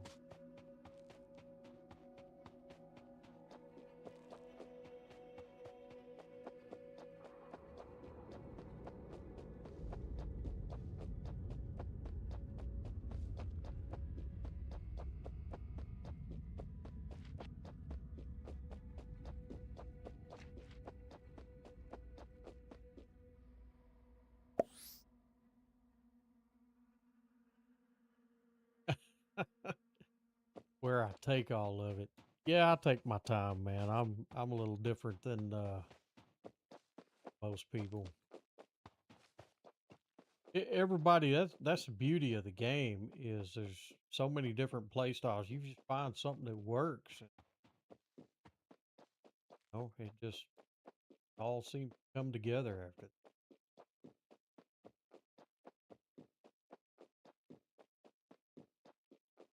Really, no right or wrong way to play. It all, even if you,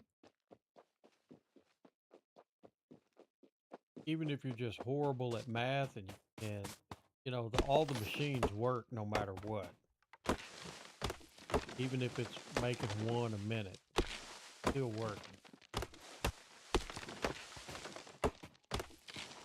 And I've seen you'll have people, they'll argue with you over this stuff, and it's like, man, why worry about it?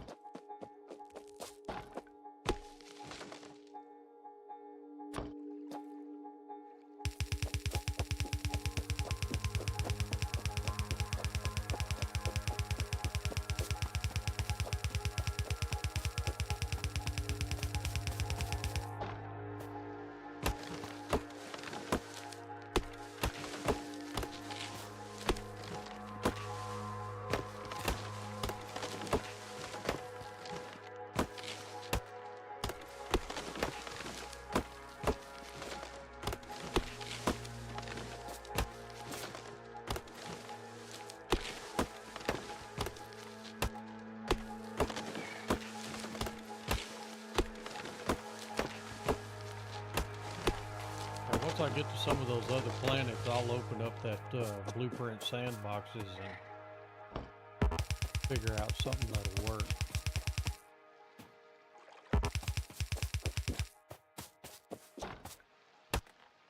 One stick of wood.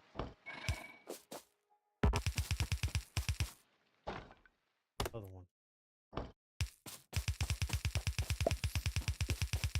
Some people are all about fast and doing 1,000 things at once. I played it like that, but to be honest, I don't enjoy it. I like to take my time at it.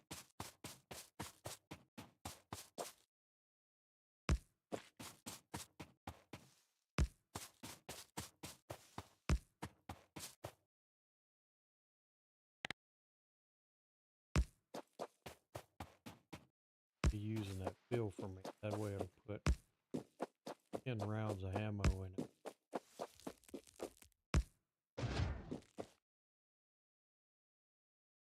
Now, if any of those turds come that way, they'll get taken out. Unless they bunch up. Which they will do.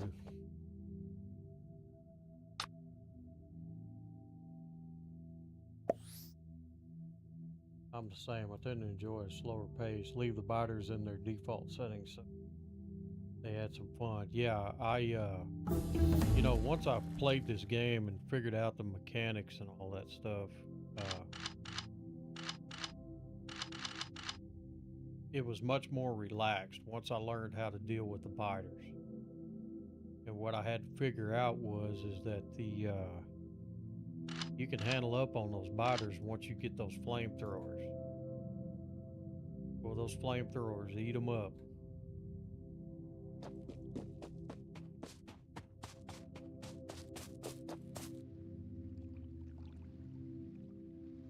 Thing is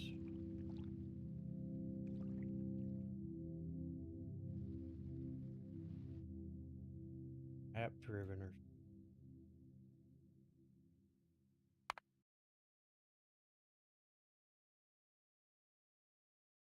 Definitely not out of ammo.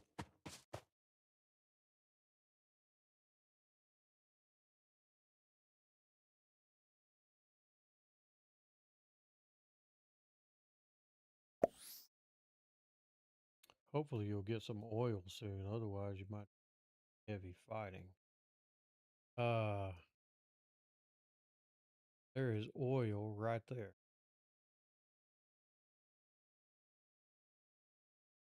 It looks to me like the way those biters are so far back, I didn't anticipate them being back that far. So I think I have plenty of time to, get the production going where I can go ahead and start feeding everything in. Once I get those pump jacks, then I'll run some oil lines across and bring them in right there.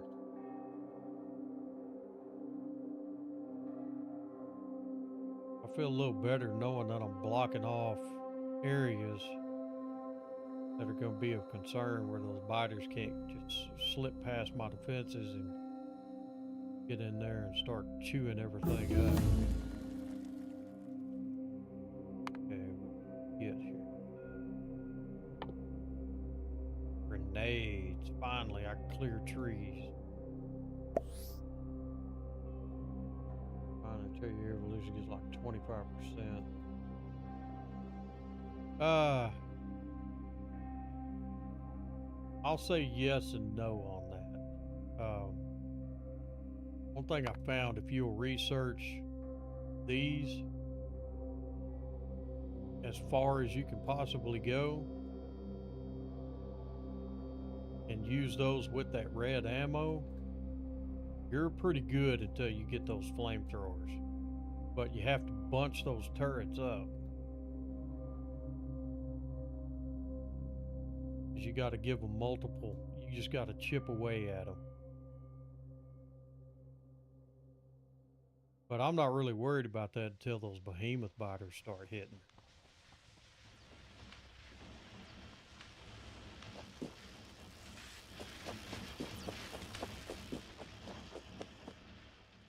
Okay, we're gonna have to do something different. This over here, I'm fixing these walls.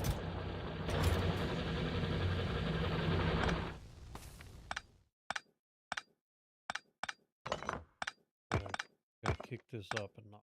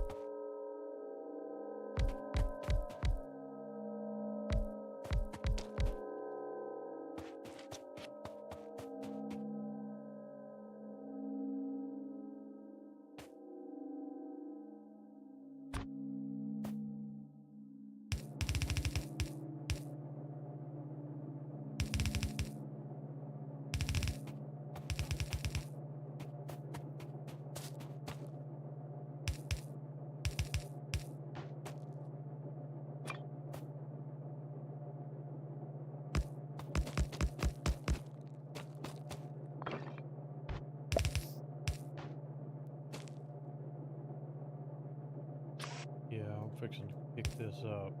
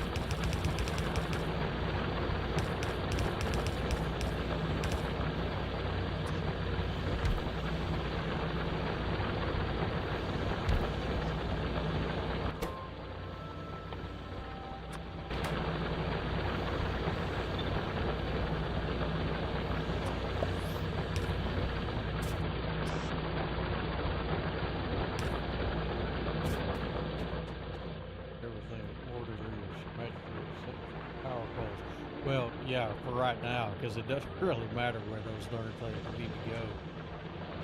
Let's see. I gotta make some more.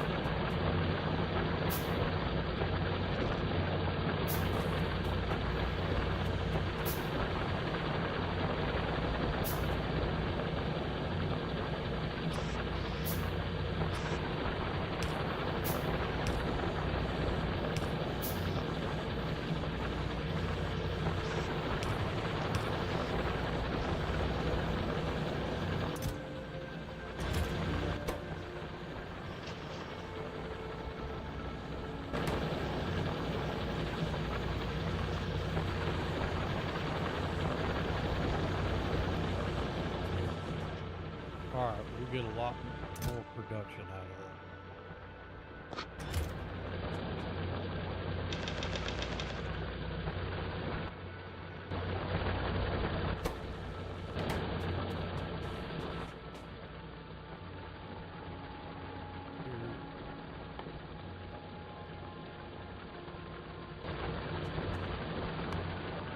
There's the advanced furnace. Okay, it's coming.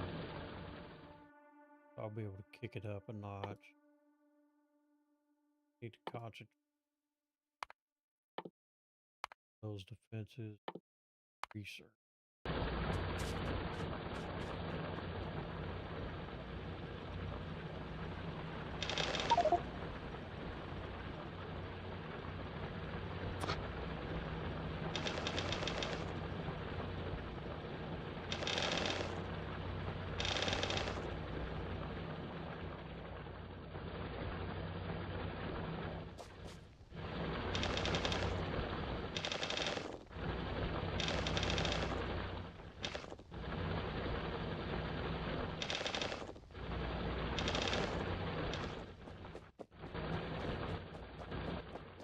Ah.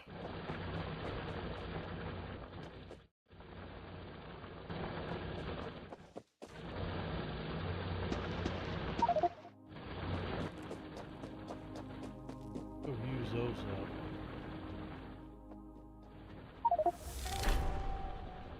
Thousand automated size.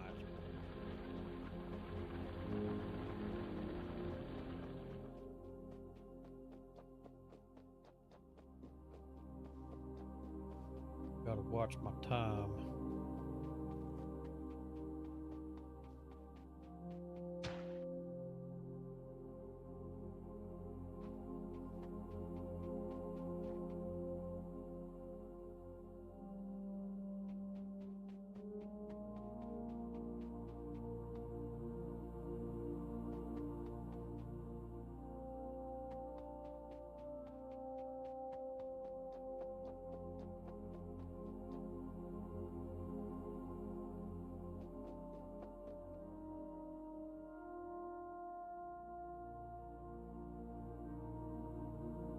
Gonna make life a lot easier on that landfill when you do that. I used to set up all these little landfill stations, have them all, every node I could find, put them on. And they'd take forever, 50 stone to make one landfill.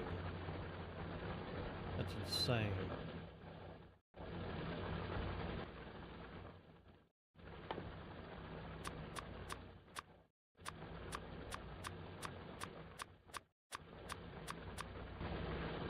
Those made up.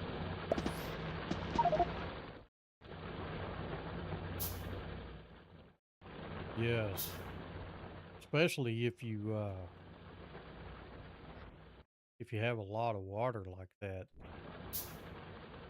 And usually when I have bots in in the past, I've just used that palette to, you know, basically paint all the landfill in over water. Well, bots, they don't do anything in order. They just take an order and go fill the order.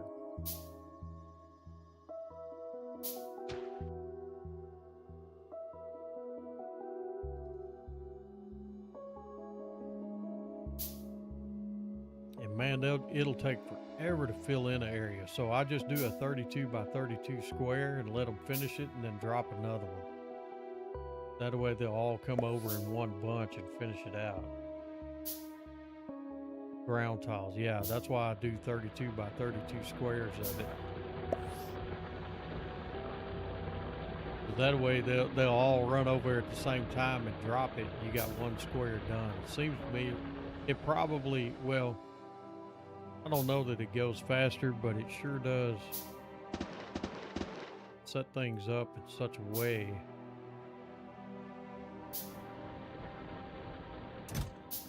Yeah, way better. Sets things up in such a way that when you're trying to build things and stuff like that, all those squares come online at one time.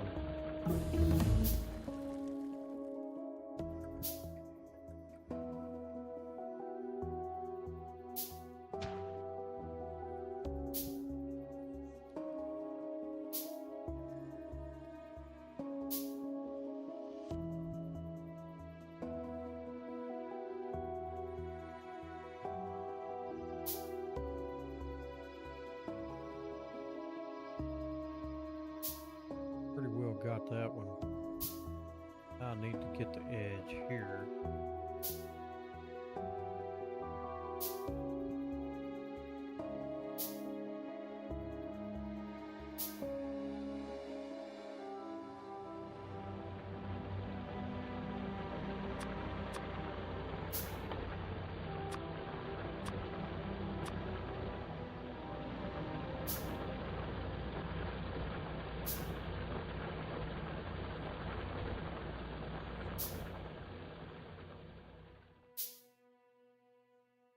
What part of the world are you in?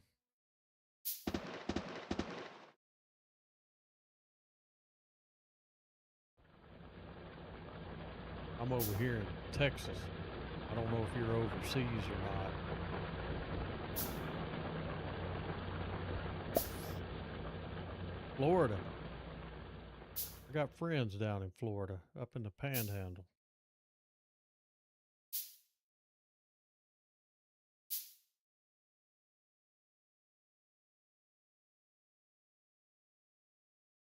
Back in 2023, whenever I retired and hiked the Appalachian Trail, I met a family out of Florida that I stay in touch with.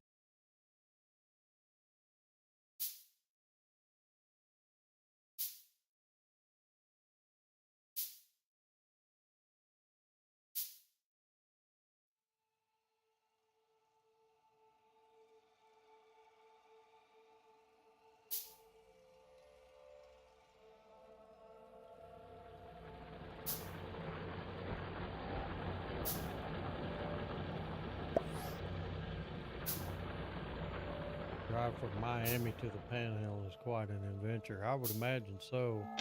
I do a lot of hiking, and I found out that Florida has a, I guess they call it a Cross of Florida trail down there. It's like 750 miles long.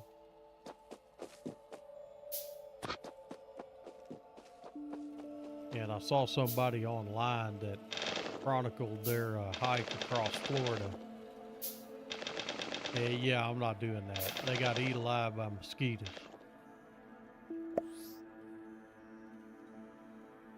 I'm like, yep. Once I heard about all the mosquitoes, I'm like, yep, I'm out.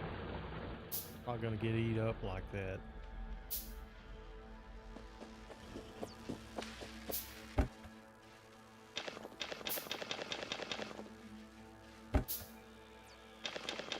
Put a lot of stress on that power.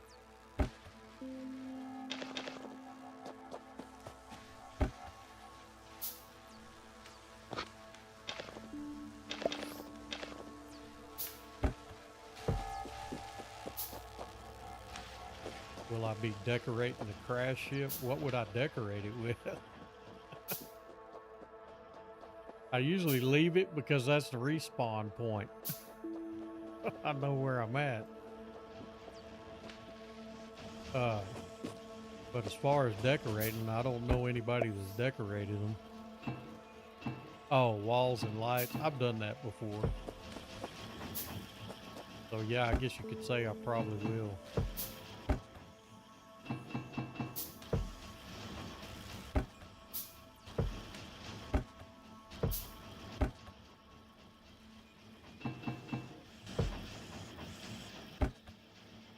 Alright, we got plenty of miners. Might as well go ahead and take some of them. Need to get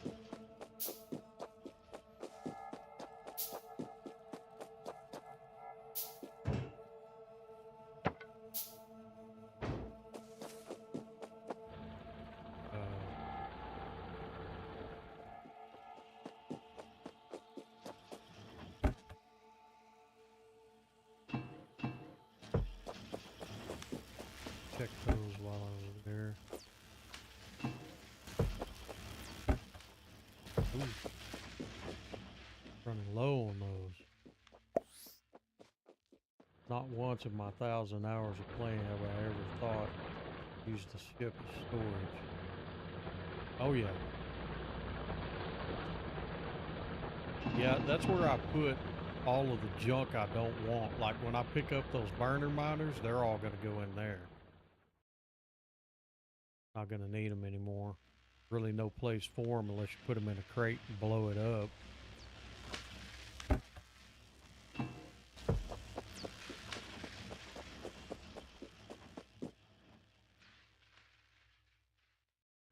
Okay, we're good on that. Look at that. Boom, 300 of those, quick. We'll finish the wall over here. Let everything build.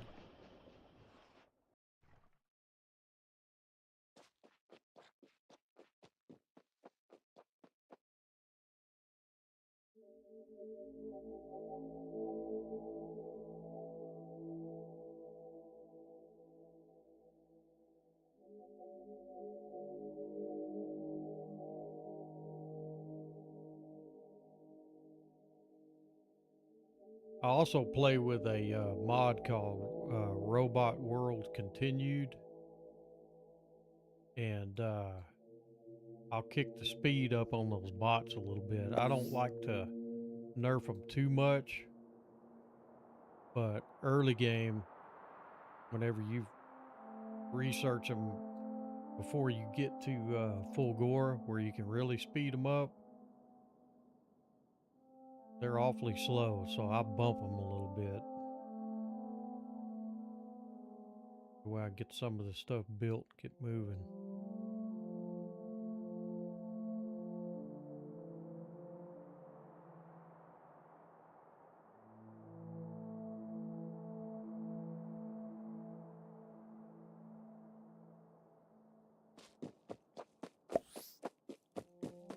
True, they are super slow. One of the issues of starting playing the game in vanilla is how painfully slow they are. Yeah, but it beats running around fixing everything. Alright, we got that one done.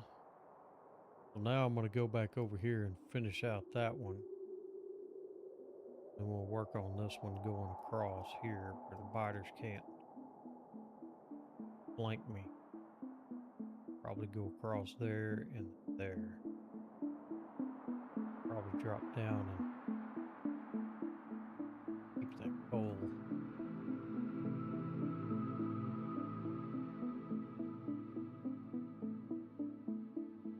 And another thing, if I have a car, I can delete every rock on there and I'll still find that one rock and run right into it.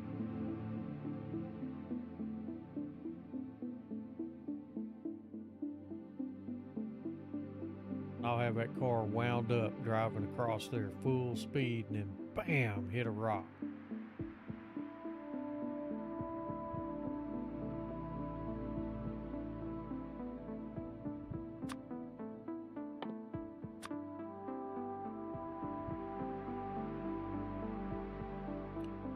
big the save file is going to be right now. 3 megabytes.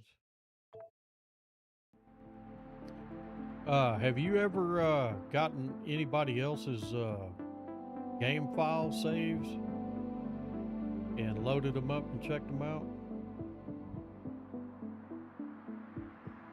I put a post on Reddit in the Factorio subreddit and had several people post a link in there where I could download their save file. I could see how they set stuff up.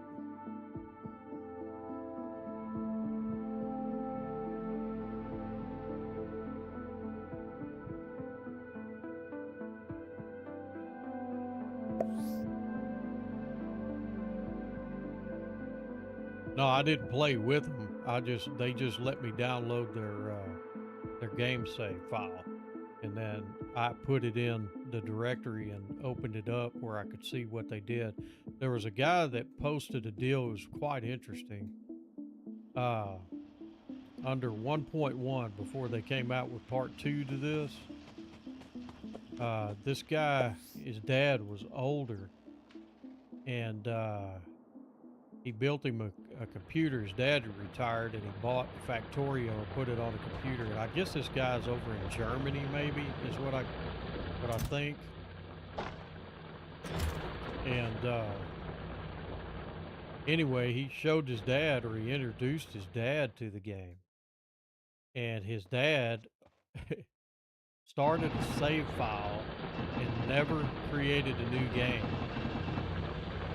And played on that thing the entire time he actually played that game.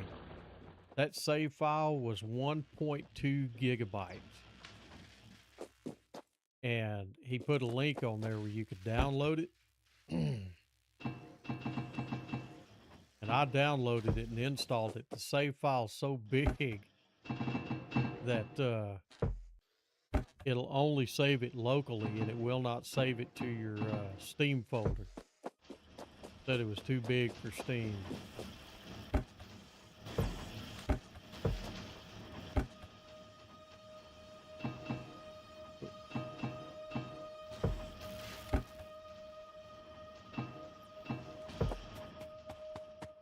But I thought that was crazy whenever I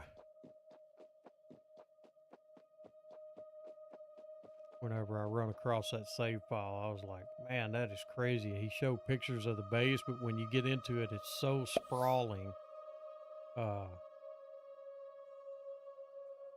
Yeah, and it's so slow. It's only down to like 5 or 6 frame per second. But I loaded it in 2.0, which means all of the stuff that they changed, like the fluid dynamics,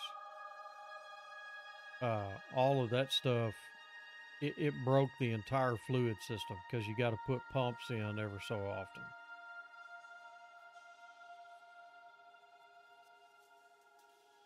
But that guy had one hell of a setup on that thing. It was pretty impressive.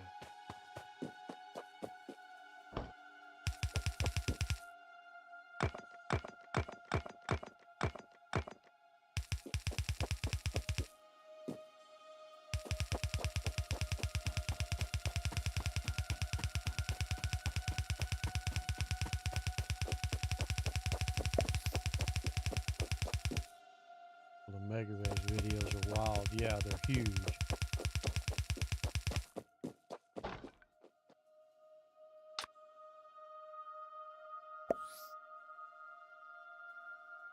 Processing millions of iron a minute. Yeah, I think my my computer would try to melt if I had that many.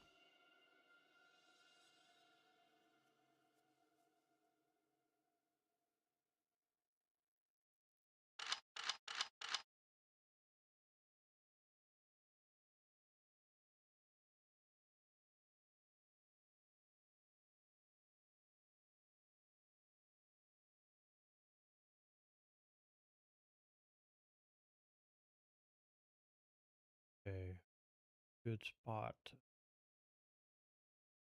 build across. Probably want to do it here.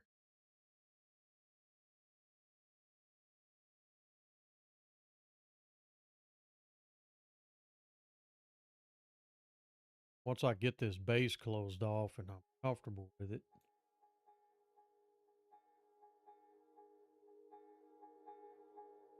then I'll start ramping up the production a little more.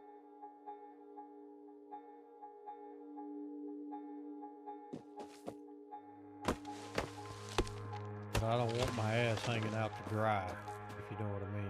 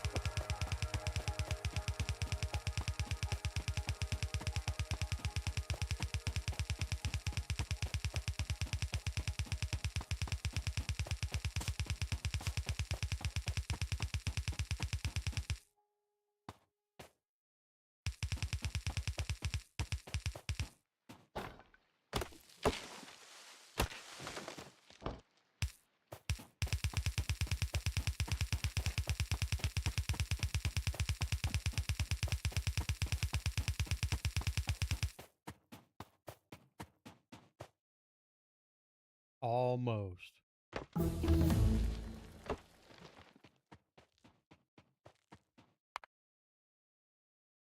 All right, what other goodies can we get? Very explosive.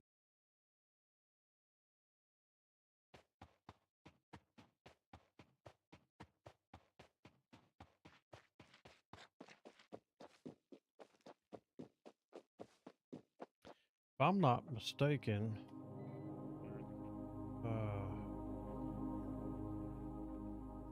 see on that early one. Yeah, on that early one. Okay, this has been running a while now. So this is a good example of what I was showing you earlier. Now, the only other thing that I missed here was stone on this.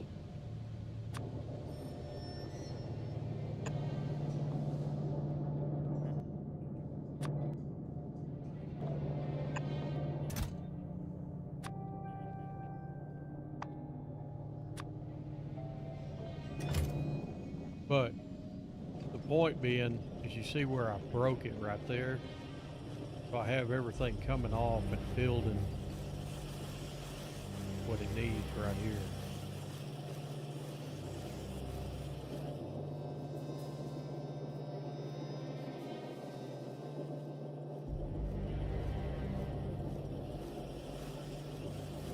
So it's a quick and dirty little setup with all of this just to get over here and build all of this.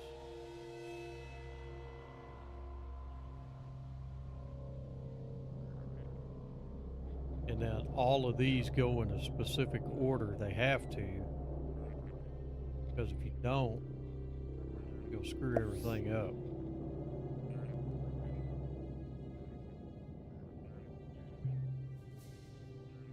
Starting to get this stuff out of the way. Yeah, it definitely is. Blueprints are the key, though. See, that'll be stone coming in next. And then, of course, you got to have the raw ore of that coming in order to make that refined concrete.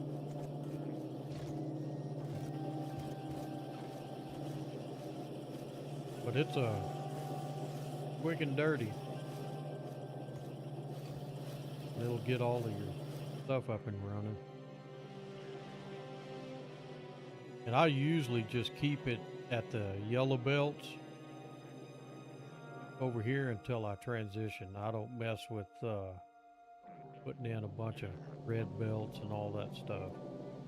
It'll run just fine. Once I get the base pretty well protected with the stuff that I need to build the wall, I'm pretty safe once I get that done. But you notice I had that red ammo up and running so I could fill those turrets up with that red ammo. That red ammo will eat them up.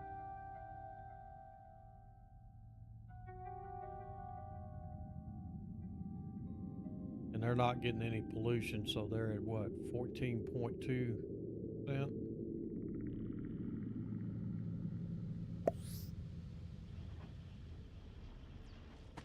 So I should be okay for a while.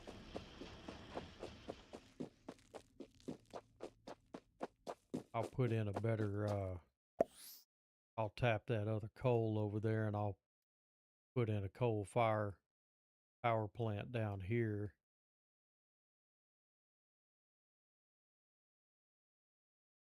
Because I'll route all that coal up and through.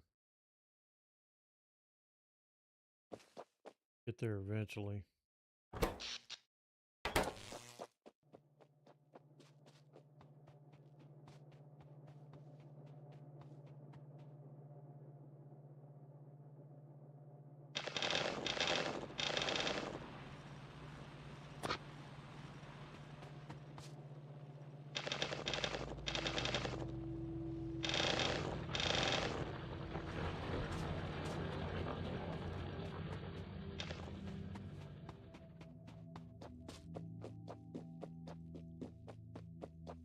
Need to get over here and check all of this coal.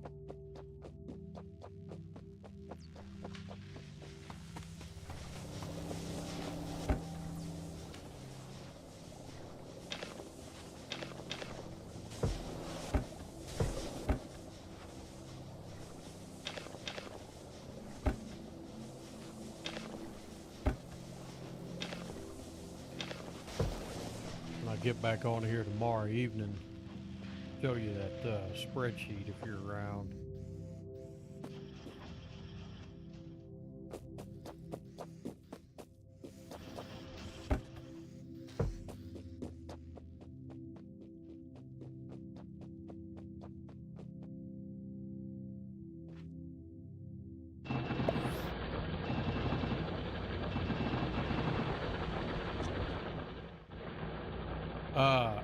I'm not a consistent streamer. I got grandkids and stuff that we have to help watch.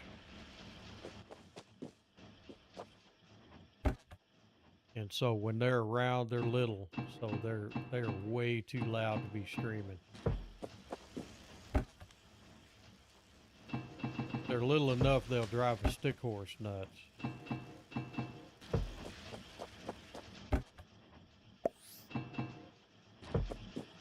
But I intend to be back on here tomorrow evening. It's hard for me to stay consistent, but I've been getting the itch to play, and when I do, I usually stream it. You know how it is. You'll be away from it for a while, and then you'll be itching to get back into it.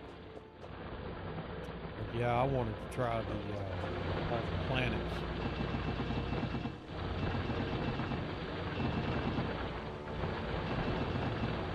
I saw these kids were putting together the Planet Mods. That got my attention. I'm like, yeah, I'd like to install every one of them and play it. But I don't know that that's going to be possible to do. Might be too many conflicting code and all that stuff in it, apparently.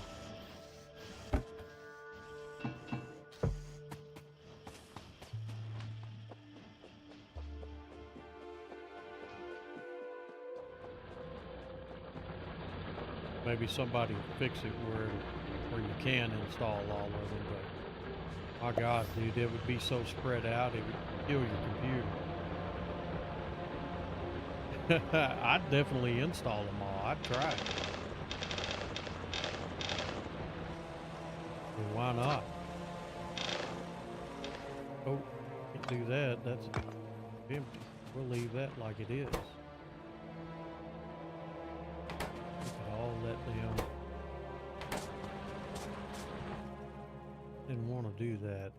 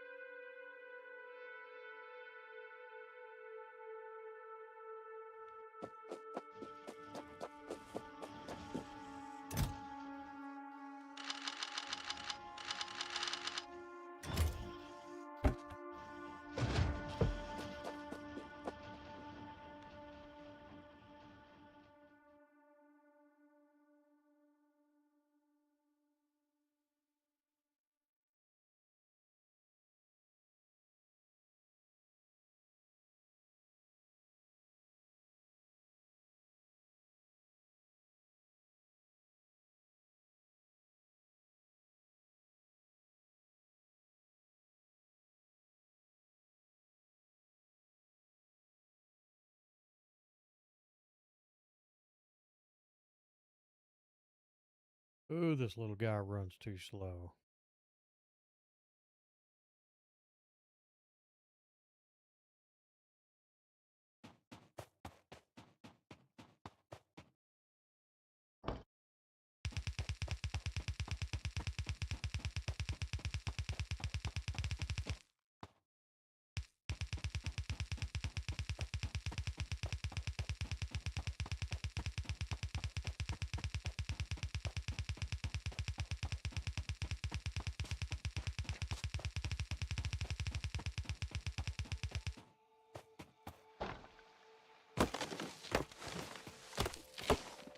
Might as well get them out of the way.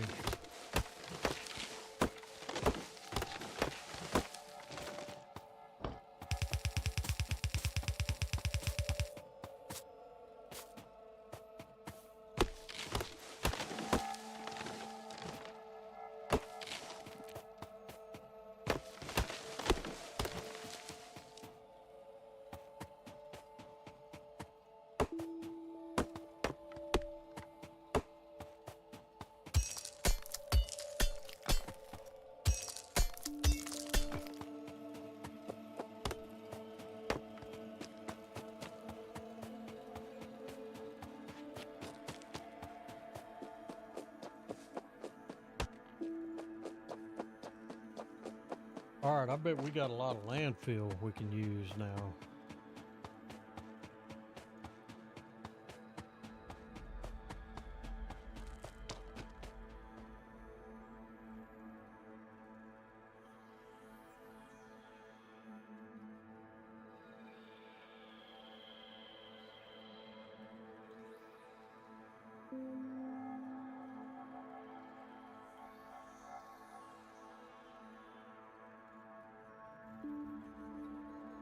Got no room for it.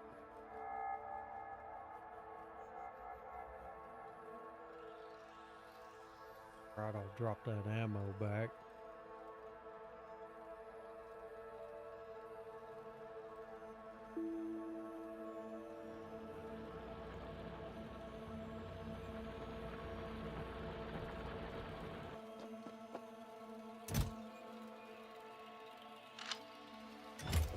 Now I got room.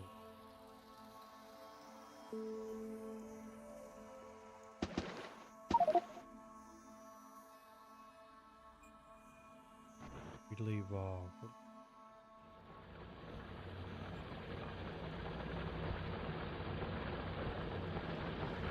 that's the thing about this game. There's always something to do while you're waiting on something else.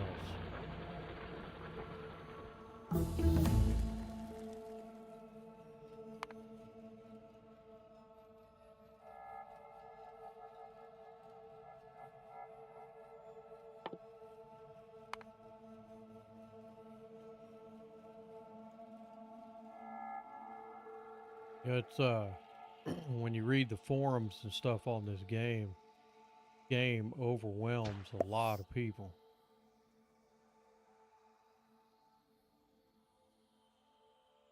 A lot of people talk about how the game, you know, it when it progresses, it opens up a lot in the tech tree, and it's almost like they're under this impression that when all of that stuff is opened up, that it's just like a mandatory thing to research it right away. Like, no. Oh, you got to figure out what's important.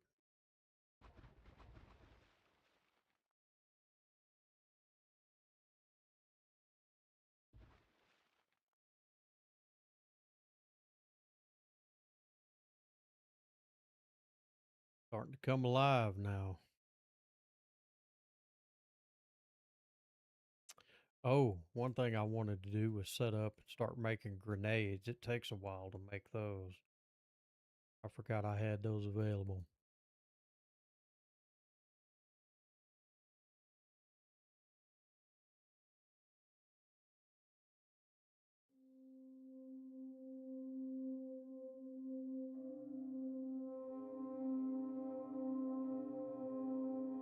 Heat up some more plates.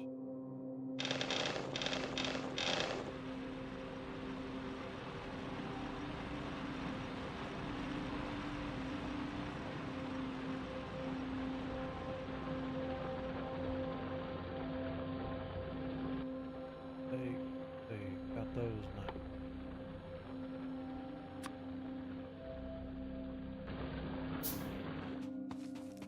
Make some more of those.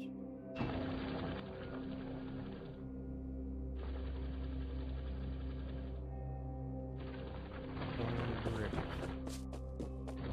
Well, I know right where to get some of those.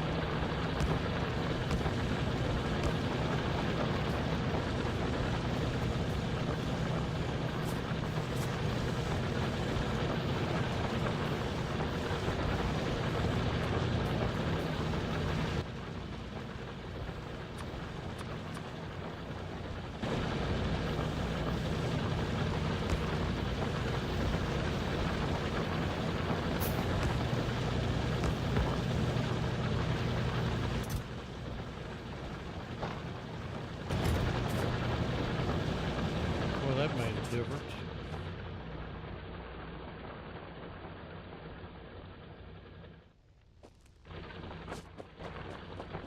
Okay.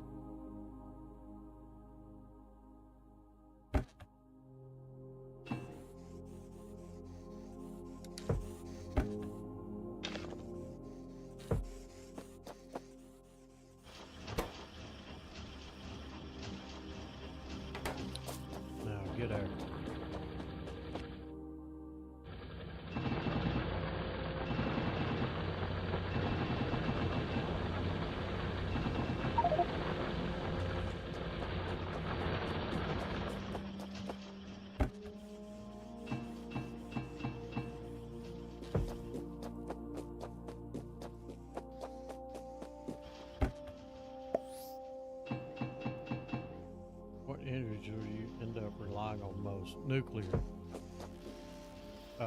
I'll set up a nuclear plant, and I supplement it with, well,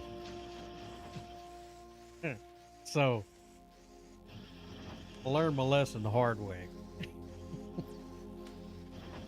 If you ever let a power source stall, you're in trouble.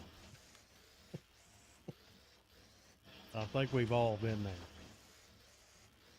And so I generally have a backup of everything. Solar, steam generation, and the nuclear power plants. I rely heavily on the nuclear, but I try to build big enough that I have enough solar arrays out there and steam generation to be able to handle it if I run out of any one item, especially nuclear. So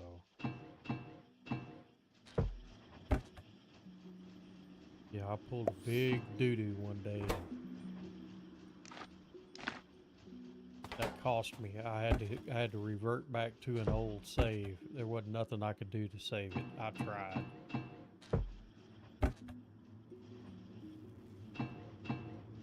Have more energy. Yes, this one does. This one's got plutonium. What else does it have? It's got plutonium. It's got a Dyson sphere. It's got different types of accumulators, stuff like that. But yeah, you'll see me. I've got a whole setup.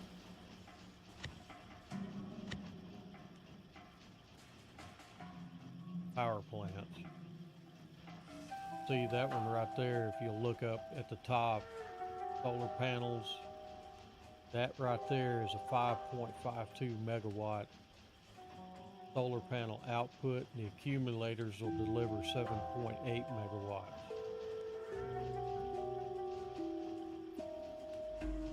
And then I also have them where they're protected too with laser turrets in case those biter eggs hatch, and it'll eat those up. That right there is 246 accumulators at 73.8 megawatts when it's released. But remember, what you release has to be stored. So, see, that was just got biter protection in it. That's my nuclear reactor setup. I set up a massive coal storage for, just in the event I run out of the uranium fuel cells. I got a massive coal storage online to hopefully help me get that kick-started and back running again. But I've got a deal.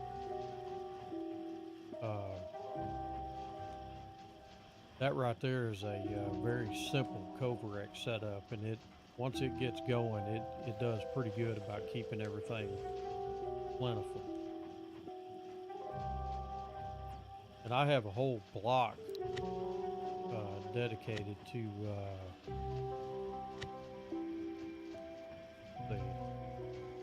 that right there. Let me go into blueprint sandboxes.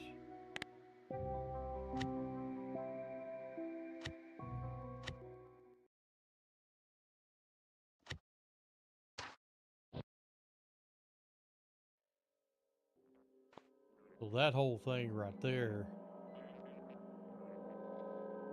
that is the Coverx setup. So it makes bright green uranium. And this thing right here calls in the processed uranium in, and then the logistics network distributes it into the boxes here.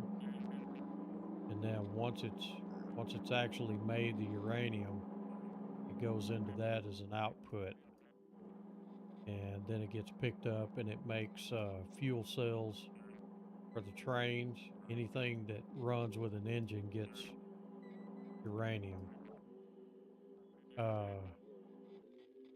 It also comes over here and dumps, and I have all of these chests fixed up where they'll hold full amount of uranium fuel cells. So by the time this thing actually runs really well, all of this will be completely backed up with uranium fuel cells. I mean, thousands. A lot of people, this processes them out when they're used. They'll get brought over here. A lot of people say to put that whole system on circuits, but there's enough uranium there. You don't have to worry about that. At least I don't. That's just early stage setup. Trying to get things going. Other handy little deals. I got different storage system. Tank batteries, you know, for placing stuff. I go outside the logistics network where I do them in blueprint sandboxes now, but I set up, this is for copper ore storage. And usually whenever you tear down a plant, what's going to happen is you're going to have a lot of your ores left over. And right here, I have these set up, so you get iron plates dropped here. So when you tear something down and you got a ton of iron plates, my storage goes here for iron plates to bring them in and feed them into the line right there so they can be used. But I also have iron plates going out. It's kind of an oxymoron. You're bringing them for storage to be used, but once they're all used up and you clean your base up, pick up all the trash, so to speak, you still got to have iron plates pumped out into the system. And the reason you need them is because of your bot mall. And so I have storage set up at each location to catch. Like that right there would be steel beams. So when you tear them down and they're left sitting on the belt and all that stuff, they have a place to go and be used and recycled all the way through.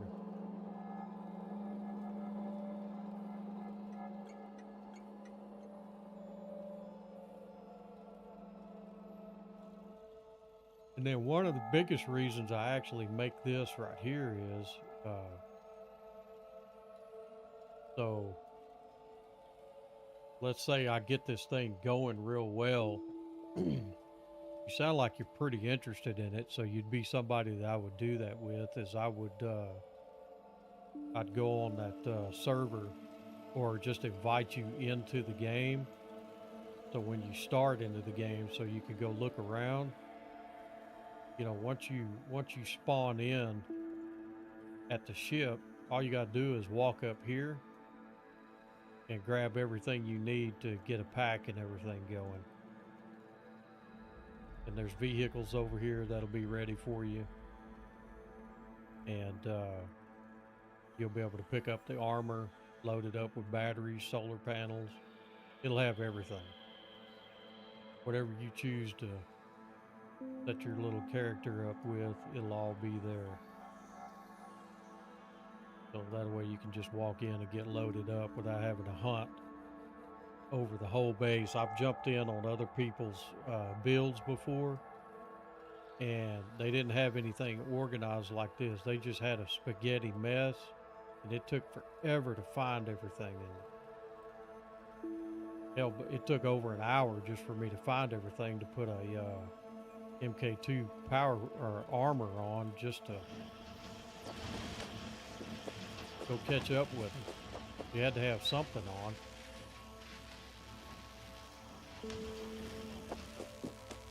But yeah, we'll catch Saturday or something like that. I've got a Discord, and I believe that Discord is on, or did I have it on here? I did.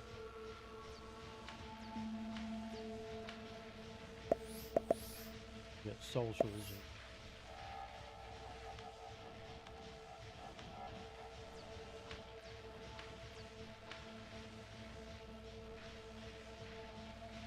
jump on that Discord and send me a DM or something like that. We'll catch up on a Saturday.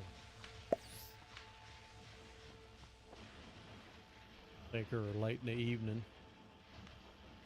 I don't, I've got a schedule, but I don't have a schedule. I'm retired, so.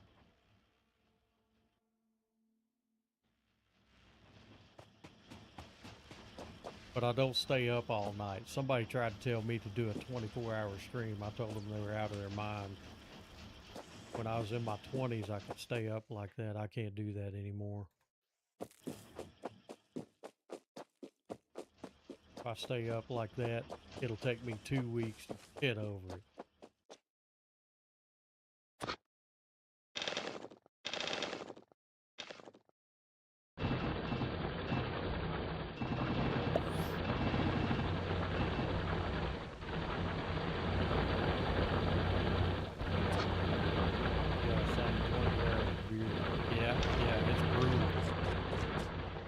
This age it is. I used to burn the candle at both ends, no problem. Not anymore. Start aging out, that mess is over.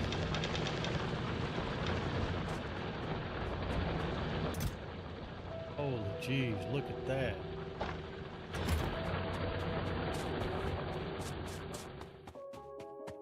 Alright, go load everything back up with plates. Finally getting some grenades there.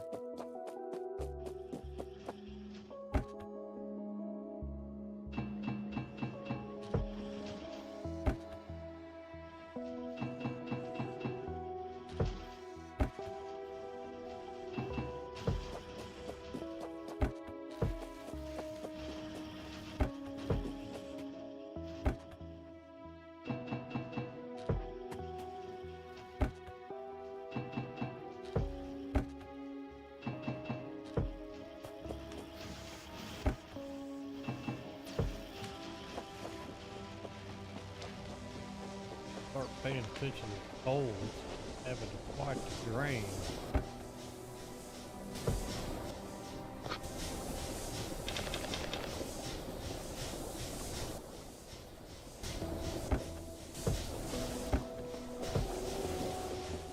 Yep, it's just about time to start working on getting things together for that other base.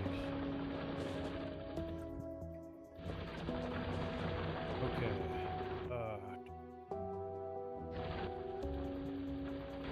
need to go finish those walls. Piece of ammo. Yeah, new game. It's 19 different planets. Where you been, man? Seen you in a while, Zim. Hadn't talked to you in a while.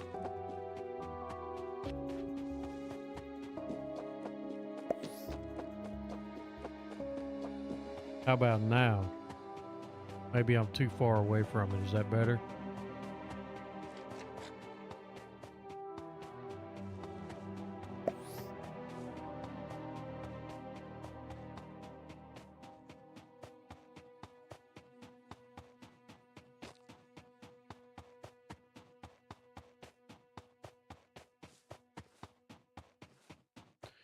Yeah, there's 19 different planets on this thing, this mod pack. It may take a while.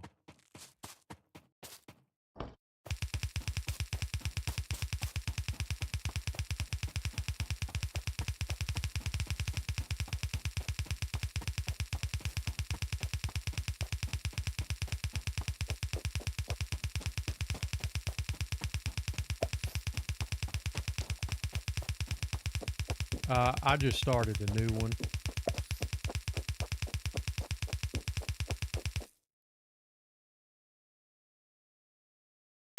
Will I be doing each planet from scratch, hauling a kit? That's what space platforms are for. I'm bringing that mess over. Oh Lord, yeah, that would be a beating.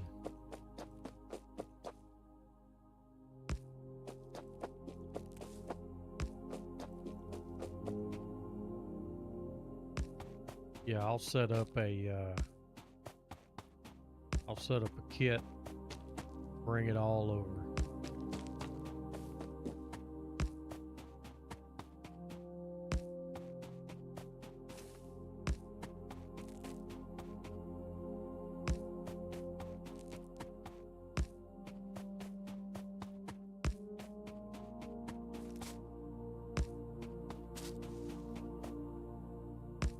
Gotta protect the base. First started the DLC, I did each planet from scratch before you put in a lot of work.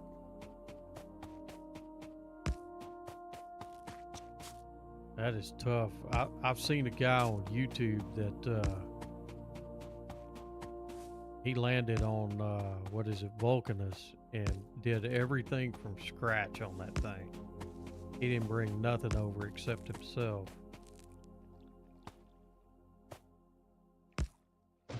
I can't believe he did that.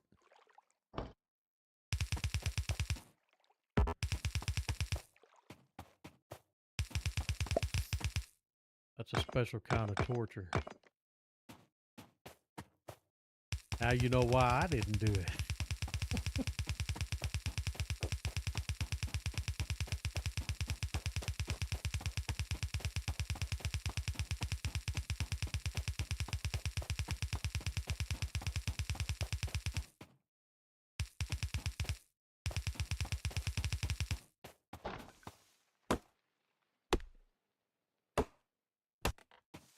When I first played that first game, I didn't understand the mechanics of the DLC right away. And when I landed on Vulcanus, I thought, oh Lord, man, I got to build all of this all over again. And then I got to looking around. I'm like, wait a minute, I don't have to build all that over again. I can bring that over on the ship. And that's exactly what I did. There wasn't no way I was going to do that.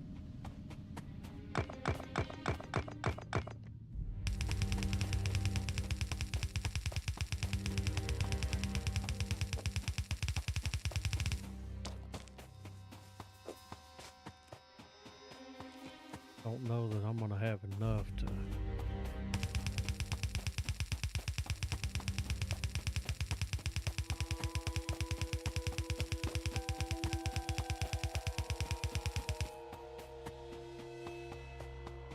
Nope, but I'll have enough to these bad boys down. What I have to do is come fill in that gap.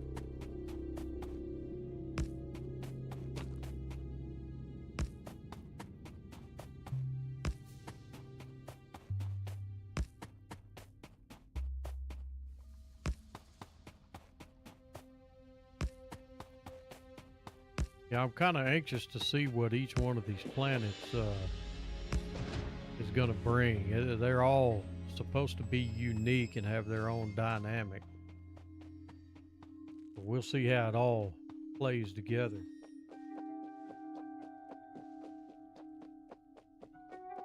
I imagine I'm probably going to die a couple of times on some of those planets. Do they have etch originals, or are they all different? They're supposed to be all different. One of them is a water-based planet, and then you have an ice-based planet, a gas giant,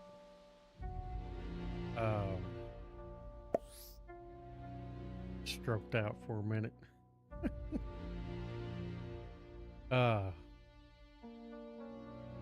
Yeah, they're supposed to all be different. Probably gonna take a while to... Really, the longest part of it is setting Nauvis up so it can supply everything. once you got that done, it doesn't really necessarily take long to handle up on those other planets with all the gear that you get. You know, of course, they'll add something, I'm sure, that'll be unique to each one.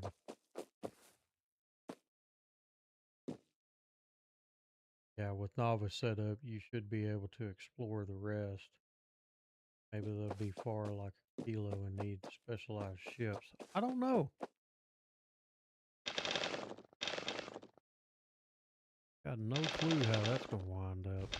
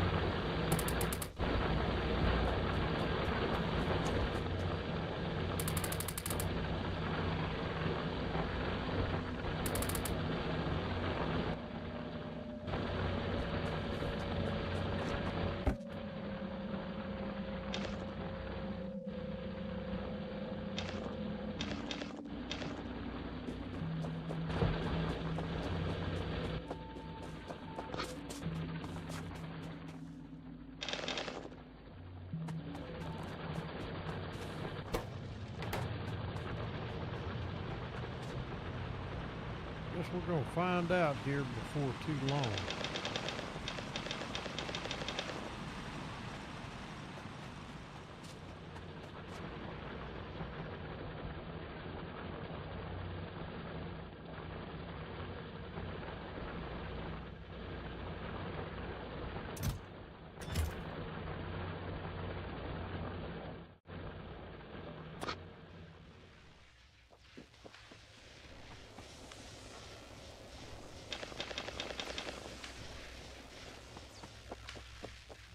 Sure that doesn't go anywhere.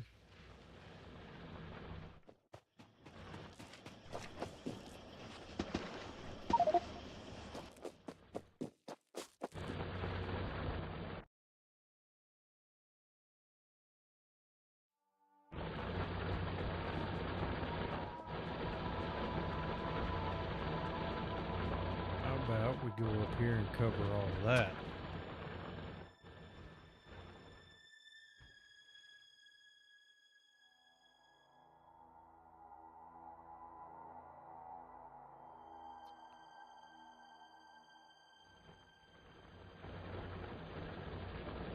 The way we can walk on it.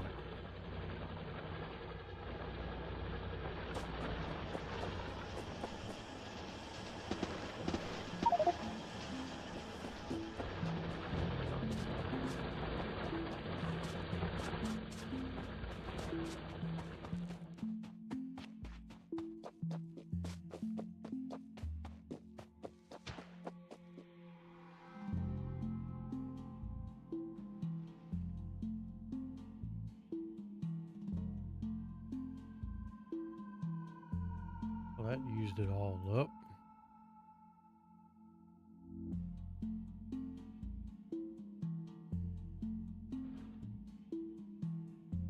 Okay, one line of defense there. Need to finish that one.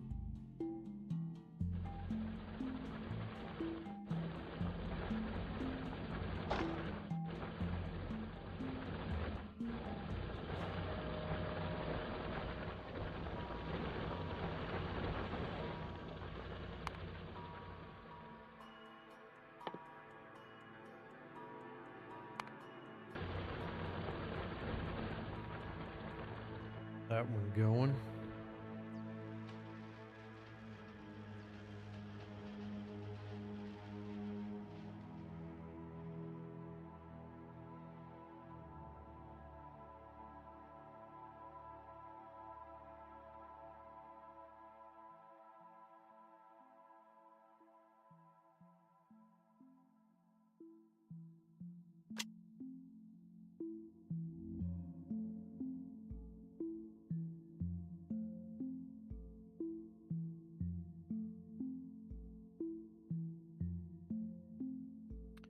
lot of little areas that need to be filled in.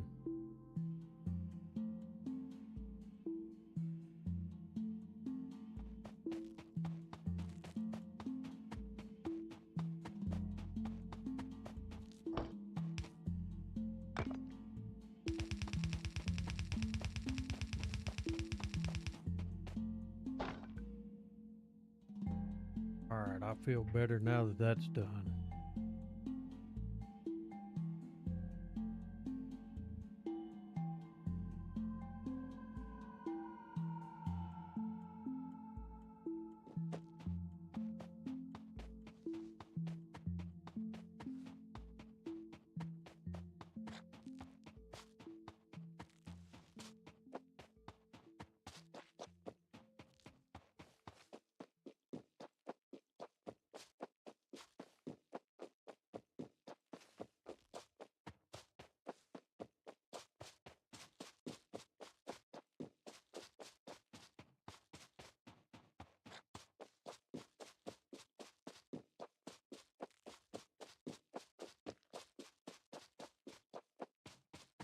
I know there was a mod they suggested you use on this deal. It's called, I think it redraws the star map.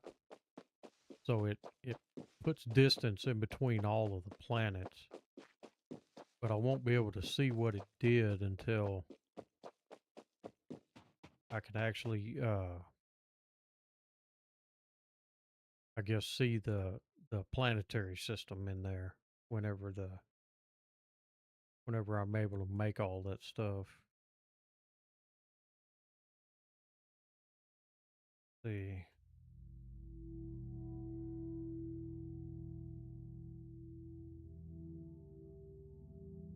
Water there.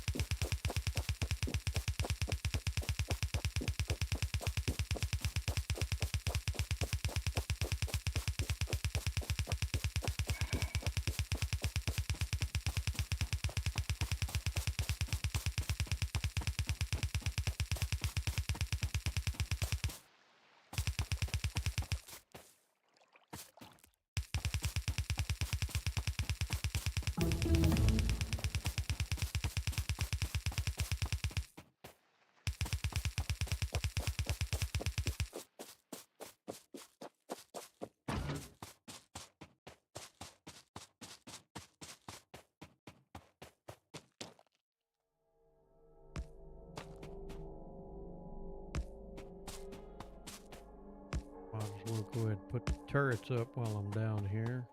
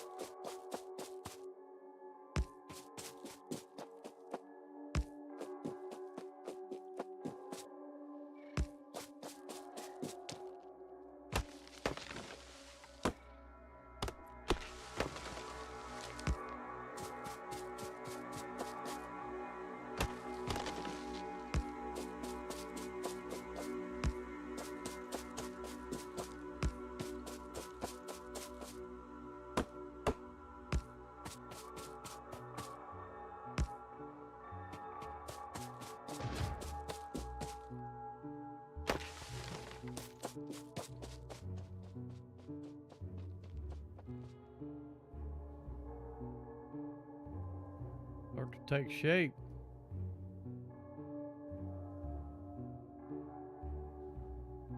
Couldn't be much left after this.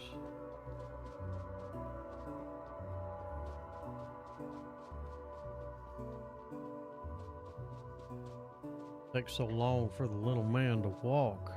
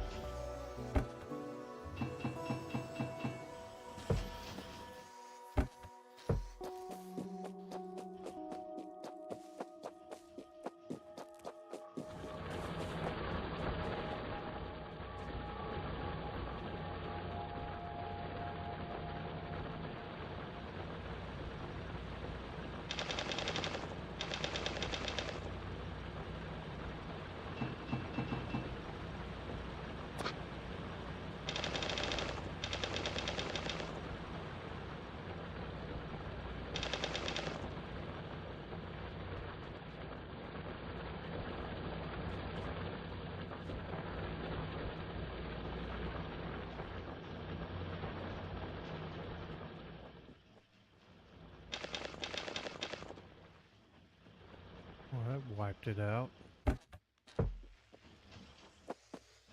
Probably needed it.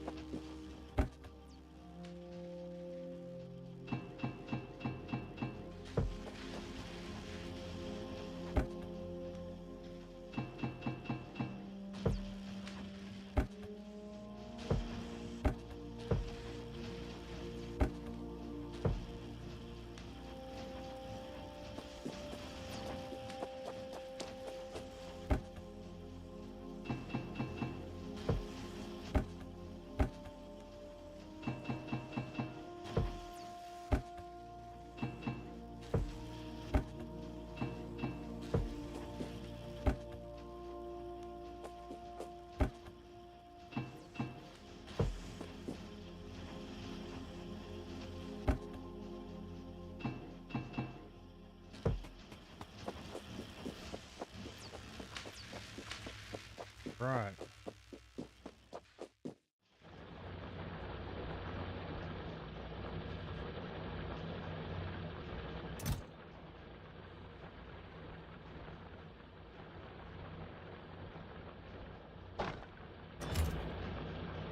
That will probably finish that wall out down there. Imagine.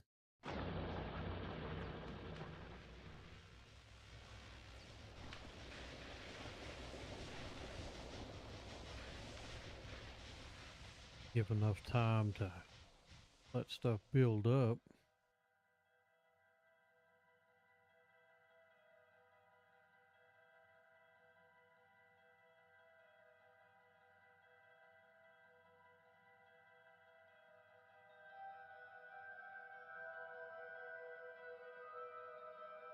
Then we'll go and check on those other areas and see what we're going to have to do. And I'm going to have to call it quits.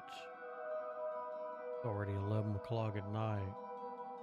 And I've been doing this for 6 hours.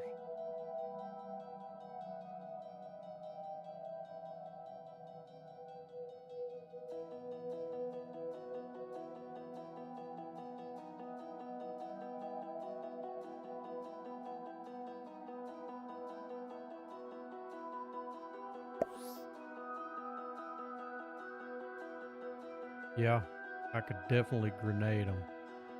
But I'm going to hold off on doing that as much as possible until I get up there where I'm going to build that main base after I get all this blocked off to absorb that pollution as much as possible.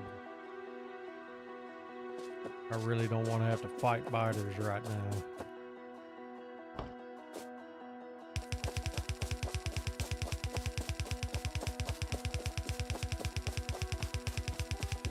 As soon as them biters get a taste of pollution, they're on it.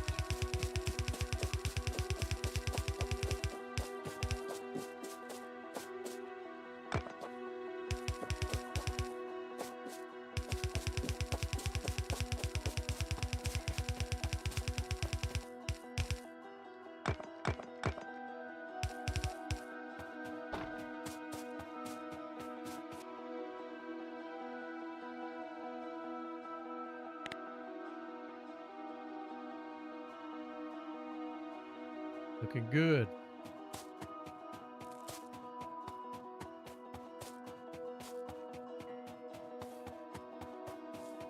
We'll check out these other areas and see what I need to block off. Just about completed that objective, so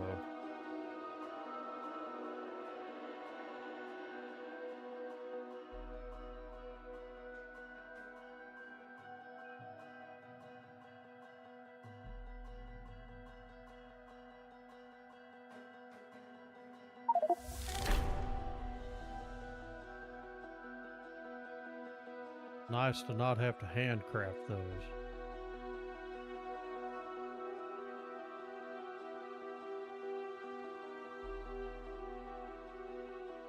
Alright, where am I going here? Kinda need to see what's going on with this.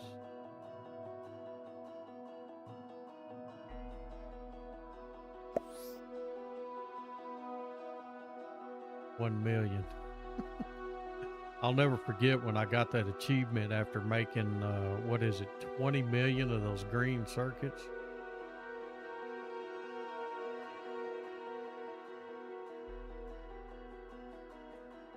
It was at that point that I realized I've been playing the game way too much.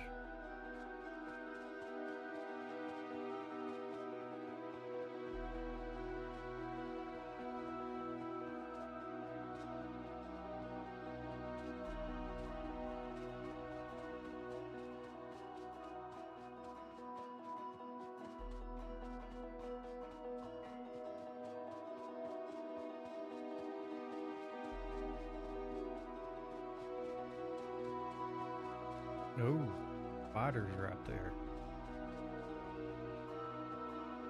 So we know where biters are there.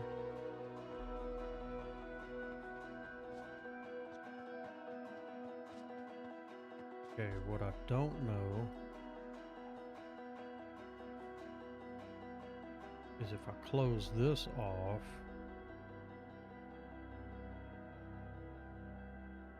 that means I'm gonna have to close that off. Need to see what's going on up here.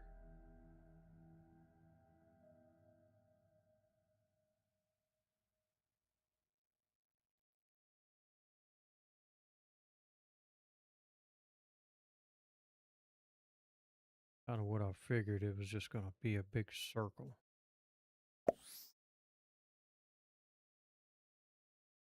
In the unloaded chunks.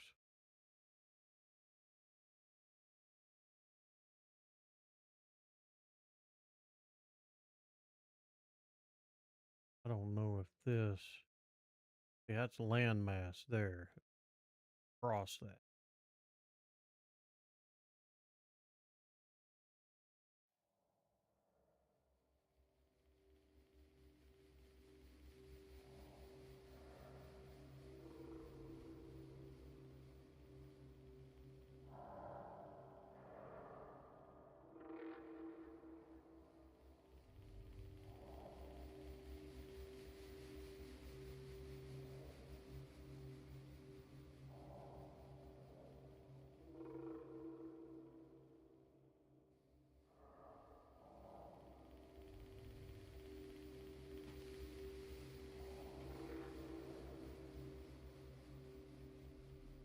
And I don't know.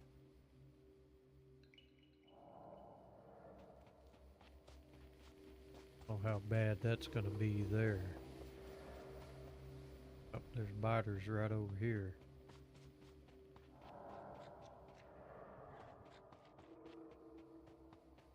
Okay.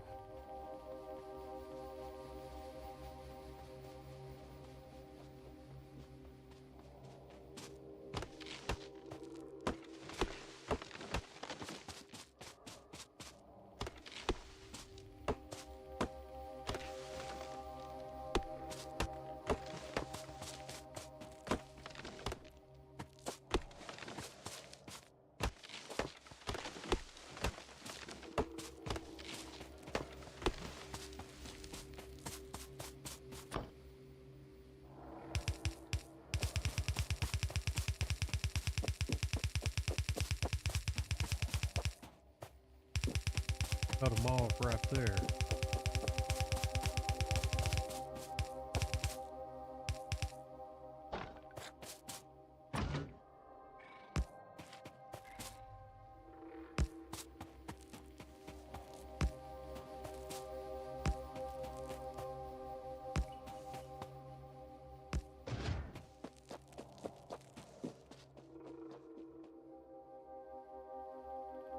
It gives me access to some stone right there.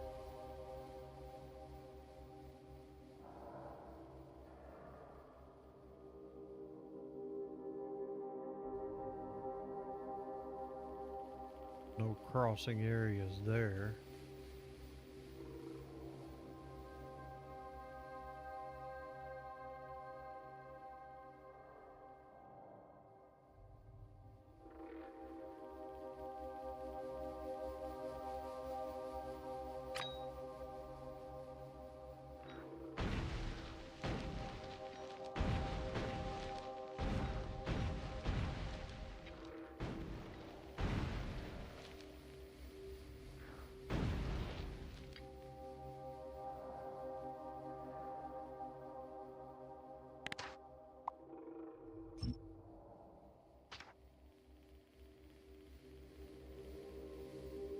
Oh, shit.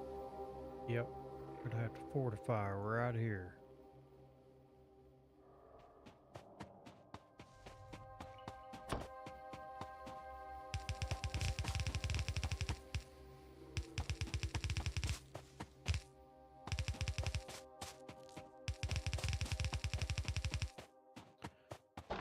Once this area starts polluting, they're coming.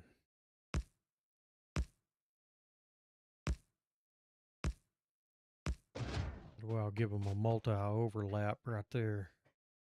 That ought to chip them down. Okay, block there, there. And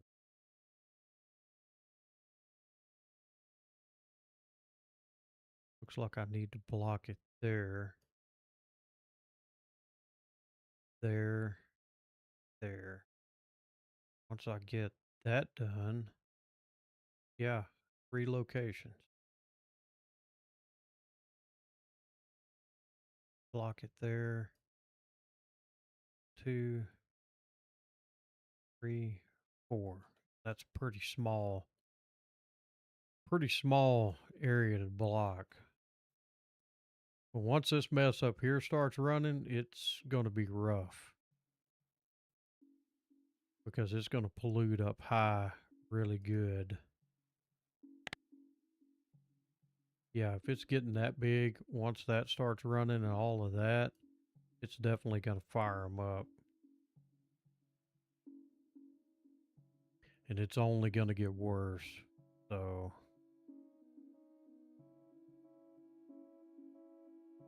yeah, that'll be in the next session. We'll work on knocking those out.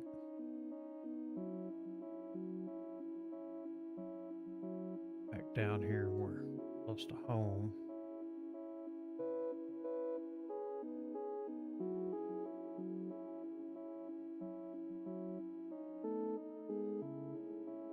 But it leaves me plenty of resources on the inside. I'll have enough stone and everything to get those walls built, flame turrets up.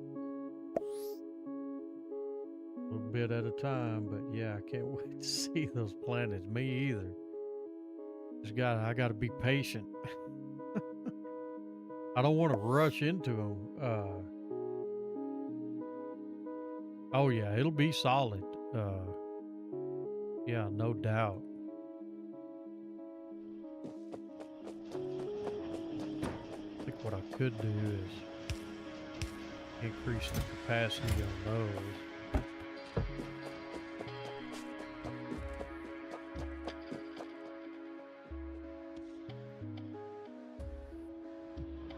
Alrighty, I think that's it for me. I'm gonna end it there. I gotta get some sleep. I got some stuff I gotta get up early and go do in the morning. So, I guess I'll catch everybody on the next one. I'll be back on tomorrow afternoon. So, unless something changes, but anyway, I'll be on there. Y'all be careful, and I'll catch you on the next side.